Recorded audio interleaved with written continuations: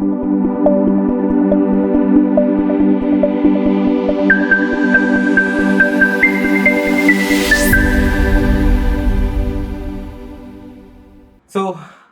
welcome to Nice Academy. Welcome back to day 3 of 5 days civil services workshop.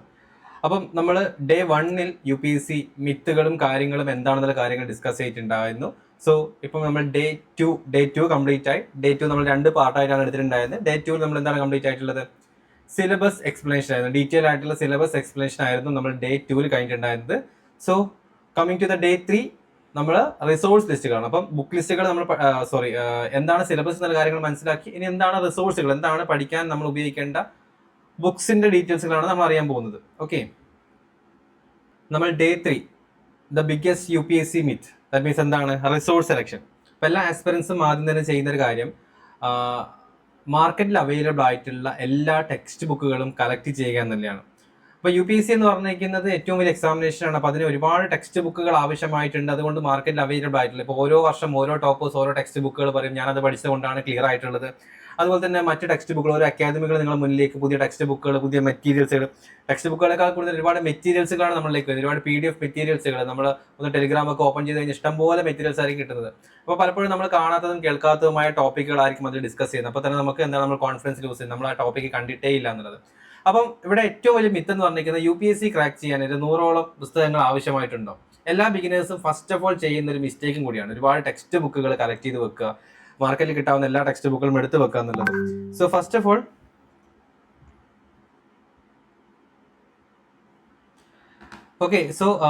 All ഇത്രത്തോളം ബുക്സിന്റെ ആവശ്യം ഇവിടെ വരുന്നില്ല. അപ്പം ദ മിത്ത് എന്താണെന്ന് വെച്ച് കഴിഞ്ഞാൽ മോർ ബുക്സ്, ഒരുപാട് ബുക്സുകൾ പഠിക്കുകയാണെന്നുണ്ടെങ്കിൽ ഒരുപാട് മാർക്ക് നമുക്ക് ലഭിക്കും എന്നാണ് പറയുന്നത്. ബട്ട് ഒരിക്കലുമല്ല. Most beginners believe buying more books means better preparation. This is single biggest mistake UPSC aspirants make. അതായത് ഒരുപാട് ബുക്സ് വാങ്ങിക്കഴിഞ്ഞാൽ ഒരുപാട് മാർക്ക് എനിക്ക് കിട്ടും, ഒരുപാട് നോളജ് എനിക്ക് ക്രിയേറ്റ് ചെയ്യാൻ പറ്റും എന്നുള്ളൊരു ബിഗ്ഗസ്റ്റ് മിസ്റ്റേക്കുകളാണ് പലപ്പോഴും ആസ്പിറൻസ് ഉണ്ടാക്കുന്നത്. പക്ഷേ റിയാലിറ്റി എന്ന് പറഞ്ഞിരിക്കുന്നത് കുറഞ്ഞ ബുക്കുകളും ഒരുപാട് തവണയുള്ള റിവിഷൻസും ആണ്. അപ്പം ബുക്സിന്റെ എണ്ണം നിങ്ങൾ കുറക്കുക. അത് തന്നെ 1-2 വട്ടം നിങ്ങൾ എന്ത് ചെയ്യാൻ ശ്രമിക്കാം, അത് റിവൈസ് ചെയ്യാൻ ശ്രമിച്ചുകൊണ്ടിരിക്കുക. അപ്പോൾ UPSC is not testing how many books you purchased. നിങ്ങൾ എത്രത്തോളം ടെക്സ്റ്റ് ബുക്കുകൾ വാങ്ങി, നിങ്ങൾ എത്രത്തോളം ടെക്സ്റ്റ് ബുക്ക് പഠിച്ചു എന്നതിനേക്കാൾ കൂടുതൽ UPSC ടെസ്റ്റ് ചെയ്യുന്നത് എന്താണ്, നിങ്ങൾക്ക് എത്രത്തോളം ഒരു ടോപ്പിക്കിനെ പറ്റി മനസ്സിലായി എന്നുള്ള കാര്യങ്ങളാണ് UPSC ടെസ്റ്റ് ചെയ്യുന്നത്. ഒരിക്കലും എത്രത്തോളം ബുക്സ് പഠിച്ചു എന്നല്ല. നിങ്ങൾ പഠിച്ച പുസ്തകത്തിന്റെ എണ്ണത്തിനനുസരിച്ചിട്ട് നിങ്ങൾക്ക് ഈ പറഞ്ഞ രീതിയിൽ UPSC ഒരിക്കലും അലോക്കേറ്റ് ചെയ്യില്ല, സർവീസ് അലോക്കേറ്റ് ചെയ്യില്ല. ഓക്കെ, ഒരു എക്സാമ്പിൾ എടുക്കുകയാണെന്നുണ്ടെങ്കിൽ student A 25 books single reading. ഒരുപാട് ബുക്സ് നമ്മൾ ഒരു സിംഗിൾ റീഡിങ് ചെയ്ത് കഴിഞ്ഞാൽ നമുക്ക് കൺഫ്യൂഷൻ ആവും അല്ലേ, ഏതാണ് എന്തൊക്കെ ടോപ്പിക്കാണ് പഠിച്ചെന്നുള്ള കാര്യങ്ങൾ കൺഫ്യൂഷൻ ആയിരിക്കും. അതുപോലെ തന്നെ ഒരുപാട് നോളജ് വന്ന് നിറഞ്ഞു കിടക്കും. അപ്പം നമുക്കൊന്ന് ഐഡന്റിഫൈ ചെയ്യാൻ പറ്റില്ല, സോർട്ട് ഔട്ട് ചെയ്യാൻ പറ്റില്ല. ഈ ഒരു ഇഷ്യൂ നമ്മൾ ഫേസ് ചെയ്യും. ഓക്കെ, സോ സ്റ്റുഡൻസ് B ആണെന്നുണ്ടെങ്കിൽ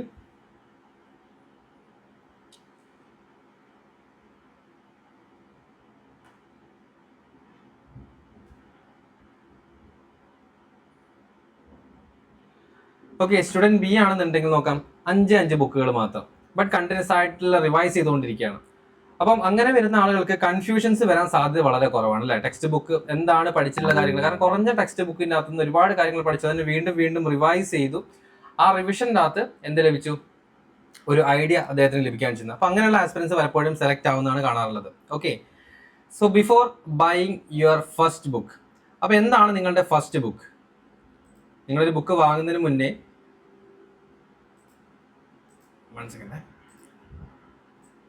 ബിഫോർ ബൈയിങ് എനി ബുക്ക്, അതായത് നിങ്ങൾ ആദ്യമായിട്ടൊരു പുസ്തകം വാങ്ങുന്നതിന് മുന്നേ UPSC പ്രിപ്പറേഷൻ സ്റ്റാർട്ട് ചെയ്യുന്ന സമയത്ത് പലപ്പോഴും നിങ്ങൾ കേൾക്കുന്നൊരു കാര്യമാണ് ഇന്ത്യൻ പൊളിറ്റി ലക്ഷ്മികാന്ത് വാങ്ങിയിരിക്കണം, അത് വളരെ നിർബന്ധമാണ് എന്ന് എവിടെ പോയിക്കാൽ നിങ്ങൾ കേൾക്കുന്ന ഒരു ടെക്സ്റ്റ് ബുക്കാണ് ലക്ഷ്മികാന്ത് എന്ന് പറഞ്ഞിരിക്കുന്നത്.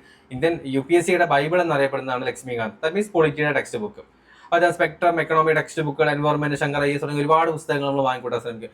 അപ്പം ഈ ടെക്സ്റ്റ് ബുക്കുകളിലേക്ക് പോകുന്നതിന് മുന്നേ നിങ്ങൾ എന്താണ് പഠിക്കാൻ പോകുന്നത്, എന്താണ് നിങ്ങൾക്ക് പഠിക്കേണ്ടത് എന്നുള്ള കാര്യങ്ങൾ മനസ്സിലാക്കിയതിന് ശേഷം മാത്രം ടെക്സ്റ്റ് ബുക്കിലേക്ക് പോകുക. That means the first book of UPSC is not NCERT. Okay, പല ആസ്പിറൻസ് പറയുന്നുണ്ടാവും NCERT ആണ് ഫസ്റ്റ് നിങ്ങൾ വായിക്കണം, NCERT നിങ്ങൾ ഫൗണ്ടേഷൻ ക്രിയേറ്റ് ചെയ്യുന്നത്. ബട്ട് ഞാൻ പറയാം NCERT നിങ്ങൾ വായിക്കാനേ പാടില്ല. ഇനീഷ്യൽ ഫേസിൽ NCERT ഉപയോഗിക്കാൻ പാടില്ല. ഫസ്റ്റ് ബുക്ക് എന്ന് പറഞ്ഞിരിക്കുന്നത് UPSCയുടെ സിലബസ് ആണ്. UPSC syllabus itself is the first textbook. And P YQ. അപ്പൊ യു പി എസ് സിയുടെ സിലബസും പി വൈക്യും മനസ്സിലാക്കി വ്യക്തമായ യു പി എസ് സിയുടെ ധാരണകൾ കിട്ടിയതിനു ശേഷം മാത്രം നിങ്ങൾ ടെക്സ്റ്റ് ബുക്കിലേക്ക് പോവുക. ഇനി ഫോർ എക്സാമ്പിൾ നിങ്ങൾ ടെക്സ്റ്റ് ബുക്കിലേക്ക് പോകുന്നില്ല, ആരെങ്കിലും പറയുന്നത് കേട്ട് NCERT സ്റ്റാർട്ട് ചെയ്യുകയാണെന്നുണ്ടെങ്കിൽ നിങ്ങൾ NCERT കംപ്ലീറ്റ്ലി എന്ത് പഠിക്കണം എന്ന് നിങ്ങൾക്ക് മനസ്സിലാവുന്നില്ല. അപ്പൊ നിങ്ങൾ എന്ത് ചെയ്യും?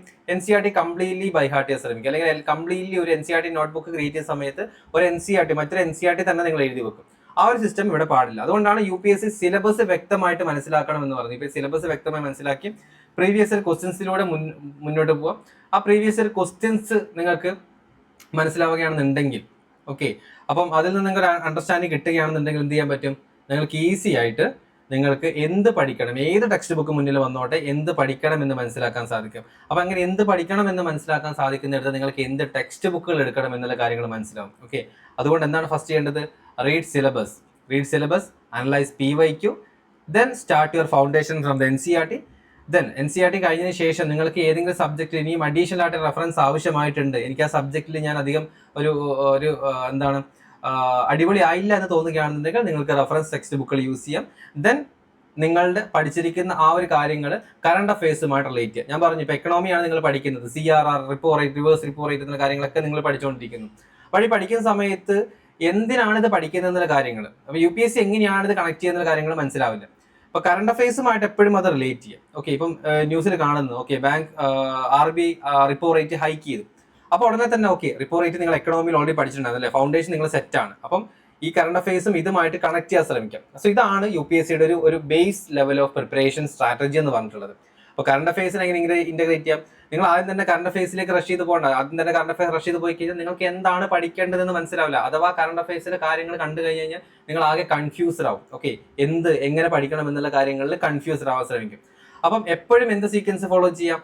ആദ്യം സിലബസ് മനസ്സിലാക്കുക, PYQമായിട്ട് സിലബസിൽ എങ്ങനെയാണ് U P S C questions frame ചെയ്യുന്ന കാര്യങ്ങൾ മനസ്സിലാക്കുക. ദെൻ NCERT നിങ്ങൾ ഫൗണ്ടേഷൻ സെറ്റ് ചെയ്യാം. അതിന് പുറമെ നിങ്ങൾക്ക് ആവശ്യമെങ്കിൽ റെഫറൻസ് ടെക്സ്റ്റ് ബുക്കുകൾ വാങ്ങുക. അതിനുശേഷം നിങ്ങളത് കറണ്ട് അഫയേഴ്സുമായിട്ട് ഇന്റഗ്രേറ്റ് ചെയ്യാം. അപ്പോൾ ഈ ഒരു സീക്വൻസ് മാത്രം മുന്നോട്ടേക്ക് ഫോളോ ചെയ്യും. ഇതാണ് നിങ്ങളുടെ യു പി എസ് സി നിങ്ങൾ ആത്മാർത്ഥമായിട്ട് പഠിക്കണം എന്ന് ആഗ്രഹം ഉണ്ടെങ്കിൽ നിങ്ങൾക്ക് ഫോളോ ചെയ്യാൻ പറ്റുന്ന ഒരു മെത്തേഡ്. നമുക്കിനി ഫസ്റ്റ് ഒരു സബ്ജക്റ്റിലേക്ക് പോകാം, ഹിസ്റ്ററി. അപ്പോൾ ഹിസ്റ്ററി എങ്ങനെ പഠിക്കണം എന്നുള്ള കാര്യങ്ങൾ പറഞ്ഞതിന് ശേഷം, അങ്ങനെ ഓരോ സബ്ജക്റ്റ് എങ്ങനെ പഠിക്കണം എന്ന് പറഞ്ഞതിന് ശേഷം ഞാൻ എന്ത് പറയാം, അതിന്റെ റിസോഴ്സ് ലിസ്റ്റുകൾ എന്തൊക്കെയാണെന്നുള്ള കാര്യങ്ങൾ പറഞ്ഞുതരാം. അപ്പൊ മിനി സ്റ്റുഡൻസ്, അപ്പൊ ഹിസ്റ്ററി എന്ന് പറഞ്ഞിരിക്കുന്നത് പഴയ കാലത്തുള്ള സ്റ്റോറികളാണ്, ഓൾഡ് സ്റ്റോറീസ് ആണെന്നാണ് മനസ്സിലാക്കിയിട്ടുള്ളത്. അപ്പൊ പണ്ട് കാലത്ത് നമ്മുടെ ഹിസ്റ്റോറിക്കൽ കാലഘട്ടത്ത്, ആൻഷ്യന്റ് ആയിക്കോട്ടെ, മിഡിവൽ ആയിക്കോട്ടെ, മോഡേൺ ആയിക്കോട്ടെ, ആ കാലഘട്ടത്ത് നടന്നിരിക്കുന്ന കഥകൾ എന്താണ്, ആ കഥകൾ പഠിക്കുക എന്നുള്ളതാണ്. കഥകളാണ് ഹിസ്റ്ററി എന്നാണ് പല ആളുകളും ചിന്തിക്കുന്നത്. അപ്പൊ യു പി എസ് സിന്റെ കണ്ടീഷൻ, ആക്ച്വലി ഹിസ്റ്ററി എന്ന് പറഞ്ഞിരിക്കുന്നത് ഒരു സ്റ്റോറിയാണ്. ബട്ട് യു പി എസ് സിന്റെ കണ്ടീഷൻസിൽ യു പി എസ് സി ഒരിക്കലും ഒരു സ്റ്റോറി അല്ല അവിടെ ചോദിക്കുന്നത്. അപ്പൊ യു പി എസ് സി എപ്പോഴും ഹിസ്റ്ററി ഒരു ആസ്പിറന്റ് പഠിക്കണം എന്ന് പറയുന്നതിന്റെ കാരണം എന്താണ്? എങ്ങനെയാണ്, ദാറ്റ് മീൻസ് നമ്മുടെ ഇന്ത്യ ഇവോൾവ് ചെയ്ത് ഇന്ന് കാണുന്ന ഇന്ത്യ ആയിട്ട് വന്നിട്ടുള്ളത് എങ്ങനെയാണ്. അപ്പം സിമ്പിൾ ആയിട്ട് പറയുകയാണെന്നുണ്ടെങ്കിൽ നിങ്ങളെ പാരന്റ്സ് ഒക്കെ പറഞ്ഞു കേട്ടിട്ടുണ്ടാവില്ല, ഓക്കെ ഞാൻ പഠിക്കുന്ന കാലഘട്ടത്തിൽ ഇന്ന് ഇതായിരുന്നു സിറ്റുവേഷൻ. ഇപ്പൊ നിങ്ങൾക്കെല്ലാം ഒരുപാട് സൗകര്യങ്ങളുണ്ട്. ഞാൻ പഠിക്കുന്ന സമയത്ത് കല്ലും മുള്ളും താണ്ടിയിട്ടായിരുന്നു നടന്നുകൊണ്ടിരുന്നത്. വെളിച്ചം ഉണ്ടായിരുന്നില്ല, ഇലക്ട്രിസിറ്റി ഉണ്ടായിരുന്നില്ല. ഇപ്പൊ നിങ്ങൾക്ക് സ്വന്തമായിട്ട് റൂം ഉണ്ട്, പഠിക്കാൻ പറ്റുന്നുണ്ട്. അപ്പൊ ഇത് തന്നെ ഒരു ഹിസ്റ്ററിയാണ്. നിങ്ങൾ ഇവിടെ തന്നെ കേട്ട് കാണും, ഇത് തന്നെ ഒരു ഹിസ്റ്ററിയാണ്. അതായത് അദ്ദേഹം ഇവോൾവ് ചെയ്ത്, നിങ്ങളുടെ പാരന്റ്സ് ഇവോൾവ് ചെയ്ത് വന്ന് ഇന്ന് കാണുന്ന സിറ്റുവേഷനിൽ വന്നു. അപ്പം അത് നമ്മൾ കുറച്ചുകൂടി ഒന്ന് എക്സ്റ്റെൻഡ് ചെയ്ത് പഠിക്കുന്നു. അതായത് ഒരു ഹിസ്റ്ററി കാലഘട്ടം മുതൽ നമ്മൾ പഠിക്കുന്നു. അപ്പൊ യു പി എസ് സി ഇവിടെ അളക്കാൻ ശ്രമിക്കുന്നത് ഒരു IAS ഓഫീസർ ആവുന്ന സമയത്ത് നമ്മുടെ ഇന്ത്യ അല്ലെങ്കിൽ എങ്ങനെയാണ് ഇന്നേ ഒരു സിറ്റുവേഷനിലേക്ക് ഇവോൾവ് ചെയ്ത് വന്നിട്ടുള്ളത്. അപ്പൊ ജസ്റ്റ് ഓക്കെ പഴയ കാലത്ത് വന്നിരിക്കുന്ന ഒരു സ്റ്റോറി മാത്രമാണെന്ന് ഒരിക്കലും ചിന്തിക്കരുത്. ഹാരപ്പൻ സിവിലൈസേഷനിൽ നിന്ന് നമ്മൾ ഇന്ന് കാണുന്ന സിവിലൈസേഷനിലേക്ക് നമ്മൾ എങ്ങനെ എത്തി എന്നുള്ള കാര്യങ്ങളിലുള്ള ഒരു വ്യക്തത വരുത്തലാണ് U P S C history പഠനം എന്ന് പറയുന്നത്. അല്ലാതെ വെറുതെ പോയിട്ട് ഓക്കെ ഹാരപ്പ ഏതോ കാലത്ത് നടന്നിരിക്കുന്ന ഒരു കാര്യമാണ്, അത് മാത്രം പഠിക്കാം, മുഗൾ ചക്രവർത്തിമാർ വന്നു, അത് ഏതോ കാലത്ത് നടന്നിരിക്കുന്ന സ്റ്റോറിയാണ്, അത് മാത്രം പഠിച്ചാൽ മതി എന്നുള്ള കാര്യങ്ങളെ പറ്റി ചിന്തിക്കാതിരിക്കുക. എപ്പോഴും എന്ത് ചെയ്യാൻ ശ്രമിക്കുക, ഹിസ്റ്ററി എന്ന് പറഞ്ഞിരിക്കുന്നത് ഒരു എവല്യൂഷൻ പീരീഡ്, ഇന്നത്തെ ഹിസ്റ്ററിയുമായി, ഇന്നത്തെ നമ്മുടെ സൊസൈറ്റിയുമായിട്ട് ജസ്റ്റ് ഒന്ന് കണക്ട് ചെയ്യാൻ ശ്രമിക്കുക. ഓക്കെ, സോ ഇങ്ങനെ മനസ്സിലാക്കി കഴിഞ്ഞ് കഴിഞ്ഞാൽ അപ്പോൾ അതിന്റെ സോഷ്യൽ, പൊളിറ്റിക്കൽ ആൻഡ് അഡ്മിനിസ്ട്രേറ്റീവ് വശങ്ങൾ മനസ്സിലാക്കാൻ ശ്രമിക്കുക. അപ്പോൾ നാഷണൽ ബിൽഡിങ്ങിന് understand the struggle and sacrifices that shape modern India. അപ്പോൾ ഇനി എന്താണ് പഠിക്കേണ്ടത്? അപ്പോൾ നാഷണൽ ബിൽഡിംഗ്, അതായത് നമ്മുടെ രാജ്യം എങ്ങനെ ഉണ്ടായി വന്നത്. അപ്പം അതിൽ ഇപ്പോൾ മോഡേൺ ഹിസ്റ്ററിയാണ് പറയുന്നത്, അതിൽ നടന്നിരിക്കുന്ന സ്ട്രഗിൾസ് എന്താണ്, അതിൽ നടന്നിരിക്കുന്ന സാക്രിഫൈസ് എന്താണ്, എങ്ങനെയാണ് നമ്മൾ ഇന്നത്തെ ഇന്ത്യയിലേക്ക് മാറ്റിയിട്ടുള്ളത്, അതാണ് നാഷണൽ ബിൽഡിങ്ങിൽ പഠിക്കാൻ പോകുന്നത്. Then cultural understanding, that means appreciating India's diverse heritage. അപ്പം ഇന്ത്യയുടെ ഡൈവേഴ്സ് ഹെറിറ്റേജ് എങ്ങനെ ക്രിയേറ്റ് ആയി വരുന്നു, ട്രഡീഷൻസ് എങ്ങനെയാണ് ക്രിയേറ്റ് ആയിട്ടുള്ളത്, നമ്മുടെ സിവിലൈസേഷനിൽ ഡെപ്ത് എങ്ങനെയാണ് വന്നിട്ടുള്ളത്.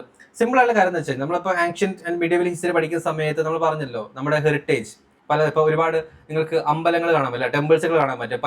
പലതരത്തിലുള്ള രൂപങ്ങളിലാണ് നമ്മൾ അമ്പലങ്ങൾ പണിഞ്ഞിട്ടുള്ളത്. അപ്പം തമിഴ്നാട്ടിലേക്ക് പോകുന്ന സമയത്ത് ഒരുപാട് കൊത്തുപണികളോട് ചേർന്നിരിക്കുന്ന അമ്പലങ്ങളായിരിക്കും.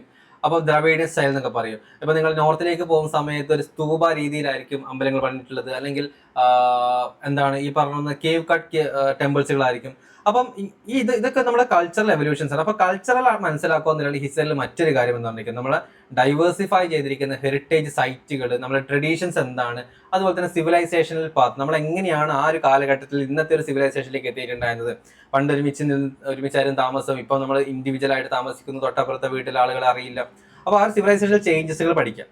ദെൻ പൊളിറ്റിക്കൽ അവയർനെസ്, അന്ന് ആ ഹിസ്റ്ററി കാലഘട്ടം മുതൽ എങ്ങനെയാണ് പൊളിറ്റിക്കൽ സ്ട്രക്ചർ, ഇപ്പൊ നമ്മൾ ഡെമോക്രസി എന്ന് പറയുന്നില്ല, നമ്മളെ ഭരിക്കാൻ നമ്മൾ തന്നെ സെലക്ട് ചെയ്യുന്ന ആളുകൾ, അതുപോലെ തന്നെ എങ്ങനെയാണ് ഈ പറഞ്ഞിട്ടുള്ള ഇന്ത്യയുടെ ഡെമോക്രാറ്റിക് പ്രോസസ് ഇവോൾവ് ആയി വന്നിട്ടുള്ളത്. നാട്ടുരാജാക്കന്മാർ, ഇപ്പൊ നമ്മൾ ബാഹുബലിയൊക്കെ അല്ലെങ്കിൽ കാണുന്ന പോലെ നാട്ടുരാജാക്കന്മാർ എങ്ങനെ ഉണ്ടായി, നാട്ടുരാജാക്കന്മാർ എങ്ങനെയാണ് നാടിനെ ഭരിച്ചുകൊണ്ടിരുന്നത്, അതിന്റെ അഡ്മിനിസ്ട്രേറ്റീവ് ആൻഡ് പൊളിറ്റിക്കൽ ഇൻസ്റ്റിറ്റ്യൂഷൻസ് എന്തൊക്കെയായിരുന്നു.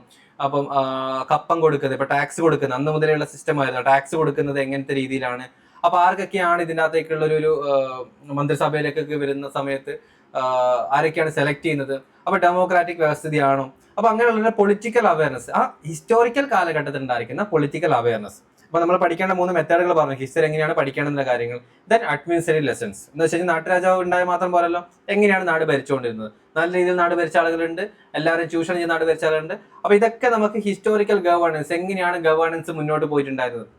ഇപ്പൊ നമ്മൾ തുഗ്ലക്കിന്റെ പരിഷ്കരണം എന്നൊക്കെ പറഞ്ഞ് പഠിക്കുന്നില്ലേ, അപ്പൊ അവിടെ എന്താ സംഭവിച്ചത്, തുഗ്ലക്കിന്റെ പരിഷ്കരണം നടന്നിരിക്കുന്ന ഒരുപാട് അഡ്മിനിസ്ട്രേറ്റീവ് കാര്യങ്ങൾ ഗവേണൻസ് ചെയ്യുന്ന സമയത്ത് അവിടെ മിസ്റ്റേക്സുകൾ വന്നു, അല്ലെ, ഒരുപാട് മിസ്റ്റേക്സുകൾ വന്നു. അതാണ് തുഗ്ലക്കിന്റെ ഭരണ പരിഷ്കരണം എന്നൊക്കെ പറഞ്ഞ് നമ്മൾ മിഡിൽ ഹിസ്റ്ററിലൊക്കെ പഠിക്കുന്നത്.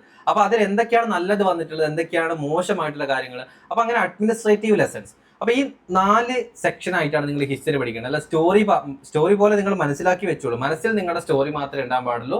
ബട്ട് നിങ്ങളുടെ ആൻസറിലേക്ക് വരുന്ന സമയത്ത്, അല്ലെങ്കിൽ നിങ്ങൾ റിയൽ UPSC ആസ്പിറന്റ് ആയി വരുന്ന സമയത്ത് എന്തൊക്കെ അറിഞ്ഞിരിക്കണം, എന്താണ് ഹിസ്റ്റോറിക്കൽ കാലഘട്ടം, നമ്മുടെ നാഷൻ ബിൽഡിംഗ് കാലഘട്ടത്തിൽ നമ്മുടെ കൾച്ചർ എങ്ങനെയാണ് ഇവോൾവ് ചെയ്ത് വന്നിട്ടുള്ളത്, അതുപോലെ തന്നെ എന്തൊക്കെയായിരുന്നു പൊളിറ്റിക്കൽ സ്ട്രക്ചർ ആ കാലഘട്ടത്തിൽ ഉണ്ടായിരുന്നത്, എങ്ങനെയൊക്കെയായിരുന്നു അവരുടെ ഭരണം കാഴ്ചവെച്ചിട്ടുള്ളത്. ഈ ഒരു 4 ആംഗിളിൽ മാത്രം പഠിക്കാം. ഓക്കെ, ഈ പർട്ടിക്കുലർ ആംഗിളിൽ പഠിക്കുക എന്ന് പറയുന്നത് UPSC ഭയങ്കര ഇമ്പോർട്ടൻ്റ് ആണ്. വെറുതെ ഒരു ടോപ്പിക്കിന് വെറുതെ വായിച്ച് പഠിച്ച് പോകുന്നില്ല, അതിന് ഏത് ആംഗിളിലേക്ക് കാണണം എന്ന് നിങ്ങൾക്ക് മനസ്സിലാക്കാൻ പറ്റിയിരിക്കണം. ഇനി ഹിസ്റ്ററിക്ക് നമ്മൾ എന്തൊക്കെയാണ് പഠിക്കാനുള്ളത്, ഇങ്ങനെ ടെക്സ്റ്റ് ബുക്കിലേക്ക് നേരിട്ട് പോവാം. ഞാൻ ഇന്നലെ പറഞ്ഞ പോലെ തന്നെ ഏകദേശം ഇതൊരു 50ഓളം സ്ലൈഡുകളുണ്ട്. അപ്പോൾ വളരെ പെട്ടെന്ന് തന്നെ തീർക്കണം എന്നുള്ളത് കൊണ്ടാണ് ഞാനത്തെ സ്പീഡിൽ പോകുന്നത്. നിങ്ങൾക്ക് എന്തെങ്കിലും ഡിഫിക്കൽട്ടി എവിടെയെങ്കിലും ഫേസ് ചെയ്യുന്നുണ്ടെങ്കിൽ നിങ്ങൾക്കത് ചാറ്റ് ബോക്സിൽ പറയാം. ഇല്ല, നിങ്ങൾക്ക് ഇത് സെഷന് ശേഷം എന്തെങ്കിലും ഡൗട്ട് വരുന്നുണ്ടെങ്കിൽ തീർച്ചയായിട്ടും നിങ്ങൾക്ക് നമ്മുടെ വാട്സ്ആപ്പ് ഗ്രൂപ്പിൽ ചോദിക്കാവുന്നതാണ്. ഓക്കെ, അപ്പോൾ റിസോഴ്സ് ലിസ്റ്റുകൾ എന്ന് പറഞ്ഞിരിക്കുന്നത് UPSCയുടെ ഹിസ്റ്ററിയിൽ തന്നെ UPSC എക്സാമിനേഷനിൽ ഏറ്റവും കൂടുതൽ പഠിക്കാനുള്ളത് ഹിസ്റ്ററിയാണ്. ആ കാര്യം ആദ്യം തന്നെ മനസ്സിൽ വെച്ചോളൂ. 6ാം ക്ലാസ് മുതൽ 12th വരെയുള്ള NCERT ടെക്സ്റ്റ് ബുക്കുകൾ, ഇപ്പോൾ 6th first introduction to ancient India, 7th medieval India foundation, class 8 modern India basics, 9, 10, 11, then 12ലേക്ക് വരുന്ന സമയത്ത് UPSC ലെവൽ അണ്ടർസ്റ്റാൻഡിങ് സ്റ്റാർട്ട് ചെയ്യുന്നത്, അതായത് UPSC ലെവൽ നമ്മുടെ സ്റ്റഡീസ് സ്റ്റാർട്ട് ചെയ്യുന്നത് ഏകദേശം ഒരു 9th സ്റ്റാൻഡേർഡ് അല്ലെങ്കിൽ 10th സ്റ്റാൻഡേർഡ് മുതലുള്ള ഹിസ്റ്ററിയിലാണ് സ്റ്റാർട്ട് ചെയ്യുന്നത്. ബട്ട് ഈ കാര്യങ്ങളൊന്നും പഠിക്കാതെ നമ്മൾ ഇങ്ങോട്ടേക്ക് വരാൻ നമുക്ക് സാധിക്കില്ല. ഓക്കെ, അപ്പോൾ എന്താണ് പറഞ്ഞത്, റീഡ് ലൈക്ക് എ സ്റ്റോറി. അപ്പോൾ ഇത് ഓരോ കാര്യങ്ങൾ പറയാം. Read like a story, don't memorize datas memorize ചെയ്യാൻ പാടില്ല. Understand society and kingdoms, society എന്താണ്, കിങ്ഡംസ് എന്താണെന്നുള്ള മനസ്സിലാക്കാൻ ശ്രമിക്കുക. Class 7 text book.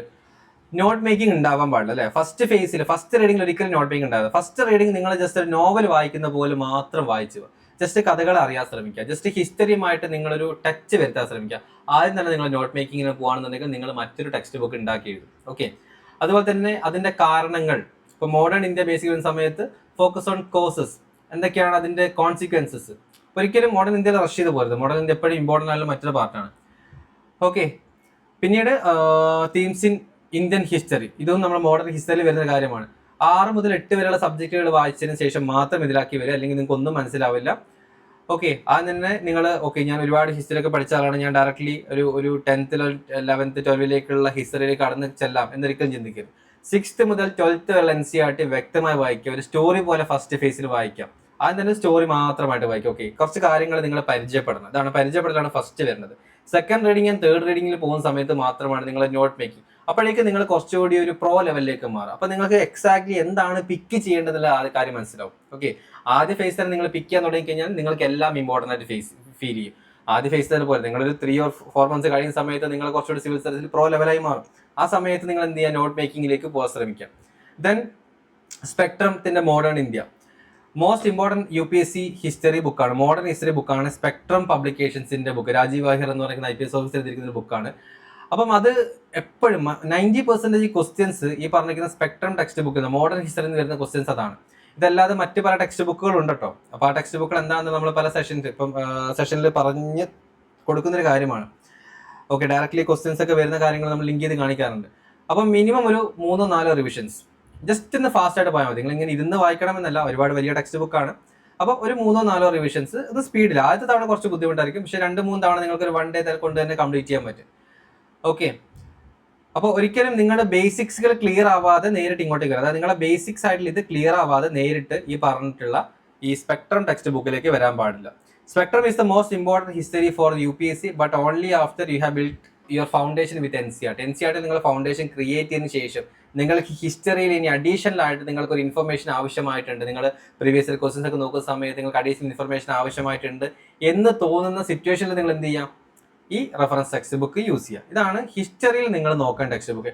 ഇതിന് പുറമെ ഒരുപാട് ടെക്സ്റ്റ് ബുക്ക് അവൈലബിൾ ആണ്. Bipin Chandra text book available ആണ്. ഒരുപാട് ടെക്സ്റ്റ് ബുക്കുകൾ ഹിസ്റ്ററിയിലൊക്കെ നോക്കുന്ന സമയത്ത് ഡേ ബൈ ഡേ ഹിസ്റ്ററിക്ക് ടെക്സ്റ്റ് ബുക്കുകൾ, ഷോർട്ട് നോട്ട്സുകൾ എന്നൊക്കെ പറഞ്ഞ് ഒരുപാട് കാര്യങ്ങൾ വരുന്നുണ്ട്. ആദ്യം തന്നെ പറയാം, ഒരിക്കലും ഷോർട്ട് കട്ടുകൾ ഉപയോഗിക്കരുത്.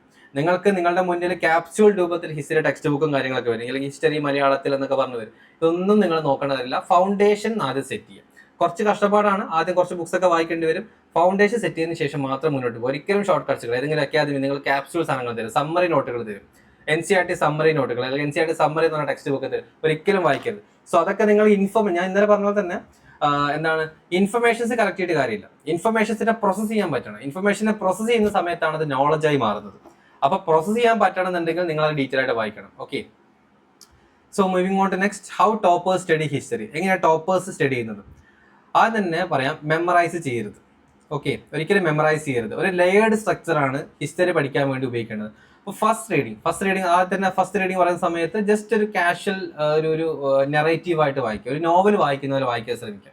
അപ്പോൾ കുറച്ച് ഫെമിലാരിറ്റി, ഓക്കെ, ഹിസ്റ്റോറിക്കൽ കാലഘട്ടത്തിൽ എന്താണ്, ആരുടെയൊക്കെ പേരുകൾ, ചിലപ്പോൾ രാജാക്കന്മാരുടെ പേരുകൾ ഓർമ്മ ഉണ്ടാവില്ല, എവിടേക്കായിരുന്നു ഉണ്ടായിരുന്നത്, അല്ലെങ്കിൽ കൺഫ്യൂഷൻ വരും, അങ്ങോട്ടും ഇങ്ങോട്ടും മിക്സപ്പ്. ഇതൊന്നും നിങ്ങൾ ബൈ ഹാർട്ട് പഠിക്കേണ്ട ഫസ്റ്റ് ഫേസ്. ഒരു സ്റ്റോറി പോലെ. അപ്പോൾ നിങ്ങളോട് എന്താണ് ആൻഷ്യന്റ് ഹിസ്റ്ററി എന്ന് ചോദിച്ചു കഴിഞ്ഞാൽ, ആൻഷ്യന്റ് ഹിസ്റ്ററി ഇന്ന കാര്യമാണ്, അല്ലെങ്കിൽ എന്താണ് സൗത്ത് ഇന്ത്യൻ കുറെ കിങ്ഡംസ് ഉണ്ടായിരുന്നു, പേരൊന്നും അറിയില്ലെങ്കിലും സൗത്ത് ഇന്ത്യൻ കിങ്ഡംസ് ഉണ്ടായിരുന്നു, മറാത്ത കിങ്ഡംസ് ഉണ്ടായിരുന്നു, അതുപോലെ തന്നെ രാജസ്ഥാൻ ഏരിയയിൽ അടുത്ത കിങ്ഡം ഉണ്ടായിരുന്നു, അങ്ങനെ കുറെ നാട്ടുരാജ്യങ്ങളായിരുന്നു. അപ്പോൾ ഈ നാട്ടുരാജ്യങ്ങൾ തമ്മിൽ എന്തൊക്കെയോ പ്രശ്നങ്ങൾ ഉണ്ടായിരുന്നു. ഈ ഒരു സ്റ്റോറി മനസ്സിലാക്കുക. അങ്ങനെ ആൻഷ്യൻ മീഡിയവൽ മോഡലിലേക്ക് എത്തുന്ന സമയത്ത് ആ ഒരു സ്റ്റോറി മോഡിൽ മാത്രം മനസ്സിലാക്കി വെക്കുക.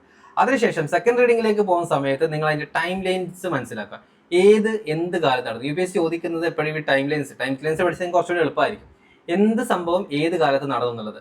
മാപ്പ് ഇവന്റ്സ്, അതായത് നിങ്ങൾ ആ ഇവന്റുകൾ കംപ്ലീറ്റ് ക്രോണോളജിക്കൽ ഓർഡറിൽ കറക്റ്റ് മാപ്പ് ചെയ്യാം. ഏത് കാലഘട്ടത്തിൽ, ഇപ്പം ചേരവംശം, ചോളവംശം എന്നൊക്കെ പറയുന്ന സമയത്ത് ഇതൊക്കെ ഏത് കാലഘട്ടത്തിലാണ്. അപ്പോൾ അതൊരു കറക്റ്റ് ആയിട്ടൊരു മാപ്പിംഗ് ഉണ്ടാക്കും, ഒരു ക്രോണോളജിക്കൽ. അപ്പോൾ നിങ്ങൾക്ക് കുറച്ചുകൂടി ക്ലാരിറ്റി കിട്ടും. ഓക്കെ, അല്ലാതെ ചേരവംശം വന്ന സമയത്താണോ ചോള രാജാക്കന്മാർ ഉണ്ടായിരുന്നതിൽ കൺഫ്യൂഷൻസ് വരും. അതിനുശേഷമാണ് മുഗൾ രാജാക്കന്മാർ വന്നത്, ബാബറാണോ ഹുമയൂണാണോ ഫസ്റ്റ്, അങ്ങനെ ഒരുപാട് കൺഫ്യൂഷൻ വരും. അതുകൊണ്ട് വ്യക്തമായ ക്രോണോളജി ഉണ്ടാക്കി വെക്കുക. ഓക്കെ, ദെൻ തേർഡ് റീഡിങ്ങിലേക്ക് വരുന്ന സമയത്ത് നോട്ട് പ്രിപ്പയർ ചെയ്യാം. ഇപ്പോൾ ക്രോണോളജി നിങ്ങൾ ഉണ്ടാക്കി വെച്ചു, ഏകദേശം ഒരു ചാർട്ട് പേപ്പറിനകത്ത് ചെറിയ ക്രോണോളജി നിങ്ങൾ ഉണ്ടാക്കി വെക്കുന്നത് അത് നിങ്ങൾക്ക് എപ്പോഴും ഉപയോഗപ്പെടുത്താം കേട്ടോ. നിങ്ങൾ പഠിക്കുന്ന സ്റ്റഡി റൂമിന്റെ മുന്നിൽ നിങ്ങൾക്ക് എഴുതി ഒട്ടിക്കാൻ പറ്റും നിങ്ങൾ ഉണ്ടാക്കുന്ന ക്രോണോളജിക്കൽ ഓർഡർ എന്ന് പറഞ്ഞിട്ട്. തേർഡ് റീഡിങ് വരുന്ന സമയത്ത് വളരെ കൺസൈസ് ആയിട്ടുള്ള സ്ട്രക്ചർഡ് ആയിട്ടുള്ള നോട്ടുകൾ മേക്ക് ചെയ്യും. അപ്പോഴേക്ക് തേർഡ് റീഡിങ് വരുന്ന സമയത്ത് നിങ്ങൾക്ക് പിന്നെ നോട്ട് മേക്ക് ചെയ്യേണ്ട ആവശ്യമില്ല. ബിക്കോസ് നിങ്ങൾ ഓൾറെഡി അതുമായിട്ട് ഭയങ്കര ഫെമിലിയർ ആയി, നിങ്ങൾക്ക് മനസ്സിൽ തന്നെ സാധനങ്ങൾ ഉണ്ടായിരിക്കും. അതുകൊണ്ടാണ് തേർഡ് റീഡിങ്ങിലേക്ക് വരുന്ന സമയത്ത് ഓട്ടോമാറ്റിക്കലി നിങ്ങളുടെ നോട്ട് മേക്കിംഗ് ചെറുതാവും. ഒബ്വിയസ്ലി അത് ചെറുതാവും, ബിക്കോസ് നിങ്ങൾ കുറച്ചുകൂടി ഒന്ന് പ്രിസൈസ് ആയിട്ട് പഠിക്കാൻ തുടങ്ങി. ഓക്കെ, പിന്നീട് എന്ത് ചെയ്യണം, തേർഡ് റീഡിംഗ് വരുന്ന സമയത്ത് UPSC റെലവെന്റ് ആണ്. UPSC എവിടെ നിന്നാണ് കൂടുതൽ ക്വസ്റ്റ്യൻസ് എക്സ്പെക്ട് ചെയ്യുന്നത്, ചോദിക്കുന്നത്, ആ ഒരു UPSC റെലവെന്റ് ആയുള്ള തീമിലേക്ക് മാത്രം ഫോക്കസ് ചെയ്യും. തേർഡ് റീഡിംഗിൽ വരുന്ന സമയത്തേക്ക് ഇത് മാത്രം. ആദ്യം മുതലേ നിങ്ങൾ നോട്ട് മേക്ക് ചെയ്യാൻ നിൽക്കരുത്. ആദ്യം മുതൽ ഞാൻ പറഞ്ഞ പോലെ തന്നെ വീണ്ടും ആവർത്തിക്കുകയാണ്. ആദ്യം മുതലേ നോട്ട് മേക്ക് ചെയ്യാൻ നിങ്ങൾ അടുത്തൊരു ടെക്സ്റ്റ് ബുക്ക് നിങ്ങൾ ഉണ്ടാക്കി വെക്കും. അടുത്തൊരു NCERT ടെക്സ്റ്റ് ബുക്ക് നിങ്ങൾ എഴുതി വെക്കും. റിവിഷൻ ചെയ്യാൻ പറ്റുമോ? ഇല്ല, കണ്ടിന്യൂസ് ആയിട്ട് നമ്മൾ അതിന്റെ മുന്നിൽ ഇരിക്കാൻ മാത്രമേ ഉള്ളൂ. ഓക്കെ, ദെൻ ഫോർത്ത് റീഡിംഗ് എന്ന് വെച്ച് കഴിഞ്ഞാൽ വളരെ ഫാസ്റ്റ് ആയിട്ടുള്ള റീഡിംഗ് ആണ്. ഒരു ദിവസം കൊണ്ട് കംപ്ലീറ്റ് ടെക്സ്റ്റ് ബുക്കുകൾ തീർക്കുന്ന ടൈപ്പ് ഓഫ് റീഡിംഗ് ആണ്.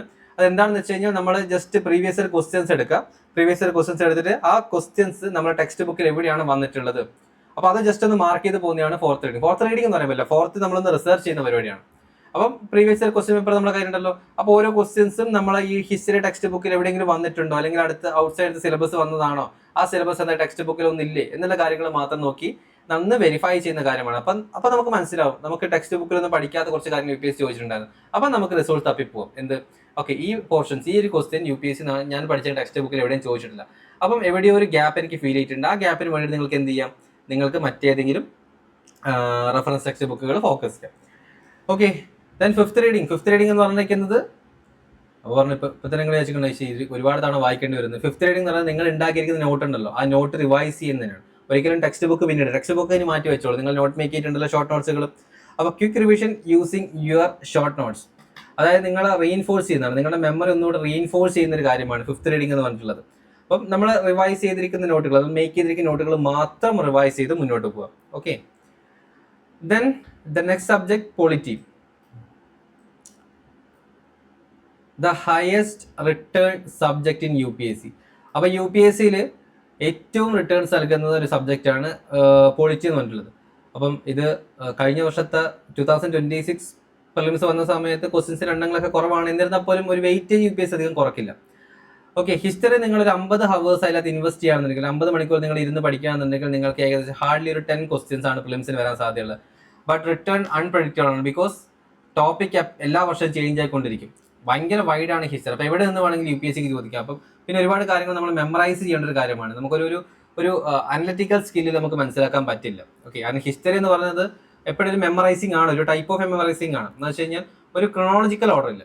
ജോഗ്രഫിയിലേക്ക് വരുന്ന സമയത്ത് നമുക്കൊരു ഓർഡർ കിട്ടും. ഓക്കെ, ഇപ്പോൾ ഫോർ എക്സാമ്പിൾ നമ്മൾ മഴ ഉണ്ടാവുന്നുണ്ടെങ്കിൽ പറയും, എന്തൊക്കെ നമ്മൾ പറയാൻ പോകുന്നൊരു മെത്തേഡ് എന്ന് പറഞ്ഞിരിക്കുന്നത്, വെള്ളം ചൂടാവണം, നീരാവിയായിട്ട് മുകളിലേക്ക് പോകണം, മേഘങ്ങൾ ഉണ്ടാവണം, അവിടെ ക്ലൗഡ്സ് ഫോം ചെയ്ത് ക്ലൗഡ്സ് കണ്ടൻസ് ചെയ്യുന്ന സമയത്ത് മഴ പെയ്യും. ഓക്കെ, ഇതാണ് ഫോർമാറ്റ്. ഇതൊരു സ്ഥലത്ത് മാറാൻ പോകുന്നില്ല.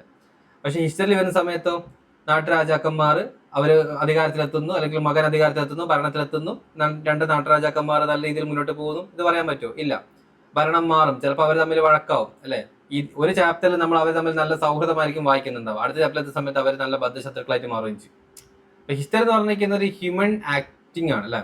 ഒരു സാധാ മനുഷ്യന്മാരുടെ പലതരത്തിലുള്ള പ്രവർത്തികളാണ്. അപ്പോൾ അതിനൊരു ഓർഡർ പറയാൻ പറ്റില്ല. അപ്പോൾ അതുകൊണ്ട് തന്നെ ഹിസ്റ്ററിൽ എപ്പോഴും കൺഫ്യൂഷൻസ് വരുമെന്ന് പറയും. അതുകൊണ്ടാണ് നിങ്ങൾ എത്രത്തോളം ടൈം ഇൻവെസ്റ്റ് ചെയ്തോ നിങ്ങൾക്ക് ക്വസ്റ്റ്യൻസ് വന്നാൽ പോലും കൺഫ്യൂഷൻ ആവാൻ സാധ്യതയുണ്ട് ഹിസ്റ്ററിയിൽ. ഹിസ്റ്ററിയും താഴ്ത്തി കെട്ടിയല്ല, ഒരു ടൈപ്പ് ഓഫ് മിസ്റ്റേക്ക് ആണ് വരുന്നത്. ദെൻ പൊളിറ്റിയിൽ വരുന്ന സമയത്ത് ഓൾമോസ്റ്റ് എവറി ഇയർ 10 മുതൽ 18 ക്വസ്റ്റ്യൻ വരെ പൊളിറ്റിയിൽ എപ്പോഴും ചോദിക്കാറുണ്ട് പ്രിലിംസിന്. പിന്നെ ഹൈ ഈൽഡിങ് സബ്ജക്റ്റ് ആണ്, വളരെ കുറച്ച് മാത്രമേ പഠിക്കാനുള്ളൂ. ക്വസ്റ്റ്യൻസ് എങ്ങനെ വന്നാൽ പോലും അത്യാവശ്യം ടാക്കിൾ ചെയ്യാൻ കപ്പാസിറ്റി ഉള്ള ആളാണെന്നുണ്ടെങ്കിൽ നിങ്ങൾക്കത് പൊളിറ്റി ക്വസ്റ്റ്യൻസ് കിട്ടും. പിന്നെ ഒരു IAS ഓഫീസറിന്റെ ജോബ് എന്താണെന്ന് അറിയാം, അല്ലേ? ഒരു പൊളിറ്റിയാണ് ഏറ്റവും കൂടുതൽ, ഏറ്റവും ഡയറക്ട്ലി റിലവൻ്റ് ആയിട്ടുള്ള സബ്ജക്റ്റും കൂടിയാണ്.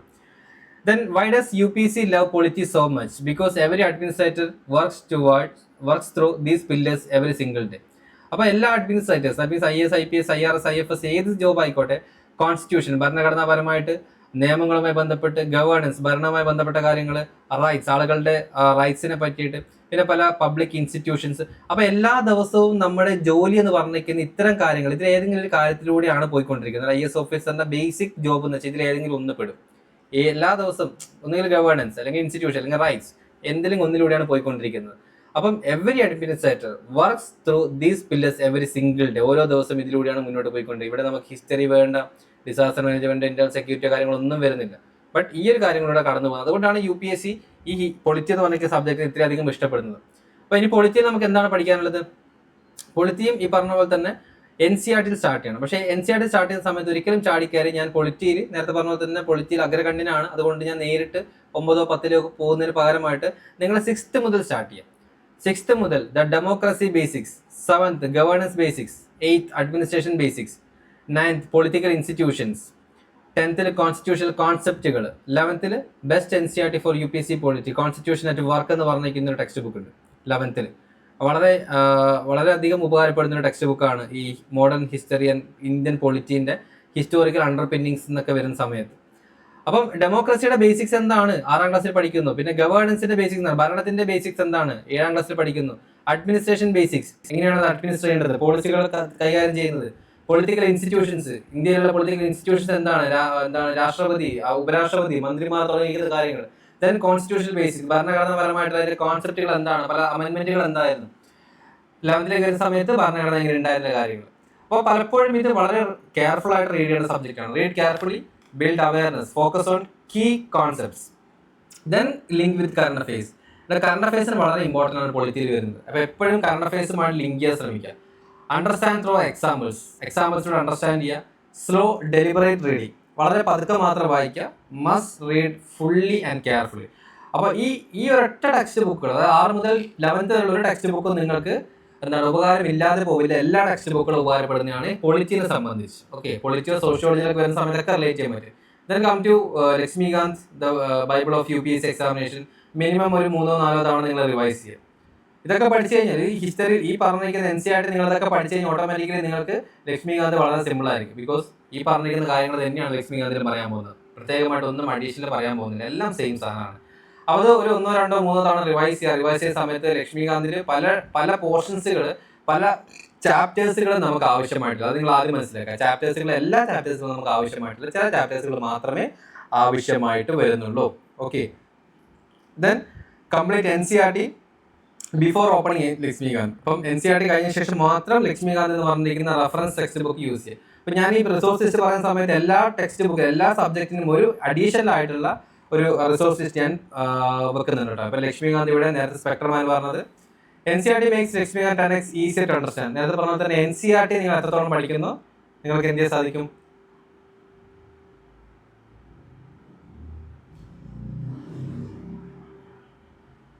ഓക്കെ, എത്രത്തോളം നിങ്ങൾക്ക് NCERT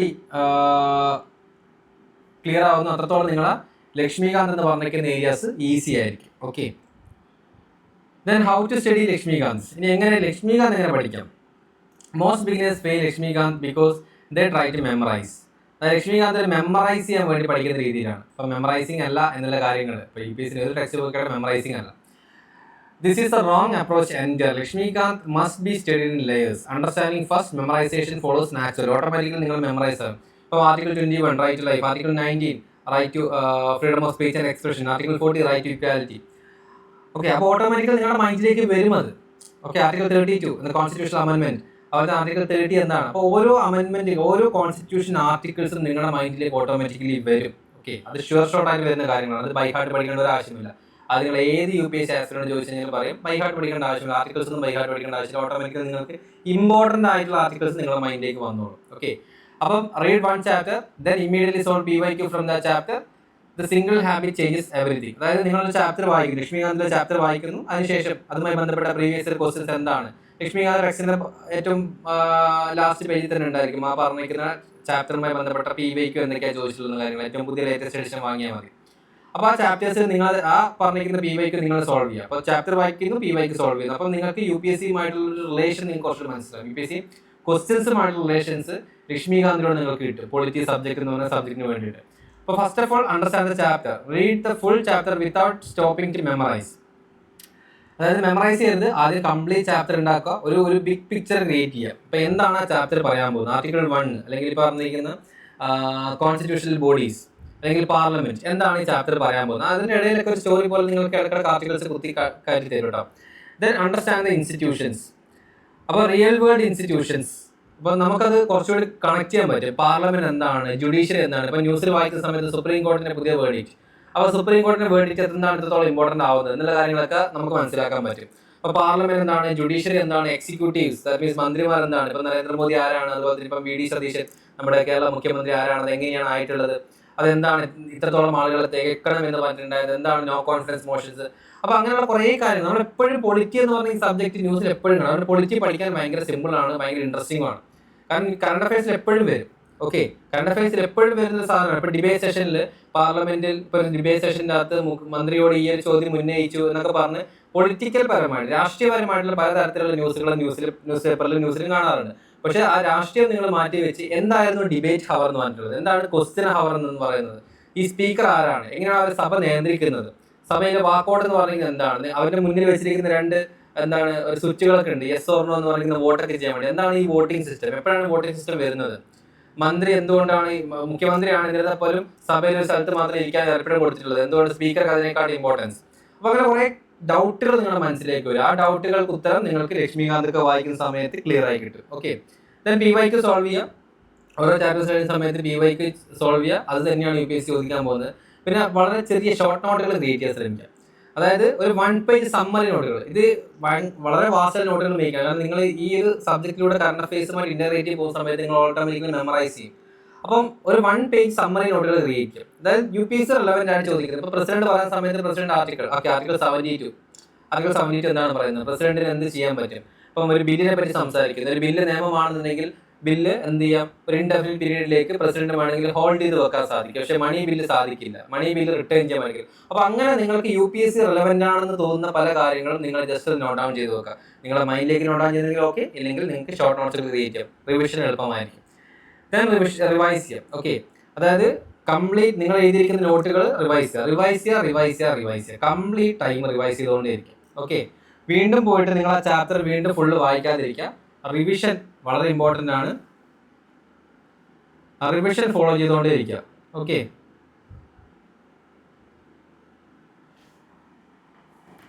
then moving on to government websites. അപ്പോൾ പൊളിറ്റി പഠിക്കുന്ന സമയത്ത് ഞാൻ പറഞ്ഞു കറണ്ട് അഫയേഴ്സ് ആണ്. അപ്പോൾ കറണ്ട് അഫയേഴ്സ് ആയതുകൊണ്ട് തന്നെ ഗവൺമെന്റ് വെബ്സൈറ്റുകൾ പലപ്പോഴും ഇമ്പോർട്ടൻ്റ് ആണ്.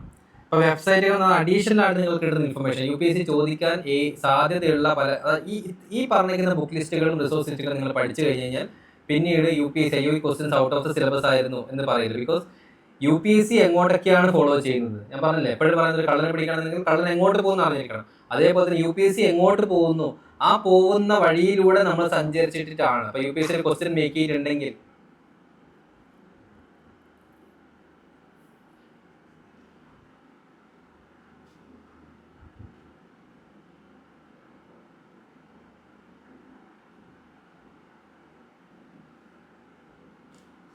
ജസ്റ്റ് ഒന്ന് ഹോൾഡ് ചെയ്യണേ.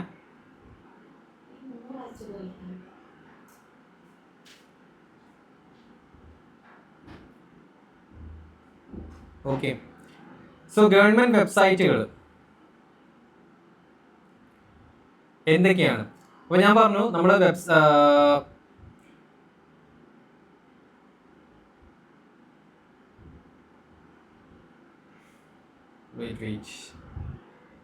ഓക്കെ, നമ്മൾ റിസോഴ്സ് ലിസ്റ്റുകൾ റെഡിയാക്കി വെച്ചിട്ടുള്ളത് പലപ്പോഴും ഏത് രീതിയിലാണ് റിസോഴ്സ് ലിസ്റ്റുകൾ കളക്ട് ചെയ്ത് വെച്ചിട്ടുള്ളത്?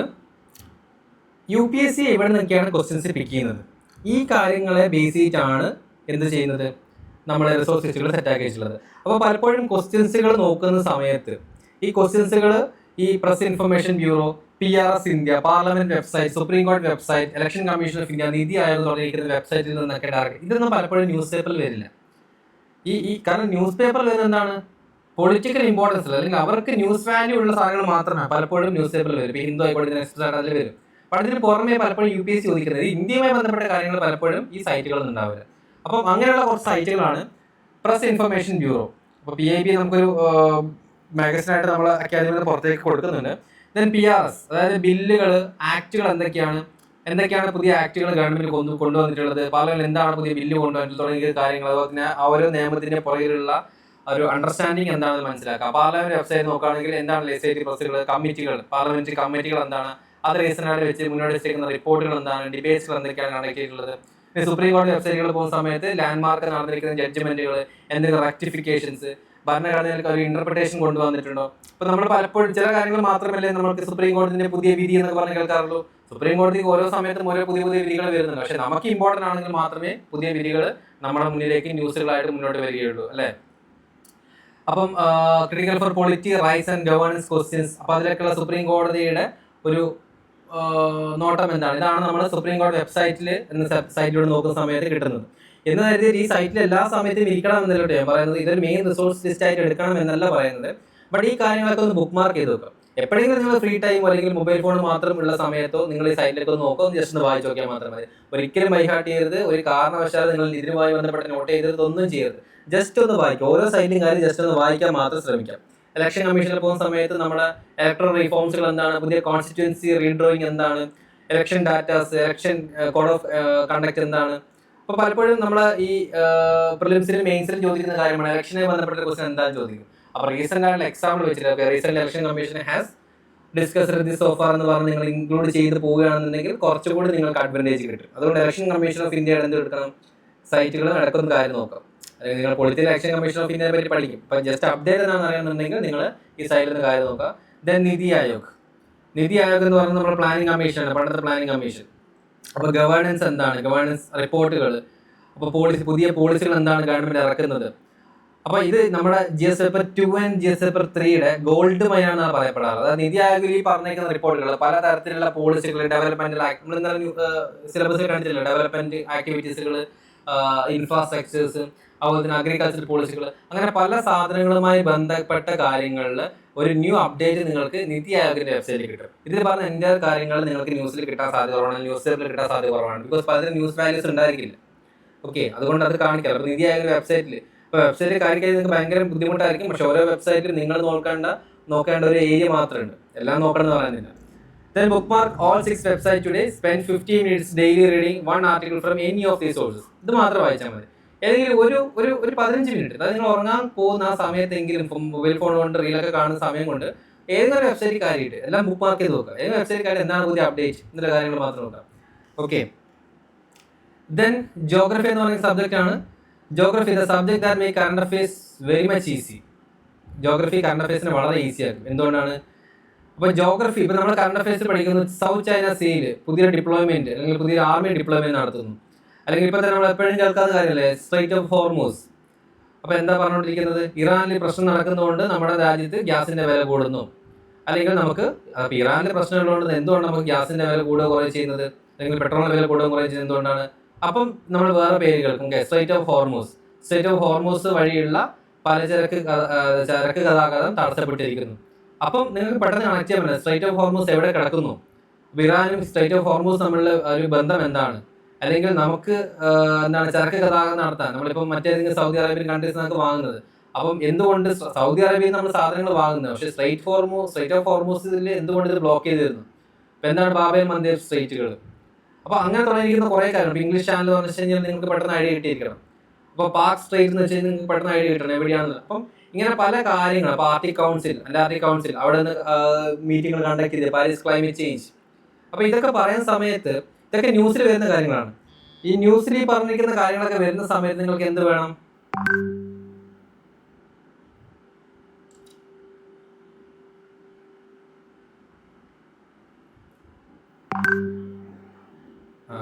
Just wait.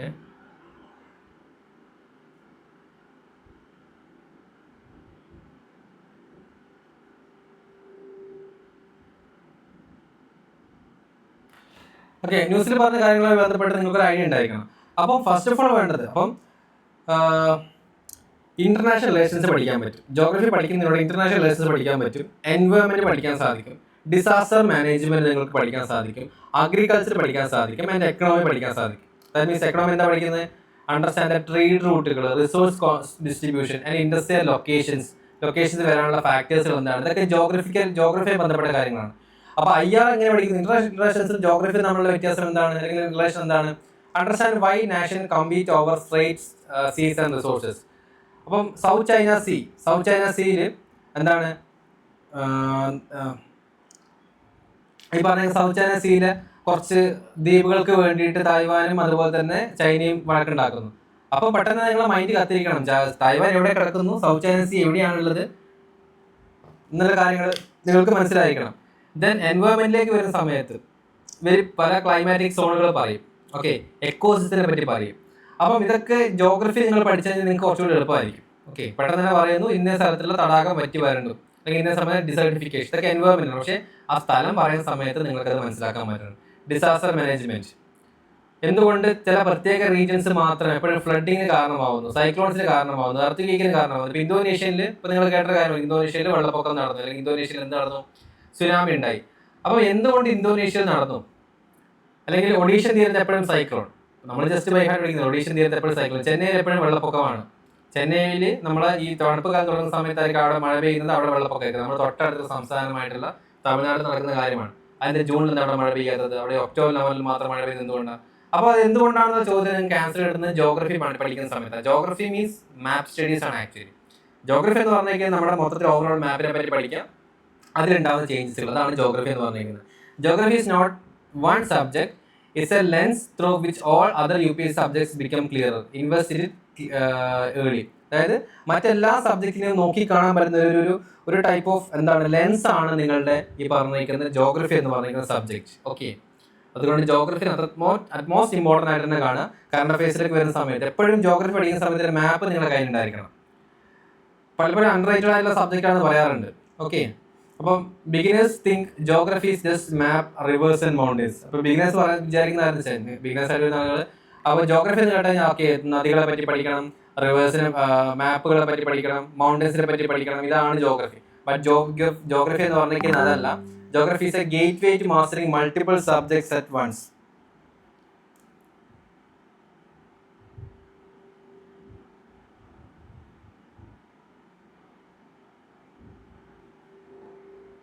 Okay, that means environment, climate change, ecosystem, biodiversity, then agriculture, food security, cropping patterns, MSP. ഇതൊക്കെ നമ്മൾ ഇന്നലെ പറഞ്ഞല്ലേ, സിലബസിൽ ഇന്നലെ ഡീറ്റെയിൽ ആയിട്ട് എക്സ്പ്ലെയിൻ ചെയ്ത കേട്ടോ. അത് കാണാത്ത ആളുകളാണെന്നുണ്ടെങ്കിൽ ജസ്റ്റ് ഇന്നത്തെ സെഷനിൽ നിന്ന് പോയി കാണാം.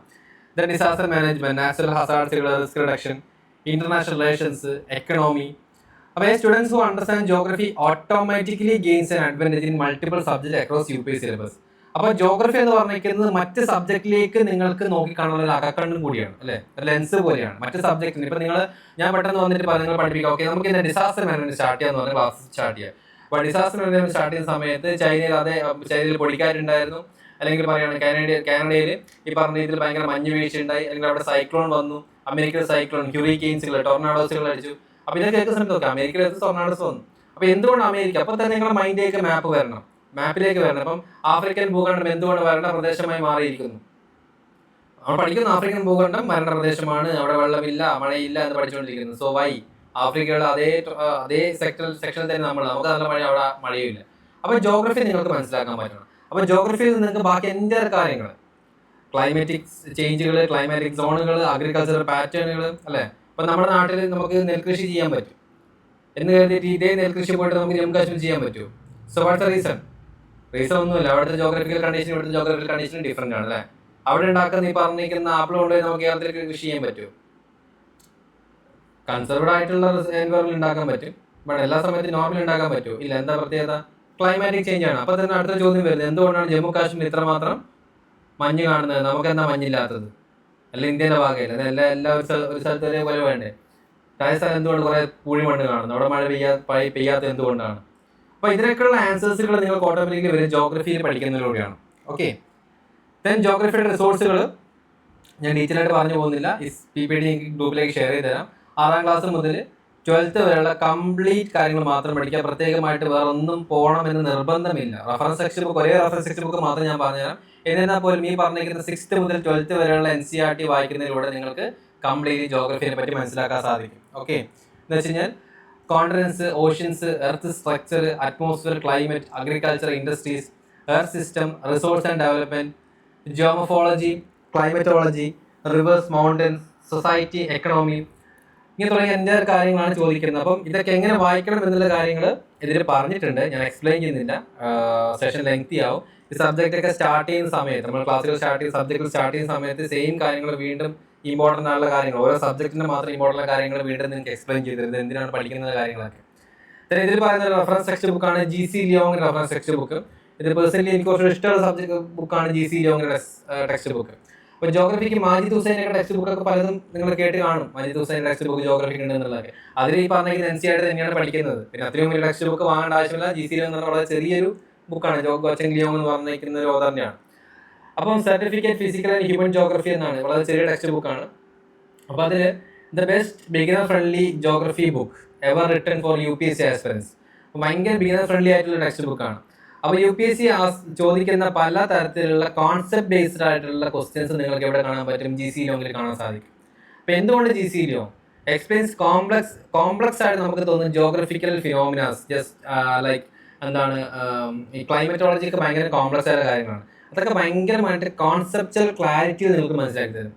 ക്ലൈമറ്റോളജി ഭയങ്കര കോൺഫ്ലിക്റ്റ് നിറഞ്ഞിരിക്കുന്ന ഒരു ഏരിയ ആണ്, കൂടുതൽ ക്വസ്റ്റ്യൻ ചോദിക്കുന്ന ഏരിയയാണ് ജോഗ്രഫി എന്ന് പറഞ്ഞിരിക്കുന്ന പാർട്ട് സബ്ജക്റ്റിൽ വരുന്ന സമയത്ത്. പക്ഷെ അവിടെ കോൺസെപ്റ്റുകൾ വളരെ വ്യക്തമായിട്ട് ക്ലാരിറ്റിയോട് കൂടി നിങ്ങളെ മുന്നിലേക്ക് കാണിച്ചു തരും. അവർ കവർ ചെയ്തിരിക്കുന്ന കീ ടോപ്പിക്സ് എന്താണ്? ക്ലൈമറ്റ് സിസ്റ്റം ആൻഡ് പാറ്റേൺസ്, എന്താണ് നമ്മുടെ ക്ലൈമാറ്റിക് കണ്ടീഷൻസ്, അതുപോലെ തന്നെ നമ്മുടെ വിൻഡ്, കാറ്റും, അതുപോലെ തന്നെ അറ്റ്മോസ്ഫിയറിക് സർക്കുലേഷൻസ്, നമ്മുടെ അന്തരീക്ഷത്തിന്റെ ഒരു ഭാവം എന്താണ്, ദെൻ റെയിൻഫോൾ ഡിസ്ട്രിബ്യൂഷൻ, മഴയുടെ ഡിസ്ട്രിബ്യൂഷൻ എങ്ങനെയാണ്, വെജിറ്റേഷൻ ഇൻ ബയോംസ്, ആ നമ്മുടെ നാട്ടിൽ കാണുന്ന കാടുകളും അതുപോലെ തന്നെ പലതരത്തിലുള്ള ബയോംസ് എങ്ങനെയാണ് ക്രിയേറ്റ് ആവുന്നത്. പിന്നെ നാച്ചുറൽ റീജിയൻസ്, ഓരോ സ്ഥലത്തും ഓരോ റീജിയൻസ് ആണ് അല്ലേ. കേരളത്തിലെ കാലാവസ്ഥ പോലെ അല്ലെങ്കിൽ ഇന്ത്യയിലുള്ള പോലെ ആയിരിക്കില്ല ഈ പറഞ്ഞിരിക്കുന്ന അമേരിക്ക അല്ലെങ്കിൽ ലണ്ടൻ അല്ലെങ്കിൽ ചൈനയിൽ. എല്ലാ സ്ഥലത്തും ഒരു നാച്ചുറൽ റീജിയൻസിൽ ഡിഫറൻസ് ഉണ്ടായിരിക്കും. അതെങ്ങനെയാണ്? ഓക്കെ, ഇപ്പൊ മഞ്ചൂരിയൻ ക്ലൈമറ്റ് അല്ലെങ്കിൽ മഞ്ചൂരിയൻ പ്ലേറ്റ്, ഓരോ കാര്യങ്ങൾ പഠിക്കട്ടോ. ഓരോ ക്ലൈമാറ്റിക് സോണുകളുണ്ട്, ആ സോണുകൾ എന്താണ് അതിന്റെ പേര് വിളിക്കുന്നത് എന്നുള്ള കാര്യങ്ങളൊക്കെ. അപ്പോൾ ഓരോ ക്ലൈമാറ്റിക് സോണിന്റെ പ്രത്യേകതകൾ എന്താണെന്ന കാര്യങ്ങളൊക്കെ നമ്മൾ പഠിക്കും. Okay, then comes to Oxford. വളരെ ഇമ്പോർട്ടൻ്റ് ആണ്, നിങ്ങൾ എപ്പോഴും കയ്യിൽ കൊണ്ടു നടക്കേണ്ട, എപ്പോഴും നിങ്ങളുടെ കയ്യിൽ വേണ്ടാണ് ഓക്സ്ഫോർഡിന്റെ സ്കൂൾ അറ്റ്ലസ്. ടോപ്പേഴ്സിന്റെ സീക്രട്ട് വെപ്പൺ എന്ന് പറയാം. അതിൽ ജോഗ്രഫിക്ക് വേണ്ടി മാത്രമല്ല, ഹിസ്റ്ററിയുടെ ടൈം ലൈൻസുകളും കാര്യങ്ങളും ഒക്കെ അതിനകത്ത് ഇൻക്ലൂഡഡ് ആണ്. Hard truth is the many students by that test, very few students actually use it. എല്ലാ ആളുകളും ടെസ്റ്റുകൾ വാങ്ങും, പക്ഷെ യൂസ് ചെയ്യില്ല. എന്തുകൊണ്ടാണ്? അതെങ്ങനെ യൂസ് ചെയ്യണമെന്ന് അറിയുന്നില്ല. അപ്പോൾ ഇവിടെയാണ് നമ്മൾ ടോപ്പേഴ്സ് ചെയ്യുന്നത്. കാരണം ടോപ്പേഴ്സ് എപ്പോഴും ഒരു അവരുടെ കയ്യിൽ അറ്റ്ലസ് ഉണ്ടായിരിക്കും. ഹിസ്റ്ററി ആയിക്കോട്ടെ, ജോഗ്രഫി ആയിക്കോട്ടെ, പൊളിറ്റി ആയിക്കോട്ടെ, എക്കണോമിക് ആയിട്ട്, ഏത് സബ്ജക്റ്റ് ആയിക്കോട്ടെ അറ്റ്ലസ് അപ്പം തന്നെ മാർക്ക് കിട്ടേക്കും. കാരണം ഇപ്പം അമേരിക്കയിൽ ഇൻഫ്ലേഷൻ വന്നു, അല്ലെങ്കിൽ സ്ട്രൈറ്റ് ഓഫ് ഹോർമൂസിൽ ചരക്ക് ഗതാഗതം തടസ്സപ്പെട്ടു എന്നൊക്കെ പറയുന്ന സമയത്ത് അത് എക്കണോമിയുമായി ബന്ധപ്പെട്ട കാര്യങ്ങളാണ്. അപ്പോൾ സ്ട്രൈറ്റ് ഓഫ് ഹോർമൂസ് എവിടെയാണ് പഠിക്കണം? ബിക്കോസ് UPSC ചോദിക്കുന്നത്, UPSCക്ക് അറിയാം സ്ട്രൈറ്റ് ഓഫ് ഹോർമൂസിൽ ചരക്ക് ഗതാഗതം തടഞ്ഞുകൊണ്ട് ഇന്ത്യയിലുള്ള പാചകവാതകത്തിന്റെ വില കൂടി എന്നുള്ള കാര്യങ്ങൾ UPSCക്ക് നന്നായിട്ട് അറിയാം. UPSC അതിന് ഡയറക്ട്ലി ചോദിച്ചു കഴിഞ്ഞാൽ എല്ലാ ആസ്പിറൻസും ഏതുമെന്ന് UPSCക്ക് അറിയാം. UPSC എന്താ ചോദിക്കാം? സ്ട്രൈറ്റ് ഓഫ് ഹോർമൂസിൽ തൊട്ടടുത്തുള്ള രാജ്യങ്ങൾ ഏതൊക്കെയാണ് ചോദിക്കും, അതായിരിക്കും ചോദിക്കുക. അപ്പോൾ സ്ട്രൈറ്റ് ഓഫ് ഹോർമൂസ് ന്യൂസിൽ വന്നിട്ടുണ്ട്. സോ അതുമായി ബന്ധപ്പെട്ടിരിക്കുന്ന അടുത്തുള്ള രാജ്യങ്ങൾ ഏതാണ്, അല്ലെങ്കിൽ സ്ട്രൈറ്റ് ഓഫ് ഹോർമൂസിലേക്ക് ഡ്രെയിൻ ചെയ്തിരുന്ന പുഴകളുടെ പേരുകൾ എന്തൊക്കെയാണ്, ഇങ്ങനത്തെ കാര്യങ്ങളൊക്കെ ചോദിക്കും. ഇതൊന്നും നമ്മൾ എവിടെ ഈ ന്യൂസിലൊന്നും കാണുന്നില്ല. UPSC എപ്പോഴും നമ്മൾ ഈ 360 ഡിഗ്രിയിൽ നമ്മൾ ഇതിനെപ്പറ്റി വാച്ച് ചെയ്യുന്നുണ്ടോ, ഒരു ടോപ്പിക് ഇട്ടിരിക്കുന്ന ടോപ്പിക്കിനെ മാത്രമല്ല 360 ഡിഗ്രിയിൽ നിങ്ങൾ വാച്ച് ചെയ്യുന്നുണ്ടോ എന്നുള്ള കാര്യങ്ങൾ UPSC വെരിഫൈ ചെയ്യും. ഓക്കെ, അപ്പം ഒരു 10 മിനിറ്റ് ഡെയിലി, ഒരു 10 മിനിറ്റ് അല്ലെങ്കിൽ നിങ്ങൾ പഠിക്കുന്ന സമയത്ത് അത് തുറന്നു വെക്കുക. നിങ്ങൾ എന്താണ് പഠിക്കാൻ പോകുന്നത് അതുമായി ബന്ധപ്പെട്ട ജസ്റ്റ് ഒന്ന് അറ്റ്ലസ് തുറന്നു വെക്കുക. അല്ലെങ്കിൽ പഠിക്കുന്ന സമയത്ത് നിങ്ങളുടെ മുന്നിൽ വളരെ വലിയ അറ്റ്ലസ് ഒട്ടിച്ച് വെച്ചാലും കുഴപ്പമില്ല. അപ്പോൾ power of Atlas practice. Imagine reading current affairs and instantly knowing every location being discuss, reverse, mountain passes, conflict zones, trade routes. That spatial awareness is built only through consistent atlas practice. അതായത് നിങ്ങളൊരു news paper വായിക്കുന്ന സമയത്ത് നിങ്ങൾക്ക് വളരെ പെട്ടെന്ന് തന്നെ നിങ്ങളുടെ മൈൻഡിലേക്ക് വരികയാണ് എന്ത്, ഈ പറഞ്ഞിരിക്കുന്ന ഏരിയാസിനെ പറ്റി. ഓക്കെ, പെട്ടെന്ന് strait of Hormuz, strait of Hormuz അവിടെയാണ്, ബാബേൽ മന്ദിർ സ്ട്രൈറ്റ് അല്ലെങ്കിൽ Bering strait, South China sea എന്നൊക്കെ പറയുന്ന സമയത്ത് പെട്ടെന്ന് നിങ്ങളുടെ മൈൻഡിലേക്ക് വരണം. ഓക്കെ, അതുകൊണ്ട് ആ മൈൻഡിലേക്ക് വരുന്നുണ്ടെങ്കിൽ നിങ്ങൾക്ക് അറ്റ്ലസുമായിട്ട് നല്ല റിലേഷൻ ഉണ്ടായിരിക്കണം. ഇപ്പം നിങ്ങളുടെ അബ്സ്ട്രാക്ട് നോളജ്, ഇൻഫർമേഷൻസുകൾ നിങ്ങളുടെ നോളജുകളായിട്ടും നിങ്ങളുടെ മൈൻഡിലേക്ക് മെമ്മറൈസ് ചെയ്യാതെ കാര്യങ്ങൾ മനസ്സിലാക്കാൻ നിങ്ങൾക്ക് ഈസി ആയിട്ട് പറ്റും. ഇപ്പൊ ഇസ്രായേൽ പാലസ്തീൻ ഇഷ്യൂ എന്ന് പറഞ്ഞാൽ നമ്മൾ കുറെ കാലം കേട്ടിട്ട് കാര്യമില്ല, ഇസ്രായേൽ പാലസ്തീൻ ഇഷ്യൂ എന്നുള്ളത്. അപ്പൊ ഇസ്രായേൽ എന്ന രാജ്യം എവിടെയാണ്, പാലസ്തീൻ എന്ന രാജ്യം എവിടെയാണത്? അപ്പൊ ഇസ്രായേൽ പാലസ്തീൻ ഇഷ്യൂവിന്റെ അകത്ത് അമേരിക്ക സപ്പോർട്ടിന് വന്നു. അപ്പൊ നമ്മൾ ഇത് ഓക്കെ, ഇസ്രായേൽ തൊട്ടടുത്തുള്ള രാജ്യമാണ്, അവിടെ നിന്ന് ഇപ്പുറത്തേക്ക് വന്ന് സപ്പോർട്ട് കൊടുത്താണുള്ളത്. അമേരിക്ക എവിടെയാണ് കിടക്കുന്നത്? ഇസ്രായേലും പാലസ്തീനും ഒരു രാജ്യത്തിനടുത്ത്, ഒരൊറ്റ സർക്കിളിന്റെ അകത്ത് കിടക്കുന്ന 2 രാജ്യങ്ങളാണ്. ഇപ്പൊ പാലസ്തീൻ എന്ന് പറഞ്ഞിരിക്കുന്നത് വളരെ ചെറിയ 2 ഏരിയസ് മാത്രമാണ്, വെസ്റ്റ് ബാങ്ക് എന്ന് പറഞ്ഞിരിക്കുന്ന റീജിയൻസും അതുപോലെ തന്നെ ഗോൾഡൻ ഹൈറ്റ്സ് എന്ന് പറയുന്ന ഒരു മൗണ്ടൻ റീജിയൻസ് മാത്രമാണ്, വളരെ കുറച്ച് റീജിയൻസ് മാത്രം. അപ്പോൾ ഇതൊക്കെ അറിയണമെന്നുണ്ടെങ്കിൽ നിങ്ങൾ മാപ്പുമായിട്ട് ഭയങ്കര ഫെമിലിയർ ആയിരിക്കണം. ഇത് വളരെ വളരെ ഇമ്പോർട്ടൻ്റ് ആണ്. ഏത് സബ്ജക്ട്, UPSC ഏത് സബ്ജക്റ്റിൽ നിങ്ങൾക്ക് ഇമ്പോർട്ടൻ്റ് ആയിട്ട് വരുന്ന കാര്യമാണ് മാപ്പ് ഫെമിലിയാരിറ്റി എന്ന് പറഞ്ഞിട്ടുള്ളത്. ഇനി എങ്ങനെ ജോഗ്രഫി പഠിക്കാം? First of all NCERT complete ചെയ്യുക. NCERT ആണ് ഇതിന്റെ ബേസ് ഫൗണ്ടേഷൻ. ജോഗ്രഫിയിൽ വളരെ ബേസ് ഫൗണ്ടേഷൻ ആണ് NCERT. NCERT കംപ്ലീറ്റ് ചെയ്തതിനു ശേഷം നിങ്ങൾ റെഫറൻസ് ടെക്സ്റ്റ് ബുക്ക് GC ലും ജസ്റ്റ് ഒന്ന് റീഡ് ചെയ്യുക. ഓക്കെ, അതായത് കോൺസെപ്റ്റുകൾ ക്ലാരിറ്റി വരുത്തുക. കോൺസെപ്റ്റുവൽ ക്ലാരിറ്റി വരുത്തലാണ് GC കൂടെ ചെയ്യുന്നത്. ദെൻ അറ്റ്ലസ് പ്രാക്ടീസ് ചെയ്യുക. അപ്പോൾ കോൺസെപ്റ്റുവൽ ക്ലാരിറ്റി വന്നു, അറ്റ്ലസിലൂടെ നിങ്ങൾ കാര്യങ്ങളുമായിട്ട് ഫെമിലിയർ ആവുന്നു. കറണ്ട് അഫയേഴ്സുമായിട്ട് മാപ്പ് ചെയ്യുക, കറണ്ട് അഫയേഴ്സുമായിട്ട് ഇന്റഗ്രേറ്റ് ചെയ്യുക. ഇതാണ് ഇവിടെ ഇതിനകത്ത് അഡീഷണൽ ഒരു കാര്യം, കറണ്ട് അഫയേഴ്സ് ഇന്റഗ്രേഷൻ എന്നത്. Connect every news story to a location on map.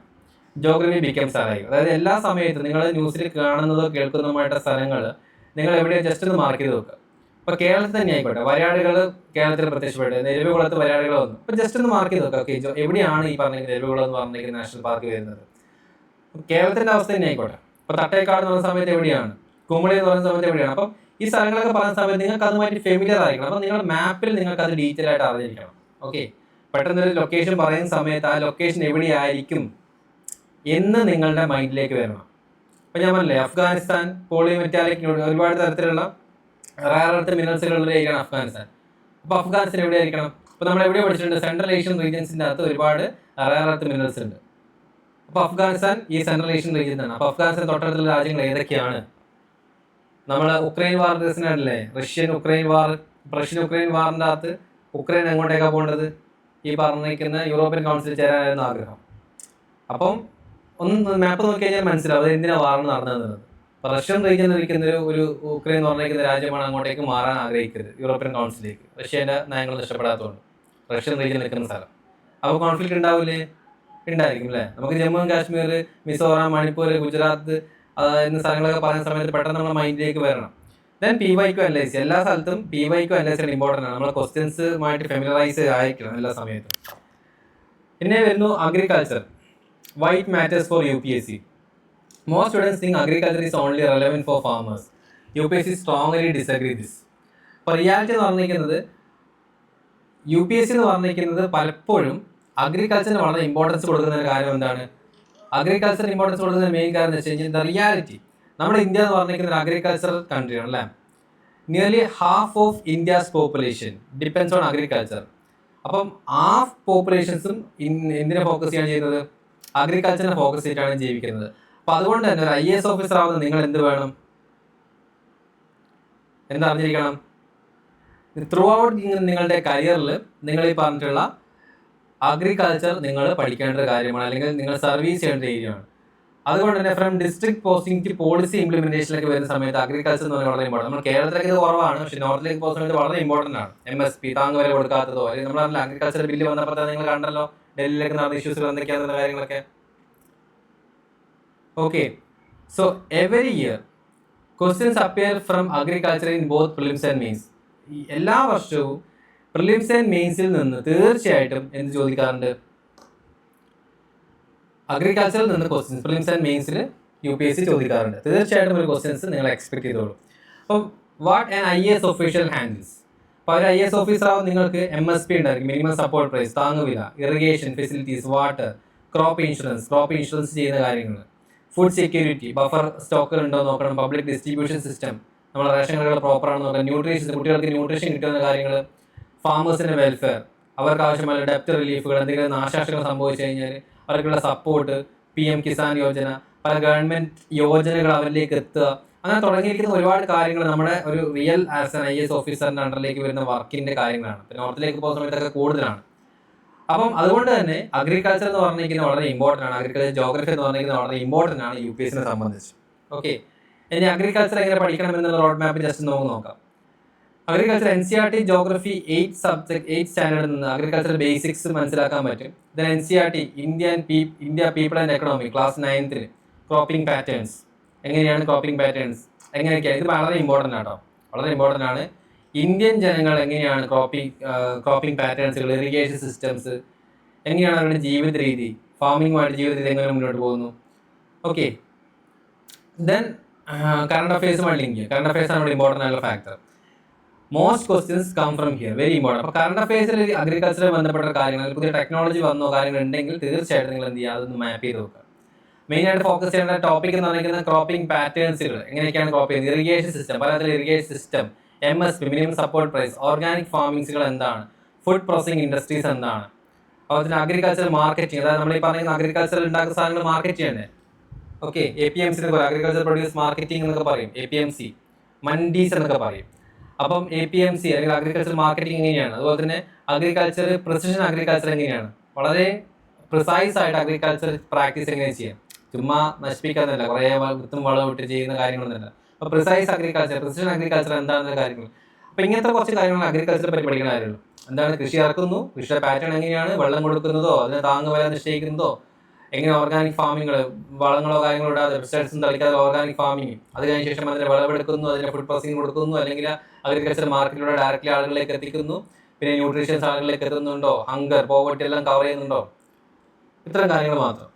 Okay, ഇനി ഗവൺമെൻറ് വെബ്സൈറ്റുകൾ നോക്കുകയാണെന്നുണ്ടെങ്കിൽ മിനിസ്റ്ററി ഓഫ് അഗ്രികൾച്ചറിൻ്റെ വെബ്സൈറ്റ് ഉണ്ട്, അതിൽ PM Kisan, PM FBY, ENAM തുടങ്ങിയിരിക്കുന്ന കാര്യങ്ങളെ പറ്റിയൊക്കെ ഡീറ്റെയിൽ ആയിട്ട് പറയുന്നുണ്ട്. ICAR Indian Council of Agriculture റിസർച്ചിൽ പുതിയ ടെക്നോളജി, പുതിയ ഒരു എന്താണ് ജീൻ എഡിറ്റിംഗ് കൊണ്ടുവന്നു തുടങ്ങിയ കാര്യങ്ങൾ ICARന്റെ സബ്ജക്റ്റ് ഇതിൽ നിന്നെങ്കിൽ ലഭിക്കും. നബാർഡിന്റെ സൈറ്റിൽ നിന്ന് നോക്കുകയാണെന്നുണ്ടെങ്കിൽ national bank for agriculture and rural development, അതാണ് നബാർഡിന്റെ ഫുൾ ഫോം എന്ന് പറഞ്ഞിരിക്കുന്നത്. അപ്പോൾ റൂറൽ ഡെവലപ്മെന്റിനും അഗ്രികൾച്ചറൽ സോഴ്സിങ്ങിന് ആവശ്യമുള്ള ഫണ്ടും കാര്യങ്ങളൊക്കെ കൊടുക്കുന്നതിന് വേണ്ടിയിട്ടുള്ള ഒരു ബാങ്കാണ്, നാഷണൽ ബാങ്കാണ് നബാർഡ് എന്ന് പറഞ്ഞിരിക്കുന്നത്. അപ്പോൾ ഒരു മൈക്രോ ഫിനാൻസ് സ്കീമുകൾ, എങ്ങനെയൊക്കെയാണ് ഈ വെൽഫെയർ ആക്ടിവിറ്റീസുകൾ അല്ലെങ്കിൽ കർഷകർക്ക് ആവശ്യമായുള്ള എമൗണ്ട് കൊടുക്കുന്നത്.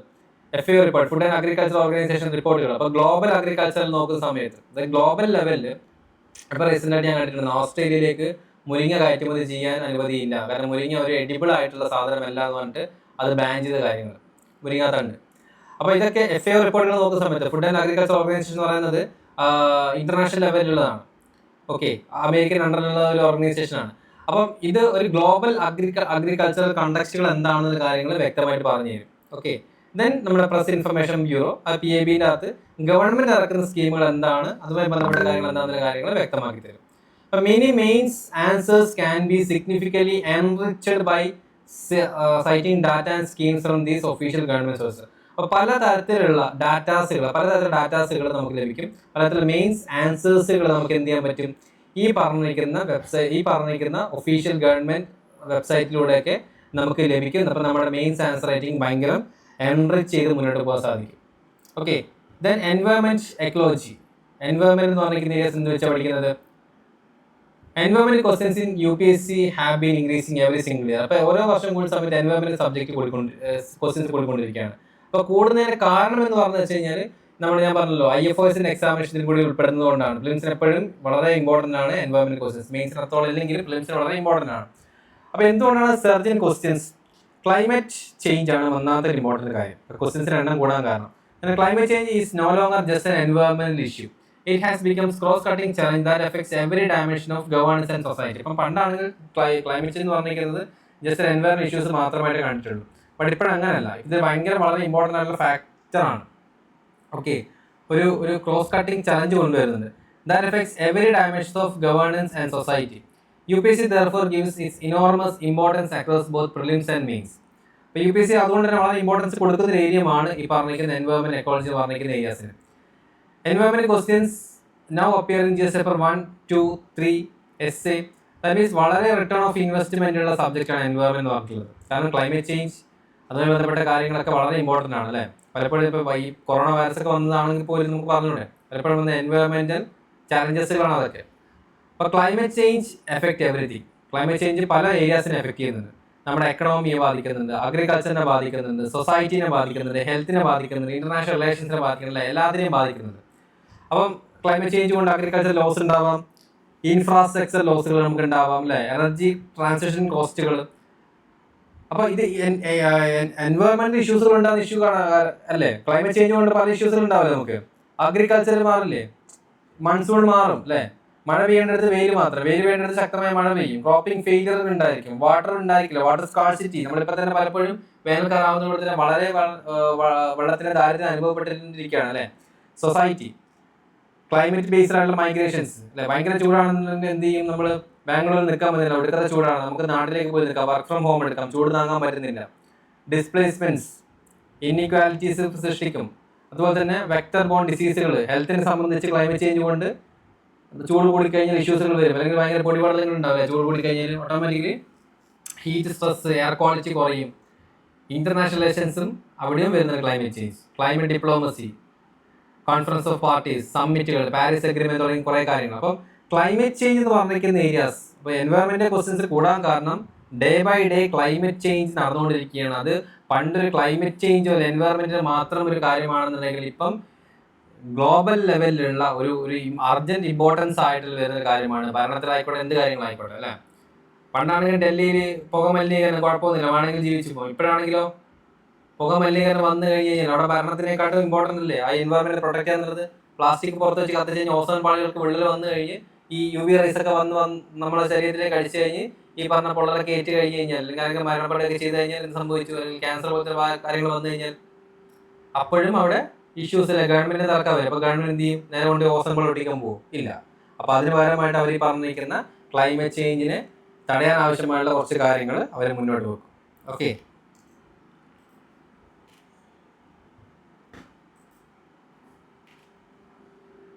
ദെൻ എൻവയോൺമെന്റ് റിസോഴ്സിന്റെ റോഡ് മാപ്പ് നോക്കാം. ഇതിൽ ബേസിക് സാധനങ്ങൾ മാത്രമേ ഉള്ളൂ. പറയുന്നത് biology NCERT 11th standard, biology NCERT 11th standard. Just ഒന്ന് അണ്ടർസ്റ്റാൻഡ് ചെയ്ത് മാത്രം മതി. ഇൻ ഡെപ്ത് ആയിട്ട് നിങ്ങൾ പോകേണ്ട ആവശ്യമില്ല. ജസ്റ്റ് എൻവയോൺമെന്റ് റിലേറ്റഡ് ആയിട്ടുള്ള ചാപ്റ്റേഴ്സുകൾ മാത്രം പഠിക്കാൻ തന്നെയാണ്. Then Shankar IAS environment text book നിങ്ങൾക്ക് റെഫർ ചെയ്യാവുന്നതാണ്. അത്യാവശ്യം നല്ല രീതിയിൽ മൾട്ടിപ്പിൾ നിങ്ങൾക്ക് റിവൈസ് കംപ്ലീറ്റ് കാര്യങ്ങൾ UPSC സ്റ്റാൻഡേർഡ് ടെക്സ്റ്റ് ബുക്കാണ്, കംപ്ലീറ്റ് കാര്യങ്ങൾ ഇൻക്ലൂഡ് ചെയ്ത ടെക്സ്റ്റ് ബുക്കാണ്. Then current affairs, real application daily integrate ചെയ്യുക. കറണ്ട് അഫയേഴ്സ് ആണ് എൻവയോൺമെന്റ് ഇമ്പോർട്ടൻറ്റ് കാര്യം. ഇന്ന് നടക്കുന്ന ക്ലൈമറ്റ് ചേഞ്ച് നാളത്തേക്ക് ചിലപ്പോൾ മാറിയിട്ടുണ്ടാവും അല്ലേ. ഇപ്പോൾ Shankar IAS environment is the single most important book for UPSC environment preparation. Revise it at least 3 times, ഒരു 3 തവണയെങ്കിലും വായിക്കാം. ബട്ട് ഇൻ ഡീറ്റെയിൽ ആയിട്ട് പോകണം ഞാൻ പറയില്ല, because Shankar IAS text book IFOS text ബുക്കിനും കൂടി ഇമ്പോർട്ടൻറ്റ്, ഇന്ത്യൻ ഫോറസ്റ്റ് സർവീസിനും കൂടി ഉപകാരപ്പെടുന്ന ടെക്സ്റ്റ് ബുക്കാണ്. അപ്പോൾ അതുകൊണ്ട് തന്നെ എന്ത് ഇഷ്യൂസ് വരും അവിടെ, ഇൻ ഡീറ്റെയിൽ ആയിട്ട് നിങ്ങളത് പഠിച്ചു പോകേണ്ട ആവശ്യം വരില്ല. Okay, Shankar IAS text book. ഇപ്പോൾ first NCERT just core concept create ചെയ്യുക. ശങ്കർ IAS നിങ്ങളൊരു മാസ്റ്റർ ആവുക എൻവയോൺമെന്റിൽ. കറണ്ട് അഫയേഴ്സിൽ ട്രാക്ക് ചെയ്യുക. കറണ്ട് അഫയേഴ്സ് എൻവയോൺമെന്റ് ബന്ധപ്പെട്ട കാര്യങ്ങൾ, ക്ലൈമറ്റ് ചേഞ്ചിൽ എന്ത് സംഭവിച്ചു, പാരീസ് അഗ്രിമെന്റ് നരേന്ദ്രമോദി പുതിയ സൈൻ ചെയ്തോ, അല്ലെങ്കിൽ പറഞ്ഞിരിക്കുന്ന ഇലക്ട്രിക് വെഹിക്കിൾസ് ഇറക്കാൻ നോക്കുന്നത് എന്തുകൊണ്ടാണ്, അതുപോലെ തന്നെ നമ്മളെ വാഹനങ്ങൾ ചേഞ്ച് ചെയ്യണമെന്ന് പറയുന്നത്, പുതിയ കമ്പനികൾക്ക് ലൈസൻസ് നൽകുന്നില്ല. അപ്പോൾ അഡ്മിനിസ്ട്രേഷൻ ആയിക്കോട്ടെ, ഡിപ്ലോമസി ആയിക്കോട്ടെ, ഇതൊക്കെ നമുക്ക് റിലേറ്റ് ചെയ്ത് കൊണ്ടുവരാൻ പറ്റും. ദെൻ റിവൈസ്, റെഗുലർ ആയിട്ട് റിവൈസ് ചെയ്തുകൊണ്ടിരിക്കുക. PYക്കുമായിട്ട് റിവൈസ് ചെയ്തുകൊണ്ടിരിക്കുക. PYക്കും എപ്പോഴും സെർച്ച് ചെയ്തുകൊണ്ടേയിരിക്കുക. PYക്കുമായിട്ട് കണക്ട് ചെയ്തുകൊണ്ടിരിക്കുക. അപ്പം എങ്ങനെ എൻവയോൺമെന്റ് സ്റ്റഡി ചെയ്യാം? Wrong method. എല്ലാവരും ചെയ്യുന്ന കാര്യം എന്ന് വെച്ച് കഴിഞ്ഞാൽ നാഷണൽ പാർക്കുകൾ, സ്പീഷീസിന്റെ നെയിംസ്, ഒരുപാട് കൺവെൻഷൻസുകൾ, കാര്യങ്ങളൊക്കെ ബൈഹാർട്ട് പഠിക്കും. അപ്പം അങ്ങനെ പഠിക്കേണ്ട ആവശ്യമില്ല. ഇപ്പോൾ ടോപ്പേഴ്സ് മെത്തേഡ് നമുക്ക് യൂസ് ചെയ്യാം. എങ്ങനെയാണ്? എക്കോസിസ്റ്റം ആദ്യം മനസ്സിലാക്കി വെക്കാം. ഇപ്പോൾ food chain first of all understanding ആണ്. അപ്പോൾ എന്താണ് നമ്മുടെ എക്കോസിസ്റ്റം എന്ന് പറയുന്നത്? ഫുഡ് ചെയിൻ ആയിക്കോട്ടെ, ബയോഡൈവേഴ്സിറ്റി ആയിക്കോട്ടെ, കൺസർവേഷൻ ആവശ്യകത എന്താണ്? അപ്പോൾ അങ്ങനെ പഠിച്ചു വരുന്ന സമയത്ത് നിങ്ങൾക്ക് ഓട്ടോമാറ്റിക്കലി നിങ്ങളുടെ മൈൻഡിലേക്ക് എന്ത് വരും? ഈ പറഞ്ഞിട്ടുള്ള പേരുകൾ വരും അല്ലെ, നാഷണൽ പാർക്കിന്റെ ഒക്കെ പേരുകൾ വരും. Once you understand the core concept, then connect them to current affairs, national park, species conference and climate reports. അപ്പോൾ വൺസ് നിങ്ങൾ കോൺസെപ്റ്റ് ക്ലിയർ ആയി കഴിഞ്ഞാൽ നിങ്ങൾ നാഷണൽ പാർക്കുമായി കണക്ട് ചെയ്തോളും. ഇപ്പോൾ കസിരംഗ എന്ന് പറയുന്ന നാഷണൽ പാർക്ക്, ഇപ്പോൾ കസിരംഗ നാഷണൽ പാർക്ക് ആസാമിലാണ്, കസിരംഗ നാഷണൽ പാർക്ക് ആസാമിലാണ് എന്ന് പഠിക്കുന്നതിന് പകരമായിട്ട് നിങ്ങൾ അവിടുത്തെ എൻവയോൺമെന്റ് പഠിച്ചാൽ മതി. ഇപ്പോൾ കസിരംഗ, ഇപ്പോൾ ഫോർ എക്സാമ്പിൾ ഇപ്പോൾ ഇങ്ങനെ പഠിക്കാം. ഓക്കെ, അതായത് ക്ലൈമറ്റ് ചേഞ്ച് കൊണ്ട് ചൂട് കൂടുതലാണെന്നുണ്ടെങ്കിൽ ചൂട് കൂടുതലനുസരിച്ചിട്ട് നമ്മുടെ ഈ പറഞ്ഞിരിക്കുന്ന ഗ്ലേസിയർ ഉരുകാൻ തുടങ്ങും, മഞ്ഞ് ഉരുകാൻ തുടങ്ങും. അങ്ങനെ ഒരു സമയത്ത് ഗംഗയിലും ബ്രഹ്മപുത്രയിലും വെള്ളം കൂടുതലായിരിക്കും. അങ്ങനെ ബ്രഹ്മപുത്രയിലെ വെള്ളം കൂടുന്ന സമയത്ത് നമ്മൾ ഈ പറഞ്ഞിരിക്കുന്ന ഒറ്റക്കൊമ്പൻ കണ്ടാമൃഗം കാണപ്പെടുന്ന നാഷണൽ പാർക്ക് മുങ്ങിപ്പോവാറുണ്ട്. ഓക്കെ, അപ്പം ആ നാഷണൽ പാർക്കാണ് കസിരംഗ നാഷണൽ പാർക്ക്. ഒറ്റക്കൊമ്പൻ കണ്ടാമൃഗത്തിന് കാണപ്പെടുന്ന, അതായത് ഈ പറഞ്ഞിരിക്കുന്ന ബ്രഹ്മപുത്ര നദീതീരത്തുള്ള മുങ്ങാൻ സാധ്യതയുള്ള, വേനൽക്കാലത്തും വെള്ളം ഉണ്ടാവാൻ സാധ്യതയുള്ള ഒരു നാഷണൽ പാർക്കാണ് കസിരംഗ നാഷണൽ പാർക്ക്. ഓരോ നാഷണൽ പാർക്ക് അങ്ങനെ പഠിച്ചാൽ മതി. കോൺസെപ്റ്റ് ബേസ്ഡ് ആയിട്ട് പഠിച്ചിട്ട് പോയാൽ മതി. അതായത് കസിരംഗ നാഷണൽ പാർക്ക് ഇവിടെയാണ്, സുന്ദർബൻസ് ഇവിടെയാണെന്ന് പഠിക്കുന്നതിന് പകരമായിട്ട് കോൺസെപ്റ്റ് ക്ലിയർ ചെയ്യുക. ഓട്ടോമാറ്റിക്കലി നിങ്ങൾക്ക് കണക്ഷൻ വന്നോളൂ. നിങ്ങൾ ഇത്രയും റാംസാർ സൈറ്റുകളോ കൺവെൻഷൻസോ അതുപോലെ തന്നെ കാര്യങ്ങൾ പഠിക്കേണ്ടി വരില്ല. ഉടനെ നിങ്ങളുടെ മൈൻഡിലേക്ക് വരും അത്. Okay, build understanding. First of all എല്ലാത്തിനും പറ്റി അണ്ടർസ്റ്റാൻഡിങ് ക്രിയേറ്റ് ചെയ്യുക. എക്കോസിസ്റ്റം, ബയോഡൈവേഴ്സിറ്റി, കൺസർവേഷൻ, ദെൻ അത് കറണ്ട് അഫയേഴ്സുമായിട്ട് കണക്ട് ചെയ്യുക. ഇപ്പൊ രത്തംബോർ അല്ലെങ്കിൽ ഇപ്പൊ പുതിയൊരു ചീറ്റ ഇൻട്രൊഡ്യൂസ് ചെയ്തല്ലോ അല്ലേ. ചീറ്റ ഇന്ത്യയിൽ ഉണ്ടായിരുന്നില്ല. ചീറ്റനെ പുതിയ നമീബിയൻ കുറെ ചീറ്റനെ കൊണ്ടുവന്ന് നമ്മൾ ഇന്ത്യയിലേക്ക് ഇൻട്രൊഡ്യൂസ് ചെയ്തു. ഒരു ബയോഡൈവേഴ്സിറ്റി കൺസേൺ ചെയ്തുകൊണ്ടിരിക്കും. അപ്പൊ ചീറ്റനെ എവിടെ ഇൻട്രൊഡ്യൂസ് ചെയ്തു? എന്തുകൊണ്ട് അവിടെ ഇൻട്രൊഡ്യൂസ് ചെയ്തു ചീറ്റനെ? അപ്പൊ എന്തുകൊണ്ട് ആ നാഷണൽ പാർക്ക് ചൂസ് ചെയ്തു? അപ്പൊ ആ നാഷണൽ പാർക്ക് എന്തുകൊണ്ട് നിങ്ങൾക്ക് പഠിക്കുന്ന സമയത്ത് നിങ്ങൾ നേരത്തെ പറഞ്ഞ ജോഗ്രഫി നേരത്തെ പറഞ്ഞല്ലോ, ആ ജോഗ്രഫീന്റെ സാധനം വരും. ഇപ്പൊ രാജസ്ഥാനിലെ നാഷണൽ പാർക്ക് ഉള്ളത്. ഓക്കെ, അല്ലെങ്കിൽ എന്തുകൊണ്ട് ഈ പറഞ്ഞിരിക്കുന്ന ഗിർ ബയോഡൈവേഴ്സിറ്റിയിലൊക്കെ ഈ സിംഹത്തിനൊക്കെ കാണാൻ സാധിക്കുന്നു? അവരെന്നുള്ള മെയിൻ സ്ഥലങ്ങളിലേക്ക് കാണാൻ പറ്റാത്തത്? രത്തംബോറിൽ എന്തുകൊണ്ട് കാണാൻ പറ്റുന്നു? അപ്പൊ ഈ സാധനങ്ങളൊക്കെ നിങ്ങൾക്ക് ഓട്ടോമാറ്റിക്കലി നിങ്ങൾക്ക് കിട്ടും. എപ്പം നിങ്ങൾ കറണ്ട് അഫയേഴ്സുമായി ലിങ്ക് ചെയ്യുന്ന സമയത്ത് നിങ്ങൾക്ക് ഇതിന്റെ ഒക്കെ ഒരു ഐഡിയ നിങ്ങൾക്ക് ലഭിക്കുന്നതായിരിക്കും. Okay,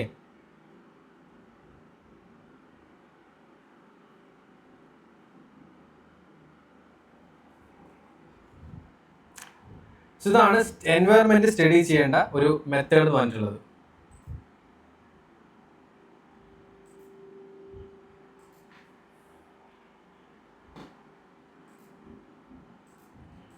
then government sources. അപ്പം എൻവയോൺമെന്റ് സ്റ്റഡി ചെയ്യാനുള്ള ഗവൺമെന്റ് സോഴ്സുകൾ എന്താണ്? Ministry of environment, UNEP. Okay, UNEP റിപ്പോർട്ടുകൾ, ഗ്ലോബൽ റിപ്പോർട്ടുകൾ, യുണൈറ്റഡ് നേഷൻസ് എൻവയോൺമെന്റ് പ്രോഗ്രാം, അതുമായി ബന്ധപ്പെട്ടിരിക്കുന്ന പബ്ലിക്കേഷൻസുകൾ എന്തൊക്കെയാണ്? IPCC, ക്ലൈമറ്റ് ചേഞ്ച് എന്താണ്, ഫോറസ്റ്റ് സർവേ, ഇന്ത്യയുടെ ഫോറസ്റ്റ് ഡാറ്റയും കാര്യങ്ങളൊക്കെ, പിന്നെ പ്രസ് ഇൻഫർമേഷൻ, PIB. അപ്പോൾ ഇത്രയും സൈറ്റുകൾ, ഒഫീഷ്യൽ ആൻഡ് അതോറിറ്റേറ്റീവ് സോഴ്സുകൾ നിങ്ങൾക്ക് യൂസ് ചെയ്യാം എൻവയോൺമെന്റ് പ്രിപ്പറേഷന് വേണ്ടിയിട്ട്. These sources carry the most weight in UPSC answers. അപ്പോൾ UPSC ആൻസേഴ്സുകൾ നേടുന്ന സമയത്ത് കറണ്ട് അഫയേഴ്സ് ലിങ്കേജ് എപ്പോഴും നിങ്ങൾക്ക് വേണം. അത് പ്രത്യേകിച്ച് എൻവയോൺമെന്റ് എഴുതുന്ന സമയത്ത്. അപ്പം നിങ്ങൾക്ക് എന്ത് വേണം? ഈ പറഞ്ഞിരിക്കുന്ന ഗവൺമെന്റ് സോഴ്സുകളിൽ നിന്ന് നിങ്ങൾക്ക് ആവശ്യമായ ഡാറ്റാസുകൾ ലഭിക്കും. അത് നിങ്ങൾക്ക് ഈസി ആയിട്ട് യൂസ് ചെയ്യാൻ സാധിക്കുന്നതാണ്. ഓക്കെ, അപ്പോൾ ഗവൺമെന്റ് സൈറ്റുകൾ ഓർത്ത് വെച്ചോളൂ, ഇന്ന് ഇത്രയും സൈറ്റുകളായിരിക്കും എന്നുള്ളത്. ദെൻ നമുക്കിനി ഡിസാസ്റ്റർ മാനേജ്മെന്റ് എന്ന് പറഞ്ഞിരിക്കുന്ന അടുത്ത ഇതിലേക്ക് പോകാം. ഡിസാസ്റ്റർ വളരെ ചെറിയ സബ്ജക്റ്റ് ആണ്, മെയിൻ സബ്ജക്റ്റ് ആണ്, മെയിൻസിൽ മാത്രമേ വരൂ. വളരെ ചെറിയ subject, one of the highest scoring area in mains. നല്ല ഇതിൽ മാർക്ക് സ്കോർ ചെയ്യാൻ പറ്റുന്ന ഏരിയയും കൂടിയാണ്. അപ്പോൾ ഇതിന് റിയാലിറ്റി വെച്ചാൽ many aspirants completely ignore disaster management assuming it is too small to matter. This is a costly mistake that toppers never make. അതായത് ഡിസാസ്റ്ററിന് വളരെ ചെറിയ സബ്ജക്റ്റില്ലേ, നമുക്ക് ലാസ്റ്റ് ടൈം പഠിക്കാം, പ്രിലിംസ് ഒക്കെ കിട്ടിയിട്ട് പഠിക്കാമെന്ന് വിചാരിക്കും. ബട്ട് അങ്ങനെ പഠിക്കാൻ നിൽക്കരുത്. A focused 150 page preparation in disaster management can fetch valuable marks. അതായത് ഒരു 150 പേജ് പ്രിപ്പറേഷൻ എന്ന് വെച്ച് കഴിഞ്ഞാൽ വളരെ ഇമ്പോർട്ടൻ്റ് ആയിട്ടുള്ള കാര്യങ്ങളെ ഫോക്കസ് ചെയ്തുകൊണ്ട് ഒരു ഡിസാസ്റ്റർ മാനേജ്മെന്റ് എന്ന് പറഞ്ഞിരിക്കുന്ന ഒരു 150 പേജുള്ള ഒരു സ്റ്റഡീസ് ആയിരിക്കണം എന്ന് പറയുന്നത്. അതായത് ഒരു ടെക്സ്റ്റ് ബുക്ക് 150 പേജുള്ള ടെക്സ്റ്റ് ബുക്ക് നിങ്ങൾ പഠിക്കണം എന്നുള്ള കണ്ടീഷനാണ് പറയുന്നത്. Okay, that separate toppers from the rest, never ignore it. ഒരു 150 പേജ് പ്രിപ്പറേഷൻസ് ക്രിയേറ്റ് ചെയ്യാം. അപ്പം അത്രത്തോളം ഡീറ്റെയിൽ ആയിട്ട് തന്നെ, അത്രത്തോളം ഇമ്പോർട്ടൻസ് കൊടുത്തുകൊണ്ട് തന്നെ ഡിസാസ്റ്റർ മാനേജ്മെന്റ് പഠിക്കാൻ ശ്രമിക്കുക. സ്മോൾ സബ്ജക്റ്റ് ആണ് എന്ന് കരുതി ഒഴിവാക്കരുത്. നല്ല റിട്ടേൺസ് കിട്ടുന്നതാണ്. ടോപ്പേഴ്സിന് വളരെ നന്നായിട്ട് അറിയാം. ദാറ്റ് മീൻസ് ടോപ്പേഴ്സിന് അറിയാം ഇത് പഠിച്ചു കഴിഞ്ഞാൽ ഡിസാസ്റ്റർ മാനേജ്മെന്റ് എന്തായാലും 2 ക്വസ്റ്റ്യൻ ചോദിക്കും. ഒരു 30-40 മാർക്ക് നമുക്ക് ഈസി ആയിട്ട് 250 മാർക്കിൽ കിട്ടും. വളരെ ചെറിയ സബ്ജക്റ്റ് ആണെന്ന് കരുതി വിട്ട് കളയരുത്. നല്ല ആൻസേഴ്സ് കൊടുക്കാന്നുണ്ടെങ്കിൽ നല്ല ഇൻഫർമേഷൻ നമുക്ക് അറിഞ്ഞിരിക്കണം. അപ്പം എങ്ങനെ പഠിക്കാം? ഇപ്പം ഡിസാസ്റ്റർ മാനേജ്മെന്റ് പറഞ്ഞ സബ്ജക്ട് എന്ന് പറയുന്നത് അതിന് പ്രത്യേക ടെക്സ്റ്റ് ബുക്ക് ഒന്നും UPSCക്ക് ഇല്ല. അപ്പോൾ എന്ത് ചെയ്യാന്ന് വെച്ച് കഴിഞ്ഞാൽ നമ്മൾ റിസോഴ്സിൽ നിന്ന് NDMA guide lines, national disaster management അതോറിറ്റിയുടെ ഗൈഡ് ലൈൻസുകൾ, ഒഫീഷ്യൽ UPSC സോഴ്സുകളെ പറ്റി നോക്കാം. Disaster management by Rajendra Kumar ഒരു ടെക്സ്റ്റ് ബുക്കാണ്, ചെറിയ ടെക്സ്റ്റ് ബുക്കാണ്. ആ ടെക്സ്റ്റ് ബുക്കിൽ സിമ്പിൾ ആയിട്ട് ഡിസാസ്റ്റർ മാനേജ്മെന്റ് ഐഡിയാസുകൾ നിങ്ങൾക്ക് മനസ്സിലാവും. then കറണ്ട് അഫയേഴ്സ് പഠിക്കാം. Current affairs real world examples നിങ്ങൾക്ക് ഐഡന്റിഫൈ ചെയ്യാൻ പറ്റും കറണ്ട് അഫയേഴ്സിലൂടെ. കീ ടോപ്പിക്സ് ടു കവർ, എന്തൊക്കെ കവർ ചെയ്യണം? Flood, cyclone, drought, earth landslides, urban flooding, climate disasters. അപ്പോൾ ഇന്ന് തുടങ്ങിയിരിക്കുന്ന കുറച്ച് കാര്യങ്ങളാണ് നിങ്ങൾ ഇതിൻ്റെ അകത്തേക്ക് കവർ ചെയ്യാനുള്ളത്. അപ്പം ഡിസാസ്റ്റർ മാനേജ്മെന്റ് പഠിക്കുന്ന സമയത്ത് എന്താണ് ഫ്ലഡുകൾ, എന്താണ് വെള്ളപ്പൊക്കം, സൈക്ലോൺസുകൾ എന്താണ്, ചുഴലിക്കാറ്റുകൾ എന്താണ്, ഡ്രോട്ട് വരൾച്ച എന്താണ്, ഭൂമി കുലുക്കം, എർത്ത് എന്താണ്, ലാൻഡ് സ്ലൈഡ്സുകൾ ഉരുൾപൊട്ടൽ എന്താണ്, അർബൻ ഫ്ലഡിങ് എന്ന് വെച്ചാൽ നഗരങ്ങളിൽ മാത്രമേ വെള്ളം വരുന്നത്. അപ്പം നമ്മളറിയില്ലേ കൊച്ചിയിലും തിരുവനന്തപുരത്തൊക്കെ വെള്ളം പൊങ്ങി എന്നുള്ളത്. അപ്പോൾ അതെന്താണ്, ക്ലൈമറ്റ് ഡിസാസ്റ്റേഴ്സ് എന്താണ്. അപ്പോൾ ഈ രീതിയിൽ മാത്രം പഠിക്കുക, ഈ ടോപ്പിക്കുകൾ മാത്രം കവർ ചെയ്യുക. അതുകൊണ്ടുണ്ടാകുന്ന ഇഷ്യൂസുകൾ എന്താണ്, അതെങ്ങനെ ടാക്കിൾ ചെയ്യാം, അതെങ്ങനെ റെക്ടിഫൈ ചെയ്യാം എന്നുള്ള കാര്യങ്ങൾ പഠിച്ച് ഡിസാസ്റ്റർ മാനേജ്മെന്റ് ടോപ്പിക്ക് നിങ്ങൾക്ക് കഴിഞ്ഞ് വേറെ പഠിക്കേണ്ട ആവശ്യമില്ല. അപ്പോൾ പഠിക്കുന്ന മെത്തേഡ് എന്താണ്? Do not study disaster management as a dry theory, study through real examples. Examples മുന്നിൽ ഞാൻ പറഞ്ഞില്ല, നേരത്തെ ടൊർണാഡോ അല്ലെങ്കിൽ കേരളത്തിലെ ഒഡീഷയിലെ സൈക്ലോൺ അടിച്ചു. അപ്പോൾ സൈക്ലോൺ സെപ്പറേറ്റ് പഠിച്ചുകൊണ്ടല്ല, സൈക്ലോൺസ് എന്ന് പറയുന്ന സമയത്ത് അതുമായിട്ട് റിലേറ്റ് ചെയ്യാം. അപ്പോൾ ഫ്ലഡ് പഠിക്കുന്ന സമയത്ത് കേരള ഫ്ലഡ് എക്സാമ്പിൾ അല്ലേ, മോസ്റ്റ് ഡിവാസ്റ്റേറ്റിംഗ് റീസെന്റ് ഫ്ലഡിൽ ഒന്നാണ് കേരള ഫ്ലഡ്, 2018 ഫ്ലഡ് എന്ന് പറഞ്ഞിട്ടുള്ളത്. അപ്പം അതിലെങ്ങനെയാണ്, അതിൽ മാനേജ്മെന്റ് ചെയ്തെങ്ങനെയാണ്, ഫ്ലഡ് റിലീഫ് ഓപ്പറേഷൻസ് എങ്ങനെയായിരുന്നു, ഇന്റർ ഏജൻസി കോർഡിനേഷൻ എന്തായിരുന്നു, അതുപോലെ തന്നെ വയനാട് ചൂരൽമല നടന്നിരിക്കുന്ന ലാൻഡ് സ്ലൈഡ്സുകൾ, ഓക്കെ, ഡിഫോറസ്റ്റേഷൻ എങ്ങനെയാണ് ബാധിച്ചിട്ടുള്ളത്, മരമൊക്കെ വെട്ടിയതിനു ശേഷം എങ്ങനെയാണ് ഈ ലാൻഡ് സ്ലൈഡ്സുകൾ ഉണ്ടായിട്ടുള്ളത്. അപ്പം നമ്മളെ ഈ പറഞ്ഞിരിക്കുന്ന റിയൽ ലൈഫ് എക്സാമ്പിളുമായിട്ട് റിലേറ്റ് ചെയ്യാൻ ശ്രമിക്കുക. സൈക്ലോൺസ് വരുന്ന സമയത്ത് ഇന്ത്യയുടെ ഈസ്റ്റേൺ തീരം, ഒഡീഷയിൽ സൈക്ലോൺ അടിക്കുന്നു, തമിഴ്നാട്ടിൽ സൈക്ലോൺ വരുന്നു, സൈക്ലോൺ ആംഫാൻ എന്ന് പറഞ്ഞിരിക്കുന്ന ഫാനി, ഇതൊക്കെ എക്സാമ്പിൾസ് ആണ്. അപ്പം ഈ പറഞ്ഞിരിക്കുന്ന എക്സാമ്പിൾസ് ന്യൂസായിട്ട് കാണാതെ ഇതുമായിട്ട് റിലേറ്റ് ചെയ്യുക. Earth real examples make answers powerful and demonstrate applied understanding exactly what UPSC examiners reward in mains answers. അപ്പം ഡിസാസ്റ്റർ മാനേജ്മെന്റിൽ നിങ്ങൾക്ക് മാർക്ക് വീഴുന്നു എന്നുണ്ടെങ്കിൽ അത് റിയൽ ടൈം എക്സാമ്പിൾസ് നിങ്ങൾ കോട്ട് ചെയ്യാനും അതിലുള്ള ഒരു മെത്തേഡ്സുകൾ, ഇപ്പോൾ ഫോർ എക്സാമ്പിൾ ഫ്ലഡിനെ പറ്റി UPSC ക്വസ്റ്റ്യൻ ചോദിക്കുന്നു. അപ്പോൾ UPSC ക്വസ്റ്റ്യൻ ചോദിക്കുന്ന സമയത്ത് നിങ്ങൾക്ക് വേറെ കേരള ഫ്ലഡ് കോട്ട് ചെയ്യാൻ പറ്റാത്തത്.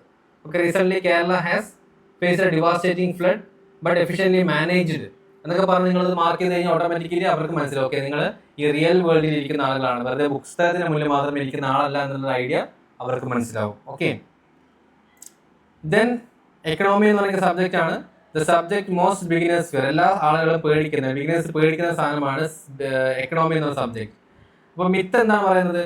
Most beginners believe economy is inherently difficult, വളരെ ഡിഫിക്കൽട്ട് ആയിട്ടുള്ള ഒരു സബ്ജക്റ്റ് ആണ് എക്കണോമി എന്ന് കരുതിയിട്ടുള്ളത്.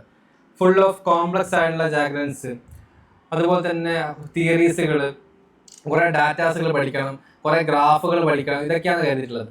ഇതൊക്കെ നിങ്ങൾ ചിലപ്പോൾ +2 പഠിച്ചിട്ടുണ്ട്. പക്ഷെ അതല്ല, അതൊക്കെ അതിലൊക്കെ നമ്മൾ എന്താണ് മൈക്രോ എക്കണോമി എന്ന് പറയും. നിങ്ങൾ മൈക്രോ എക്കണോമി സബ്ജക്ട് പഠിച്ചിട്ടുണ്ടാവുമല്ലോ +2 പഠിക്കുന്ന സമയത്ത്. പക്ഷെ നമുക്ക് മൈക്രോയുടെ വേണ്ട, നമുക്ക് മാക്രോ എക്കണോമിയാണ് UPSCക്ക് ആവശ്യമായിട്ടുള്ളത്. ഓക്കെ, അതുപോലെ തന്നെ ഈ എക്കണോമിയുടെ ടീച്ചിങ് ആണെന്നുണ്ടെങ്കിൽ ഭയങ്കര കോംപ്ലക്സിറ്റി നിറഞ്ഞിരിക്കുന്ന ടീച്ചിങ് ആണെങ്കിൽ എക്കണോമി നിങ്ങൾക്ക് ഭയങ്കര കോംപ്ലിക്കേറ്റഡ് ആണ്. എക്കണോമി എന്ന് പറഞ്ഞാൽ വളരെ സിമ്പിൾ സാധനമാണ്. ബട്ട് ട്രൂത്ത് എന്ന് പറയുന്നത് എന്താണ് എക്കണോമി എന്ന് വെച്ച് കഴിഞ്ഞാൽ how money moves through society. ഇതാണ് എക്കണോമി. സിമ്പിൾ ആയിട്ട് പറഞ്ഞു കഴിഞ്ഞാൽ നമ്മുടെ സൊസൈറ്റിയിലേക്ക് എങ്ങനെ പൈസ വരുന്നു, ഈ പൈസ എങ്ങനെ മൂവ് ചെയ്യുന്നു, അതായത് ഈ പൈസേന്റെ ഒരു ട്രാൻസാക്ഷൻസ് എങ്ങനെയാണ് പോയിക്കൊണ്ടിരിക്കുന്നത്, ഈ പൈസ എങ്ങനെ തിരിച്ചു പോകുന്നു എന്ന് വരെയുള്ള കാര്യങ്ങൾ. അതായത് once you understand this single idea, every concept, inflation, monetary policy, physical deficit എന്ന് പറഞ്ഞ എൻ്റെ അതിനകത്ത് ഉൾപ്പെടുന്നത് അല്ലേ, എങ്ങനെയാണ് സൊസൈറ്റിയിലേക്ക് പൈസ തരുന്നത്, എങ്ങനെയാണ് പൈസ തിരിച്ചു പോകുന്നത്.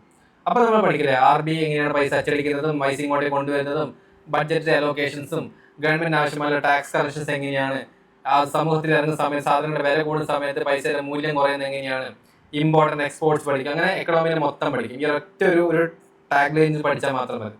How economy moves through society. ഈ സാധനത്തിന്റെ ഉള്ളിലാണ് ബാക്കി എല്ലാ കാര്യങ്ങളും പഠിക്കുന്നത്. അതുകൊണ്ട് കോൺസെപ്റ്റുകൾ ക്ലിയർ ആവാൻ വളരെ ഇമ്പോർട്ടൻ്റ് ആണ്. എക്കണോമി 9th സ്റ്റാൻഡേർഡ് മുതലാണ് NCERT സ്റ്റാർട്ട് ചെയ്യുന്നത്. ഒരേ ഒരു സ്റ്റാൻഡേർഡ് ടെക്സ്റ്റ് ബുക്ക് മാത്രം വായിച്ചാൽ മതി. ഒരുപാട് standard text book, reference text book പോകേണ്ട ആവശ്യമില്ല എക്കണോമിയെ സംബന്ധിച്ച്. കാരണം എല്ലാത്തിലും ഒരേ കോൺസെപ്റ്റ് തന്നെയാണ് പറഞ്ഞു പോകുന്നത്.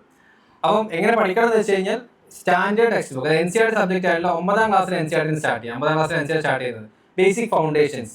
10ലേക്ക് വരുന്ന സമയത്ത് ഡെവലപ്മെന്റ് കോൺസെപ്റ്റുകൾ മനസ്സിലാവും. 9ാം ക്ലാസ്സിൽ എന്താണ് എന്താണ് എക്കണോമി എന്നുള്ള കാര്യങ്ങൾ ബേസിക് ആണ് നിങ്ങൾക്ക് മനസ്സിലാവും. 10ലേക്ക് വരുന്ന സമയത്ത് കോൺസെപ്റ്റുകൾ ക്ലിയർ ആവും. ദാറ്റ് മീൻസ് എക്കണോമിക് ഗ്രോത്ത്, ഇന്ത്യയുടെ ഗ്രോത്ത് സ്റ്റോറി എന്താണെന്നുള്ള കാര്യങ്ങളൊക്കെ മനസ്സിലാക്കാൻ ശ്രമിക്കും 10ാം ക്ലാസ്സിലെ എക്കണോമിയിൽ വരുന്ന സമയത്ത്.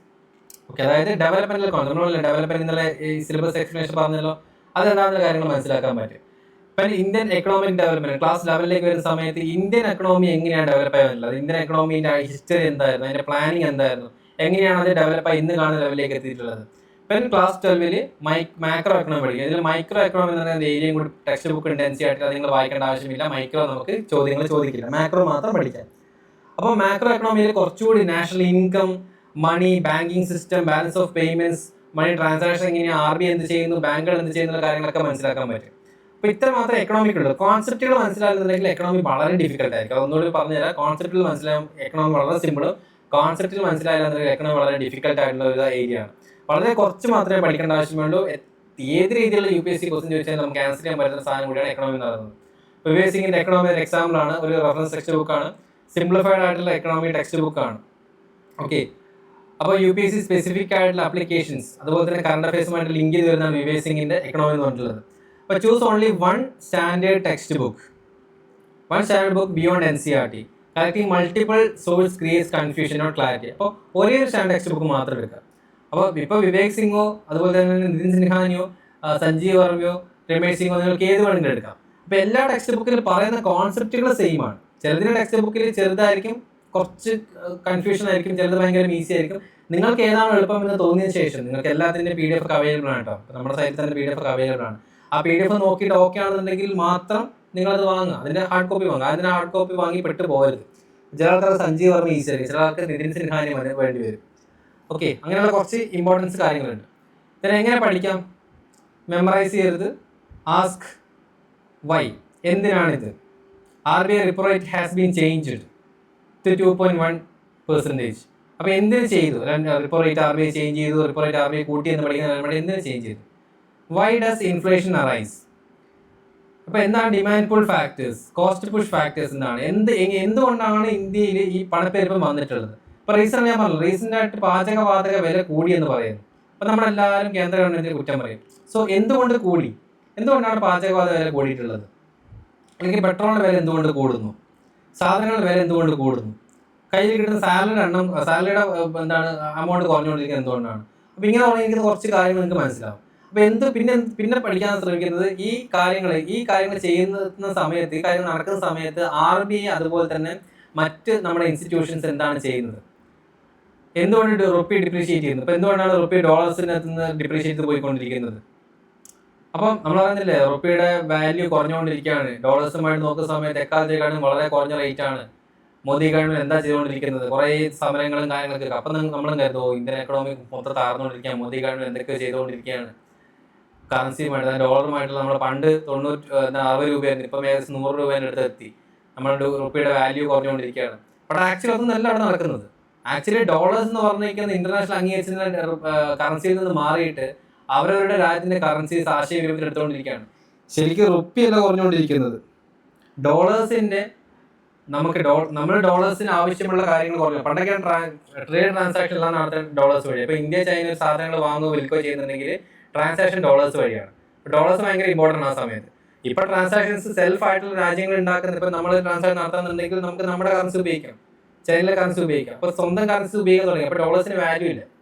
അപ്പൊ ഡോളേഴ്സുമായിട്ട് നമ്മുടെ കൂടെ നിൽക്കുന്നുണ്ടോ താഴെ നിൽക്കുന്നുണ്ടോ എന്ന് ഇപ്പൊ ഒരു മാറ്ററേ ഉള്ള കാര്യമല്ല. ഓക്കെ, പണ്ടാണെങ്കിൽ ചൈനയിൽ ഒരു സാധനം വാങ്ങുന്ന സമയത്ത് ഇപ്പൊ എന്താണ് അവർ പറയുന്നു, ഒരു $10 പറയുന്നു. അപ്പൊ ഈ $10 നമ്മൾ വാങ്ങി വെക്കണം. അപ്പൊ നമ്മൾ എന്ത് ചെയ്യണം? $10 വേണമെങ്കിൽ 1000 രൂപ കൊണ്ടുപോയി കൊടുക്കണം അല്ലെ. 1000 രൂപ അമേരിക്ക കൊണ്ടെടുത്താൽ നമുക്ക് $10 കിട്ടും. അപ്പൊ നമ്മൾ കൊണ്ടുപോയി കൊടുക്കണം. ഇനിയിപ്പോ കുറെ കാലത്തിന് ശേഷം നമ്മുടെ ഡിപ്രീസിയേഷൻ, നമ്മുടെ പൈസയുടെ മൂല്യം കുറഞ്ഞുകൊണ്ടിരിക്കുകയാണ്. അപ്പൊ നമ്മൾ 1000 രൂപ കൊടുക്കുന്ന വേണ്ടി 10,000 രൂപ കൊടുക്കേണ്ടി വരും. എന്തിനു വേണ്ടിയിട്ട്? $10 വാങ്ങാൻ വേണ്ടിയിട്ട്. അപ്പൊ ഇതേ $10 ഞാൻ ചൈന സാധനം വാങ്ങാൻ ഉപയോഗിക്കുന്നത്. അന്ന് ഇന്ന് സാധനത്തിന്റെ പൈസ ചൈന വിൽക്കുന്ന ഒരേ പൈസ $10. നമ്മുടെ പൈസയുടെ മൂല്യം കുറഞ്ഞുകൊണ്ടിരിക്കുന്ന സമയത്ത് നമ്മൾ കൂടുതൽ പൈസ ചെലവാക്കിയിട്ട് ഈ ഡോളർ വാങ്ങി വെക്കേണ്ടത്. അപ്പൊ ഇത് ഗവൺമെന്റിന് അറിയാം. അപ്പൊ അതുകൊണ്ട് തന്നെ ഇപ്പൊ എന്തെങ്കിലും സംഭവിച്ചത്, ഇപ്പൊ 2008 അവിടെ ഒരു ഹൗസിംഗ് ഫിനാൻസ് തകർന്നിട്ടുണ്ടായിരുന്നു. എന്ന് വെച്ച് കഴിഞ്ഞാൽ എക്കണോമിക്കൽ ഒരു ക്രാഷ് നടന്നിട്ടുണ്ടായിരുന്നു അമേരിക്കയിൽ. അപ്പൊ ഡോളേഴ്സിന്റെ വാല്യൂ ഒക്കെ ഭയങ്കരമായിട്ട് ഇടിഞ്ഞു. അത് ഭയങ്കരമായിട്ട് നമ്മളെ എഫക്ട് ചെയ്തു. ഗ്ലോബലി എല്ലാ രാജ്യങ്ങളും എഫക്ട് ചെയ്തു. അത് അമേരിക്കയിൽ നടന്നിരിക്കുന്ന ചെറിയൊരു ഹൗസിംഗ് ഇൻഷുറൻസ് കമ്പനിയുടെ ഒരു തകർച്ച നമ്മുടെ മൊത്തം രാജ്യത്തിനെ തന്നെ പിടിച്ചു കുറിക്കുക. അന്ന് മുതലേ എല്ലാ ഗവൺമെന്റ് പറയുന്നത് നമ്മൾ ഡോളേഴ്സിനെ ആശ്രയിക്കണം, എപ്പോൾ വേണമെങ്കിൽ പിടിച്ചു പോകാന്നുള്ളത്. അപ്പൊ ഇതൊരു കോൺസെപ്റ്റ് ആണ്.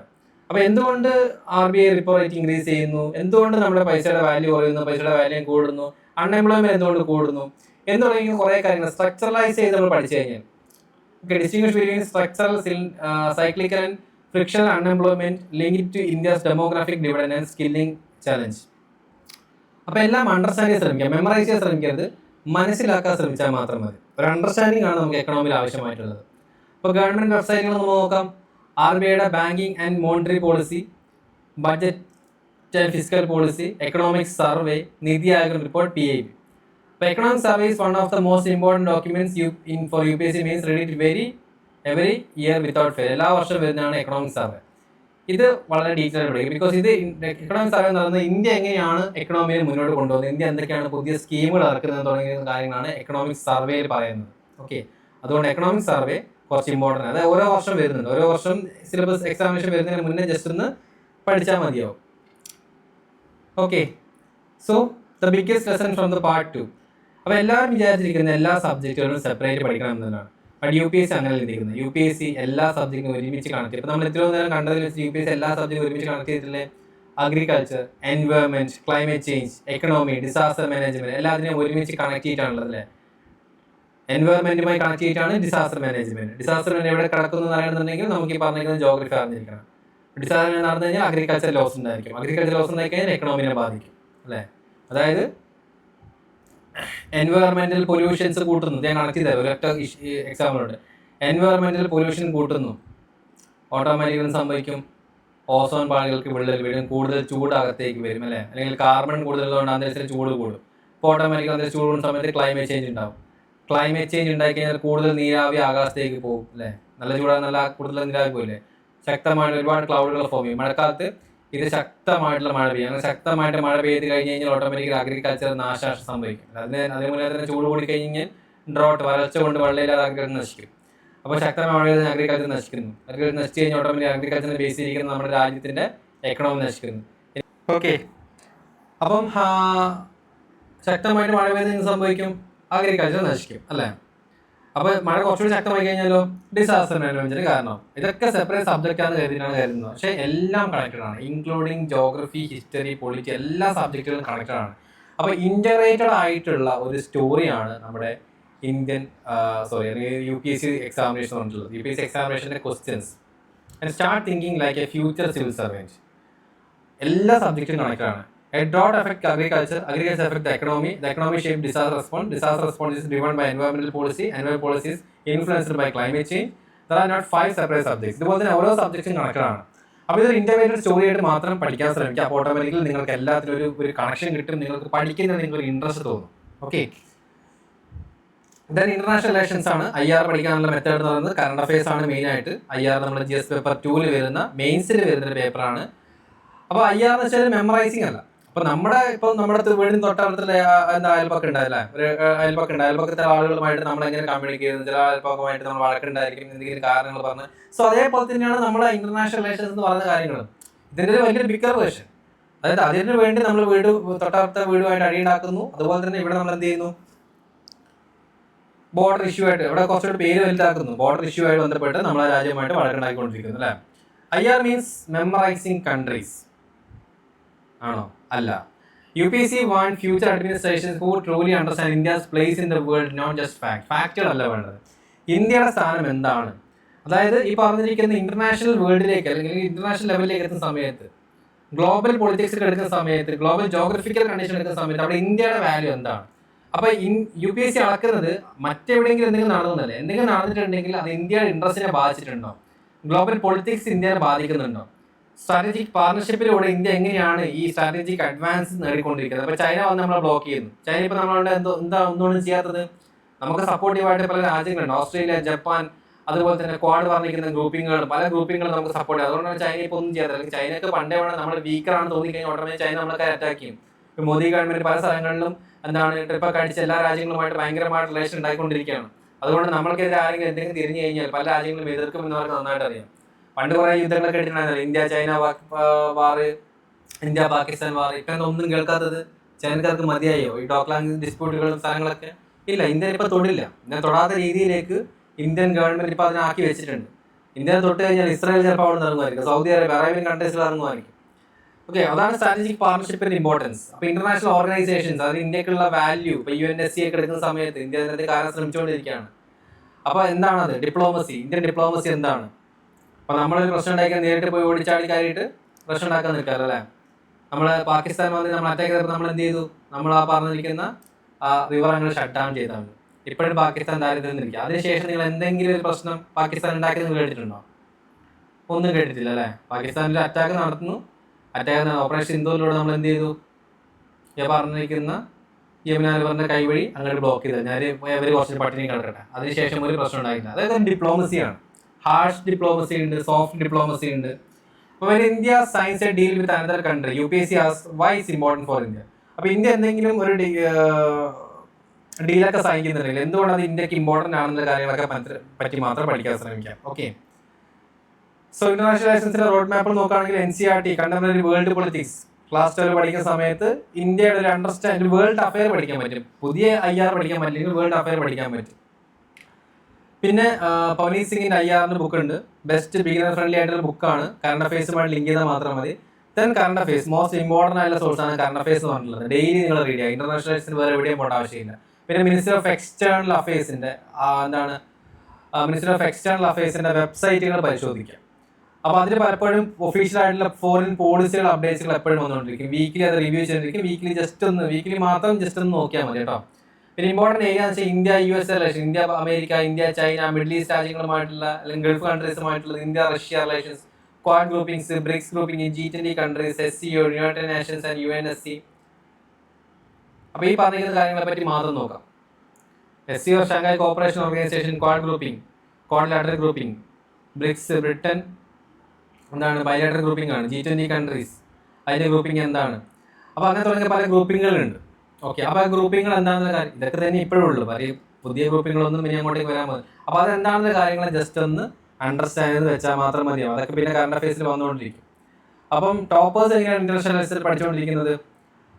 Never study country separately, always study through India's interest. അതായത് രാജ്യങ്ങൾ പ്രശ്നങ്ങൾ സെപ്പറേറ്റ് പഠിക്കുന്നത്. നമ്മൾ ഇന്നലെ സിലബസിൽ കാണണ്ടല്ലോ, എന്താ പറഞ്ഞത്? India's interest. ഇപ്പൊ ഇന്ത്യയുടെ ഇൻട്രസ്റ്റ് എന്താണെന്നുള്ള കാര്യങ്ങളിലൂടെ മാത്രം ആ സബ്ജക്റ്റിനെ നോക്കാൻ ശ്രമിക്കും. ഇപ്പൊ വൈ ക്വാഡ് ഈസ് ഇമ്പോർട്ടൻറ്റ്? ഇപ്പൊ ക്വാഡ് എന്തുകൊണ്ടാണ്, ക്വാഡ് എന്ന ഗ്രൂപ്പ് എന്തുകൊണ്ടാണ് ഇമ്പോർട്ടൻസ്? എന്തിനാണ് ക്വാഡ് എന്ന് പറഞ്ഞിരിക്കുന്നത്? അപ്പൊ എന്താണ് ക്വാഡ് ഗ്രൂപ്പിംഗ്? അത് എന്തിനാണ്? സെക്യൂരിറ്റിക്കാണോ, ട്രേഡിനാണോ, ടെക്നോളജി ട്രാൻസ്ഫറിംഗ് ആണോ, അല്ലെങ്കിൽ ഇന്തോ പസഫിക് സ്ട്രാറ്റജി ആണോ? അതുകൊണ്ട് ഇന്ത്യക്ക് ഉണ്ടാവുന്ന ഉപകാരം എന്താണ്? ക്വാഡ് ഗ്രൂപ്പിംഗിലെ മെമ്പേഴ്സ് ആരൊക്കെയാണ്? ഇവരൊക്കെ ഇന്ത്യയെ സപ്പോർട്ട് ചെയ്യും. അങ്ങനത്തെ ഒരു ടൈപ്പ് ഓഫ് സ്കെപ്റ്റിസിസം വെച്ച് നിങ്ങൾ പഠിക്കാതിരിക്കാം. ഒരു ഗ്രൂപ്പിംഗ്, ഇപ്പൊ ബ്രിക്സ് ഗ്രൂപ്പിംഗ്, ഇപ്പൊ വെറുതെ ഒരു ഗ്രൂപ്പ് ഉണ്ടായതുകൊണ്ട് പോയി ചേർന്നാണോ? അല്ല, നിങ്ങൾ തന്നെ ഒരു ഗ്രൂപ്പിലേക്ക് ചേർന്ന് നിങ്ങളിപ്പോൾ സ്കൂളിലൊക്കെ പഠിക്കുന്ന സമയത്ത്, കോളേജ് പഠിക്കുന്ന സമയത്തോ നിങ്ങൾ എന്തെങ്കിലും ഭാഗമാവാൻ ശ്രമിക്കുന്നു. NSS, NCC അല്ലെങ്കിൽ പറയുന്ന ഈ ഗ്രൂപ്പ്, ക്ലാസ് ഗ്രൂപ്പുകളാകുന്ന സമയത്ത് ഞാൻ ആ ഗ്രൂപ്പിലേക്ക് പോകും. അപ്പൊ നിങ്ങൾക്ക് എന്തെങ്കിലും ഒബ്ജക്റ്റീവ് ഉണ്ടാവില്ലേ? ആ ഗ്രൂപ്പിലേക്ക് ചേരുന്നില്ല, വെറുതെ ഇരിക്കാൻ ചേർന്നറിയില്ലല്ലോ, ഒരു ഒബ്ജക്റ്റീവ് ഉണ്ടാവില്ലേ? അതേപോലെ തന്നെയാണ്. അങ്ങനെ ഒരു ഒബ്ജക്റ്റീവ് ആണ് ഈ ഗ്രൂപ്പിംഗുകൾ, ഇന്റർനാഷണൽ ഗ്രൂപ്പിംഗിൽ വരുന്നത്. അപ്പോൾ ആ ഒബ്ജക്റ്റീവ്സ് എന്താണെന്ന് പഠിക്കാൻ ശ്രമിച്ചാൽ മതി. ഗവൺമെന്റ് റിസോഴ്സുകൾ നോക്കാം. മിനിസ്ട്രി ഓഫ് എക്സ്റ്റേണൽ അഫയേഴ്സിന്റെ website, ORF, Observer Research Foundation, MPIDS, security and defence, പിന്നെ PIB, G20 ഇന്ത്യൻ ഡോക്യുമെന്റ്സ്. ഇതൊന്നും അത്ര ഇമ്പോർട്ടൻ്റ് ആയിട്ടുള്ള കാര്യങ്ങളല്ല. നിങ്ങൾക്ക് അഥവാ നിങ്ങൾക്ക് വെബ്സൈറ്റുകളൊക്കെ പരിശോധിക്കണമെന്നുണ്ടെങ്കിൽ, നിങ്ങൾക്ക് അപ്ഡേറ്റ് ആവണമെന്നുണ്ടെങ്കിൽ, അല്ലെങ്കിൽ നിങ്ങൾ ചിലപ്പം നിങ്ങളൊരു ടോപ്പിക് കണ്ടിട്ട് ഈ ടോപ്പിക് എവിടെയും കണ്ടില്ല, ഇതിന്റെ സോഴ്സ് എവിടെയാണെന്ന് തപ്പി നടക്കണം. അതുകൊണ്ടാണ് ഞാൻ കംപ്ലീറ്റ് സോഴ്സുകൾ ആഡ് ചെയ്തിട്ടുള്ളത്. സോഴ്സുകൾ കുറക്കണം മാക്സിമം കേട്ടോ. ഞാൻ ഇതൊക്കെ ആഡ് ചെയ്യുന്ന മെയിൻ കാര്യം, ഞാൻ ഒന്നുകൂടി ആവർത്തിക്കാം, ഇതൊക്കെ ആഡ് ചെയ്യുന്ന മെയിൻ കാര്യം, ഏതെങ്കിലും സോഴ്സ് കണ്ടില്ല, നിങ്ങൾ UPSC ക്വസ്റ്റ്യൻ ചോദിച്ചിരിക്കുന്ന ഏത് നിങ്ങൾക്ക് മനസ്സിലായില്ല, എവിടുന്നാണ് UPSC ക്വസ്റ്റ്യൻ എടുത്തിരിക്കുന്നത് എന്ന് മനസ്സിലാവാത്ത പക്ഷം നിങ്ങൾക്ക് ഇതിലേക്ക് സെർച്ച് നോക്കി കഴിഞ്ഞാൽ UPSC എവിടെ നിന്ന് ചോദിച്ചെന്ന് അറിയാൻ പറ്റും. ബിക്കോസ് UPSC എപ്പോഴും ക്വസ്റ്റ്യൻ ചോദിക്കാൻ ജെനുവിൻ റിസോഴ്സിൽ നിന്ന് മാത്രമായിരിക്കും. എവിടെ നിന്ന് UPSC ജെനുവിൻ ആയിട്ടുള്ള സോഴ്സിൽ നിന്ന് മാത്രമേ UPSC ക്വസ്റ്റ്യൻ ചോദിക്കുകയുള്ളൂ. Okay. Then Indian society Indian journalist paper 1 വരുന്ന പേപ്പറാണ്. എങ്ങനെ പഠിക്കാം? ഇത് നമ്മൾ റിസർച്ചിൽ ഞാൻ കാണിച്ചില്ല. 100 മാർക്കിന്റെ അടുത്ത് വരെ ഇന്ത്യൻ സൊസൈറ്റി GS പേപ്പർ 1 വരുന്ന ഏരിയയാണ്. 100 മാർക്കിന് വരെ ക്വസ്റ്റ്യൻ ചോദിക്കുന്ന ഏരിയയാണ് ഇന്ത്യൻ സൊസൈറ്റി. അപ്പോൾ സൊസൈറ്റി എന്ന് പറഞ്ഞിരിക്കുന്നത് പ്രിലിംസിലില്ല, മെയിൻസിന് മാത്രമേ ഉള്ളൂ. അതിൽ തന്നെ എവിടെ നിന്ന് പഠിക്കാൻ പറ്റും? ഇതിന് പ്രത്യേകമായിട്ട് ടെക്സ്റ്റ് ബുക്കോ കാര്യങ്ങളോ ഒന്നും പ്രത്യേകമായിട്ട് പറയാൻ പറ്റില്ല. അപ്പോൾ എന്തൊക്കെയാണ് പഠിക്കാനുള്ളത് സൊസൈറ്റിയിൽ? Woman issues, urbanisation, population, globalisation, poverty, education, social change. ഇത് ഇന്നലെ സിലബസിൽ വ്യക്തമായിട്ട് പറഞ്ഞ കാര്യം കേട്ടോ. അപ്പോൾ ഇത് സിലബസിൽ വ്യക്തമായിട്ട് പറഞ്ഞ കാര്യമാണ്. ഇന്ത്യൻ സൊസൈറ്റിയിൽ എന്തൊക്കെയാണ് പഠിക്കേണ്ടത് കാര്യങ്ങൾ. വുമൺ ഇഷ്യൂസുകളെ പറ്റി പറഞ്ഞിട്ടുണ്ടായിരുന്നു. അർബനൈസേഷൻസ്, നഗരവൽക്കരണം ഉണ്ടാകുന്ന ഇഷ്യൂസുകൾ, പോപ്പുലേഷൻ കൊണ്ടുണ്ടാകുന്ന ഇഷ്യൂസുകൾ, ഗ്ലോബലൈസേഷൻ, നമ്മുടെ രാജ്യം എല്ലാം ഓപ്പൺ ആയി കൊടുത്തേണ്ട ഇഷ്യൂസുകൾ എന്തൊക്കെയാണ്, പോവേർട്ടി, ദാരിദ്ര്യം കൊണ്ടുണ്ടാകുന്ന, എഡ്യൂക്കേഷൻ, സോഷ്യൽ ചേഞ്ച് എന്തൊക്കെയാണ്. അപ്പോൾ ഇതൊക്കെയാണ് GS പേപ്പറിൽ പഠിക്കുന്നത്, ഇന്ത്യൻ സൊസൈറ്റിയിൽ പഠിക്കാനുള്ളത്. ദ മോസ്റ്റ് നെഗ്ലക്റ്റഡ് സബ്ജക്ട്, ആരും അങ്ങനെ പഠിക്കാതിരിക്കുന്നു. But most aspirants spend their preparation time, polity, അതുപോലെ ഹിസ്റ്ററി. ബട്ട് സൊസൈറ്റിയിൽ ഇത്ര മാത്രമേ, സൊസൈറ്റിയിലും ഇതേ ഇമ്പോർട്ടൻസ് ഉണ്ട്. 500 മാർക്കിൻ്റെ അടുത്ത് വരെ ഇമ്പോർട്ടൻസ് ഉണ്ടാവും എന്ന് വേണമെങ്കിൽ പറയാം. ഓക്കെ. അപ്പോൾ then struggle mean main society is everywhere.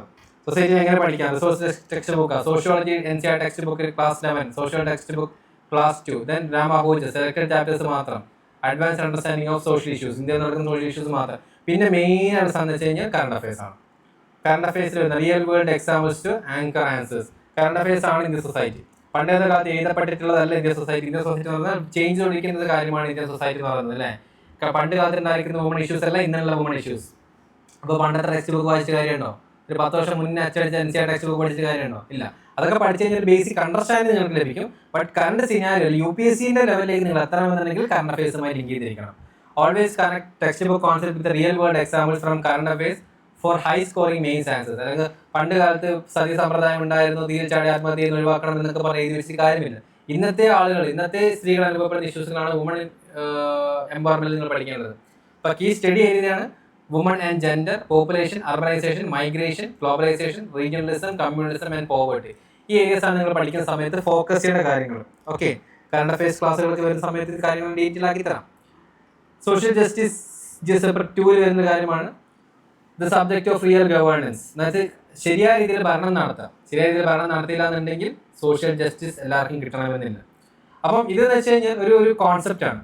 ഇപ്പം എഡ്യൂക്കേഷൻ, ഇന്ത്യയിലെ എഡ്യൂക്കേഷൻ സിസ്റ്റം എങ്ങനെ വർക്ക് ചെയ്യുന്നു, അതുപോലെ തന്നെ എഡ്യൂക്കേഷൻ എങ്ങനെ കൊടുക്കുന്നു, health structure, public health system എങ്ങനെ വർക്ക് ചെയ്യുന്നു, ഡിസീസിനെ കൺട്രോൾ ചെയ്യുന്ന പോളിസികൾ എന്തൊക്കെയാണ്, universal health coverage, universal health card എന്താണ്, ന്യൂട്രീഷ്യസ്, മാൽ ന്യൂട്രീഷൻസ് എങ്ങനെ, food security, mid day meal സ്കീമുകൾ എന്തൊക്കെയാണ്, അതായത് ഉച്ചഭക്ഷണ പരിപാടികൾ, വെൽഫെയർ സ്കീമുകൾ എന്തൊക്കെയാണ്, ഇംപ്ലിമെന്റേഷൻ, അതിന്റെ മോണിറ്ററിംഗ്, വൾണറബിൾ സെക്ഷൻസുകളെ എങ്ങനെയൊക്കെയാണ് പ്രൊട്ടക്ട് ചെയ്യുന്നത്, SC ST OBC, woman, elderly and disabled peoples, ഇവരൊക്കെ എങ്ങനെയൊക്കെയാണ് നോക്കിക്കാണുന്നത്. അപ്പോൾ ഇതൊക്കെ ഞാൻ സിലബസിൽ എക്സ്പ്ലെയിൻ ചെയ്തുകൊണ്ടാണ് വീണ്ടും ഇവിടെ എക്സ്പ്ലെയിൻ ചെയ്യാത്തത്. സിലബസ് എക്സ്പ്ലനേഷൻ കേൾക്കാത്ത ആളുകൾ അത് കേട്ട് കഴിഞ്ഞാൽ ഇത് കുറച്ചുകൂടി എളുപ്പമായിരിക്കും. അപ്പോൾ ഇതാണ് സോഷ്യൽ ജസ്റ്റിസ് എന്ന് പറഞ്ഞിരിക്കുന്ന ഏരിയസിൽ നമ്മൾ ഫോക്കസ് ചെയ്യേണ്ട ഏരിയസ്. ഈ ഏരിയാസ് ഒക്കെ സിലബസിൽ പറഞ്ഞ കാര്യങ്ങളാണ്. ഓക്കെ. അപ്പോൾ എന്താണ് പഠിക്കേണ്ട റോഡ് മാപ്പ് എന്ന് പറയുന്നത്? യോജന, കുരുക്ഷേത്ര, നീതി ആയോഗ് പോലത്തെ റിപ്പോർട്ടുകൾ മാത്രം. യോജന എന്ന് പറഞ്ഞിരിക്കുന്നത് ഗവൺമെന്റ് പെർസ്പെക്റ്റീവ് ആണ്, സോഷ്യൽ സ്കീംസിനെ പറ്റി. കുരുക്ഷേത്ര എന്ന് വെച്ച് കഴിഞ്ഞാൽ റൂറൽ ഡെവലപ്മെന്റ് ആണ്. ഈ പറഞ്ഞിരിക്കുന്ന മാഗസിൻസിന്റെ ഒക്കെ ക്രിസ്പ് ആൻഡ് ക്ലാരിറ്റി ബേസ്ഡ് ആയിട്ടുള്ള മാഗസിൻസ് നമ്മൾ മന്ത്ലി ബേസിൽ സ്റ്റുഡൻസിന് നമ്മൾ 6ഓളം മാഗസിൻ നമ്മൾ കൊടുക്കാറുണ്ട്. ഈ പറഞ്ഞ മാഗസിൻസ് ഒക്കെയാണ് മെയിൻ ആയിട്ട്. മൊത്തം മെയിൻ മാഗസിൻ അല്ല, മെയിൻ മാഗസിനിൽ കൊടുക്കുന്നത് നമ്മൾ UPSC പെർസ്പെക്റ്റീവുള്ള മാഗസിനായിട്ട് നമ്മൾ അത് മാറ്റങ്ങൾ വരുത്തിയിട്ട് റിസർച്ച് ചെയ്ത് കറണ്ട് അഫയേഴ്സുമായിട്ട് റിലേറ്റ് ചെയ്ത് മെയിൻസുമായി റിലേറ്റ് ചെയ്ത് പുറത്തിറക്കുന്ന അങ്ങനെ 6ഓളം കറണ്ട് അഫയേഴ്സ് മാഗസിൻസ് ഉണ്ട്. ജസ്റ്റ് ഒന്ന് വായിച്ച് നോക്കിയാൽ മതി, നല്ല ഈസിയാണ് വായിക്കാനൊക്കെ. പിന്നെ നിതി ആയോഗ് റിപ്പോർട്ടുകൾ, PIB പ്രസ് ഇൻഫർമേഷൻ ബ്യൂറോസിന്റെ ലേറ്റസ്റ്റ് സ്കീമുകളും കാര്യങ്ങളും. അപ്പോൾ ഇമ്പോർട്ടൻറ്റ് ഏരിയാസ് എന്തൊക്കെയാണ്? എഡ്യൂക്കേഷൻ, NEP, RT ആക്ട്, അതുപോലെ തന്നെ health and nutrition, Ayushman Bharat, Poshan Abhiyan, woman empowerment സമയത്ത് ബേട്ടി ബച്ചാവോ ബേട്ടി പഠാവോ, സെൽഫ് ഹെൽപ്പിംഗ് ഗ്രൂപ്പുകൾ, ജെൻഡർ ബഡ്ജറ്റിംഗ് എന്താണ്, ചൈൽഡ് വെൽഫെയർ സമയത്ത് പോക്സോ കേസുകൾ, ICDS, ആശാ വർക്കേഴ്സ് കേട്ടില്ല, ICDS, child labour laws, social security, PM Kisan Yojana, MNREGA, pension സ്കീമുകൾ എന്താണ്, മൻരേഗ തൊഴിലുറപ്പ് പദ്ധതി കേട്ടോ. പേരെന്ന് കേട്ട് പഠിക്കുന്നുണ്ട്. ഇതൊക്കെ നമ്മൾ കേട്ട് കഴിഞ്ഞാലേ ഭയങ്കര സിമ്പിൾ സാധനങ്ങളാണ്. പേര് കേട്ടാൽ ഇപ്പോൾ കേട്ട് കഴിഞ്ഞാൽ ഭയങ്കര ഡിഫിക്കൽട്ട് ആയിരിക്കും. Poverty, multi dimensional poverty, SCCC data തുടങ്ങിയ കാര്യങ്ങളൊക്കെ. അപ്പോൾ Yojana and Kurukshetra publications are government publications quoting them in answers signals authentic policy awareness to examiners. അതായത് നിങ്ങൾ യോജന കുരുക്ഷേത്രത്തിൽ വന്നിരിക്കുന്ന കാര്യങ്ങളൊക്കെ കോട്ട് ചെയ്യുകയാണെന്നുണ്ടെങ്കിൽ ഓക്കെ, നിങ്ങൾക്ക് റിയൽ വേൾഡ് എക്സാമ്പിൾസ് അറിയാൻ പറ്റും. നിങ്ങൾ ഓത്തന്റിക്കേറ്റ് ആയിട്ടുള്ള ആസ്പിറന്റ് ആണെന്നുള്ള കാര്യങ്ങൾ അവർക്ക് അറിയാനും അതിൽ ഓതന്റിക്കേറ്റ് ആയിട്ടുള്ള ആൻസേഴ്സ് ആണെന്ന കാര്യങ്ങൾ അറിയാൻ പറ്റും. ചുമ്മാ എന്തെങ്കിലും ബ്ലണ്ടർ അടിക്കണം എന്നല്ല, ഒരു വ്യക്തമായിട്ടുള്ളത്. അതൊക്കെ ഗവൺമെന്റ് പബ്ലിക്കേഷൻസ് ആണല്ലോ, അത് പഠിക്കാൻ ശ്രമിക്കാം. ഈ ഇന്റർനാഷണൽ സെക്യൂരിറ്റി നമുക്ക് എങ്ങനെ പഠിക്കാം? ഇന്റർനാഷണൽ സെക്യൂരിറ്റി എന്ന് പറഞ്ഞിട്ടുള്ളത് ഇന്റേണൽ സെക്യൂരിറ്റി എന്ന് പറയുന്നത് ഇന്റേണൽ സെക്യൂരിറ്റി GS പേപ്പർ 3 വരുന്ന ഭാഗമാണ്. Terrorism, cyber security, border management, left wing terrorism, organised crimes, cross border terrorism, അതുപോലെ തന്നെ CERT in land and marine borders വരുന്ന ഇഷ്യൂസുകൾ, അങ്ങനെ പല ടെററിസം ആക്ടിവിറ്റി, സൈബർ സെക്യൂരിറ്റി വരുന്ന കാര്യങ്ങൾ, എക്സ്ട്രീമിസം എന്താണ്. അപ്പം not development is possible without security. അതായത് നമുക്ക് development is not possible without security. അതായത് നമുക്ക് പ്രോപ്പറായിട്ട് ഇന്ത്യയിൽ ഒരു ഡെവലപ്മെന്റ് ആക്ടിവിറ്റി ചെയ്യാൻ പറ്റില്ല ഈ സെക്യൂരിറ്റി ഇഷ്യൂസുകളുടെ പ്രശ്നമാണെന്നുണ്ടെങ്കിൽ. This why UPSC dedicates an entire paper to internal security because an IAS officer must understand the threats that challenge India's stability. അപ്പോൾ ഇന്ത്യയുടെ ചാലഞ്ചസുകൾ, ത്രെറ്റുകൾ മനസ്സിലാക്കാൻ പറ്റുക. അതുകൊണ്ടാണ് ഇന്ത്യൻ സെക്യൂരിറ്റി പഠിക്കേണ്ടത്. മൊത്തം IAS ഓഫീസർ, IPS ഓഫീസർ അറിഞ്ഞിരിക്കണം, ത്രെറ്റുകൾ അറിഞ്ഞിരിക്കാൻ പഠിക്കണം. അപ്പോൾ എങ്ങനെയാണ് പഠിക്കേണ്ടത്? ഇതിന് പ്രത്യേകമായിട്ടുള്ള പുസ്തകങ്ങളോ കാര്യങ്ങളോ NCERT അണ്ടറിലില്ല. കറണ്ട് അഫയേഴ്സ് ആണ്, കംപ്ലീറ്റ്ലി കറണ്ട് അഫയേഴ്സ് ആണ് ഈ ഏരിയാസ് വയ്ക്കുന്നത്. അശോക് കുമാരൻ, വിപുൽ അങ്കേവാത്തിന്റെ സ്റ്റാൻഡേർഡ് UPSC ടെക്സ്റ്റ് ബുക്ക് വാങ്ങിക്കഴിഞ്ഞാൽ നിങ്ങൾക്ക് ഏകദേശം മനസ്സിലാക്കാൻ പറ്റും എന്താണ് സെക്യൂരിറ്റി ഫോഴ്സുകൾ, സെക്യൂരിറ്റി ഇഷ്യൂസ് ഇന്ത്യയിൽ നടക്കുന്നതാണ്. കറണ്ട് അഫയേഴ്സ് ആണ് ആക്ച്വൽ. റൂറൽ ഡെവലപ്മെന്റും നക്സൽ എൻകൗണ്ടേഴ്സും സൈബർ അറ്റാക്കുകളും ബോർഡർ ഇൻസിഡൻസ് ഒക്കെ കറണ്ട് അഫയേഴ്സ് ആണ് നമുക്ക് ഏറ്റവും കൂടുതൽ കിട്ടുക. അതിന് ITSA റിപ്പോർട്ടുകൾ നോക്കുകയാണെന്നുണ്ടെങ്കിൽ ഇൻഡെപ്ത് സെക്യൂരിറ്റി അനാലിസിസ് ആണ് from India's premier defence think tank. MHA annual report, ministry of home അഫയേഴ്സിന്റെ, ആഭ്യന്തര മന്ത്രാലയത്തിന്റെ റിപ്പോർട്ടുകൾ നോക്കിക്കഴിഞ്ഞാൽ അവിടെ ഇന്ത്യൻ സെക്യൂരിറ്റി ഇഷ്യൂസുകൾ ഉണ്ട്. ഇപ്പോൾ നമ്മൾ മണിപ്പൂർ ഇഷ്യൂസ് കേൾക്കാറില്ല. നിങ്ങൾ കഴിഞ്ഞ കുറച്ച് കാലങ്ങളായിട്ട് മണിപ്പൂർ ഇഷ്യൂസുകൾ, കുക്കി ആൻഡ് മെയ്തി ട്രൈബ് തമ്മിലുള്ള വഴക്കുകൾ നടക്കുന്നു. നമ്മൾ ഉണ്ടാ മൂവി കണ്ടിട്ടില്ലേ, അതിൽ നക്സലിസ്റ്റിനെ പറ്റിയിട്ടും ഇതിനെ പറ്റിയൊക്കെ പറയുന്നുണ്ടല്ലോ. അപ്പോൾ ഇതൊക്കെയാണ് ഇന്റേണൽ സെക്യൂരിറ്റി എന്ന് പറഞ്ഞിട്ടുള്ളത്. അപ്പോൾ അതിന് കോൺസെപ്റ്റുകൾ മനസ്സിലാക്കുക. ജസ്റ്റ് കോൺസെപ്റ്റുകൾ മനസ്സിലാക്കിയിട്ട് അത് കറണ്ട് അഫയേഴ്സുമായിട്ട്, കറണ്ട് ഇവന്റ്സുമായിട്ട് ലിങ്ക് ചെയ്യുക. Okay, this A 3-step method ensure your answers are both theoretically grounded and practically relevant. Exactly what UPSC examiners reward. ആദ്യം നിങ്ങൾ കോൺസെപ്റ്റ് മനസ്സിലാക്കാം, എന്താണ് ഇന്റേണൽ സെക്യൂരിറ്റി. അതിനുശേഷം നിങ്ങൾ ഇവന്റുമായിട്ട്, അതായത് പുതിയ കറണ്ട് അഫയേഴ്സുമായിട്ട് കണക്ട് ചെയ്യുക, ITSA റിപ്പോർട്ടുകളുമായിട്ടൊക്കെ കണക്ട് ചെയ്തതിന് ശേഷം എന്ത് ചെയ്യുക, ആൻസേഴ്സ് എഴുതുക. നമ്മൾ എന്തൊക്കെ ത്രെറ്റുകളാണ് ഫേസ് ചെയ്തുകൊണ്ടിരിക്കുന്നത്, അതിന്റെ കോസ്, കാരണം എന്താണ്, എങ്ങനെ റെസ്പോൺസ് ചെയ്യാം, വേഫർ നമുക്ക് എന്ത് ചെയ്യാം. മതി, നിങ്ങൾക്ക് 15 മാർക്കിൻ്റെ അകത്ത് മക്കളെ ഏകദേശം ഒരു 10 മാർക്ക്, മാക്സിമം മാർക്ക് 10 ആട്ടോ. മാക്സിമം മാർക്ക് ചിലപ്പോൾ 10 മാർക്കാർ കിട്ടിയെന്നൊക്കെ വരും, നല്ല ആൻസർ ആണെങ്കിൽ. അങ്ങ് ഇഷ്ടപ്പെട്ട് കഴിഞ്ഞാൽ 10 മാർക്ക് തരും, 10 തരില്ല, ഒരു 8 മാർക്കൊക്കെ ഒരു maximum. Critical study method, always connect theory with current events. Theory മാത്രം പഠിച്ചാൽ പോലെ കറണ്ട് ഇവന്റ്സുമായി കണക്ട് ചെയ്യുക. Static answer without contemporary examples will not score well in mains. അതായത് നിങ്ങൾ ഒരു സ്റ്റാറ്റിക് ആൻസർ ചെയ്തിട്ട് കാര്യമില്ല, അതെപ്പോഴും കണ്ടംപററി ഇഷ്യൂ ആയിട്ട് കറണ്ട് അഫയേഴ്സുമായിട്ട് ലിങ്ക് ചെയ്തിരിക്കുന്ന ആൻസറോട് കൂടി വേണം നിങ്ങൾ ആൻസർ കൊടുക്കണമെന്നുണ്ടെങ്കിൽ. Then comes to science and technology, the last part.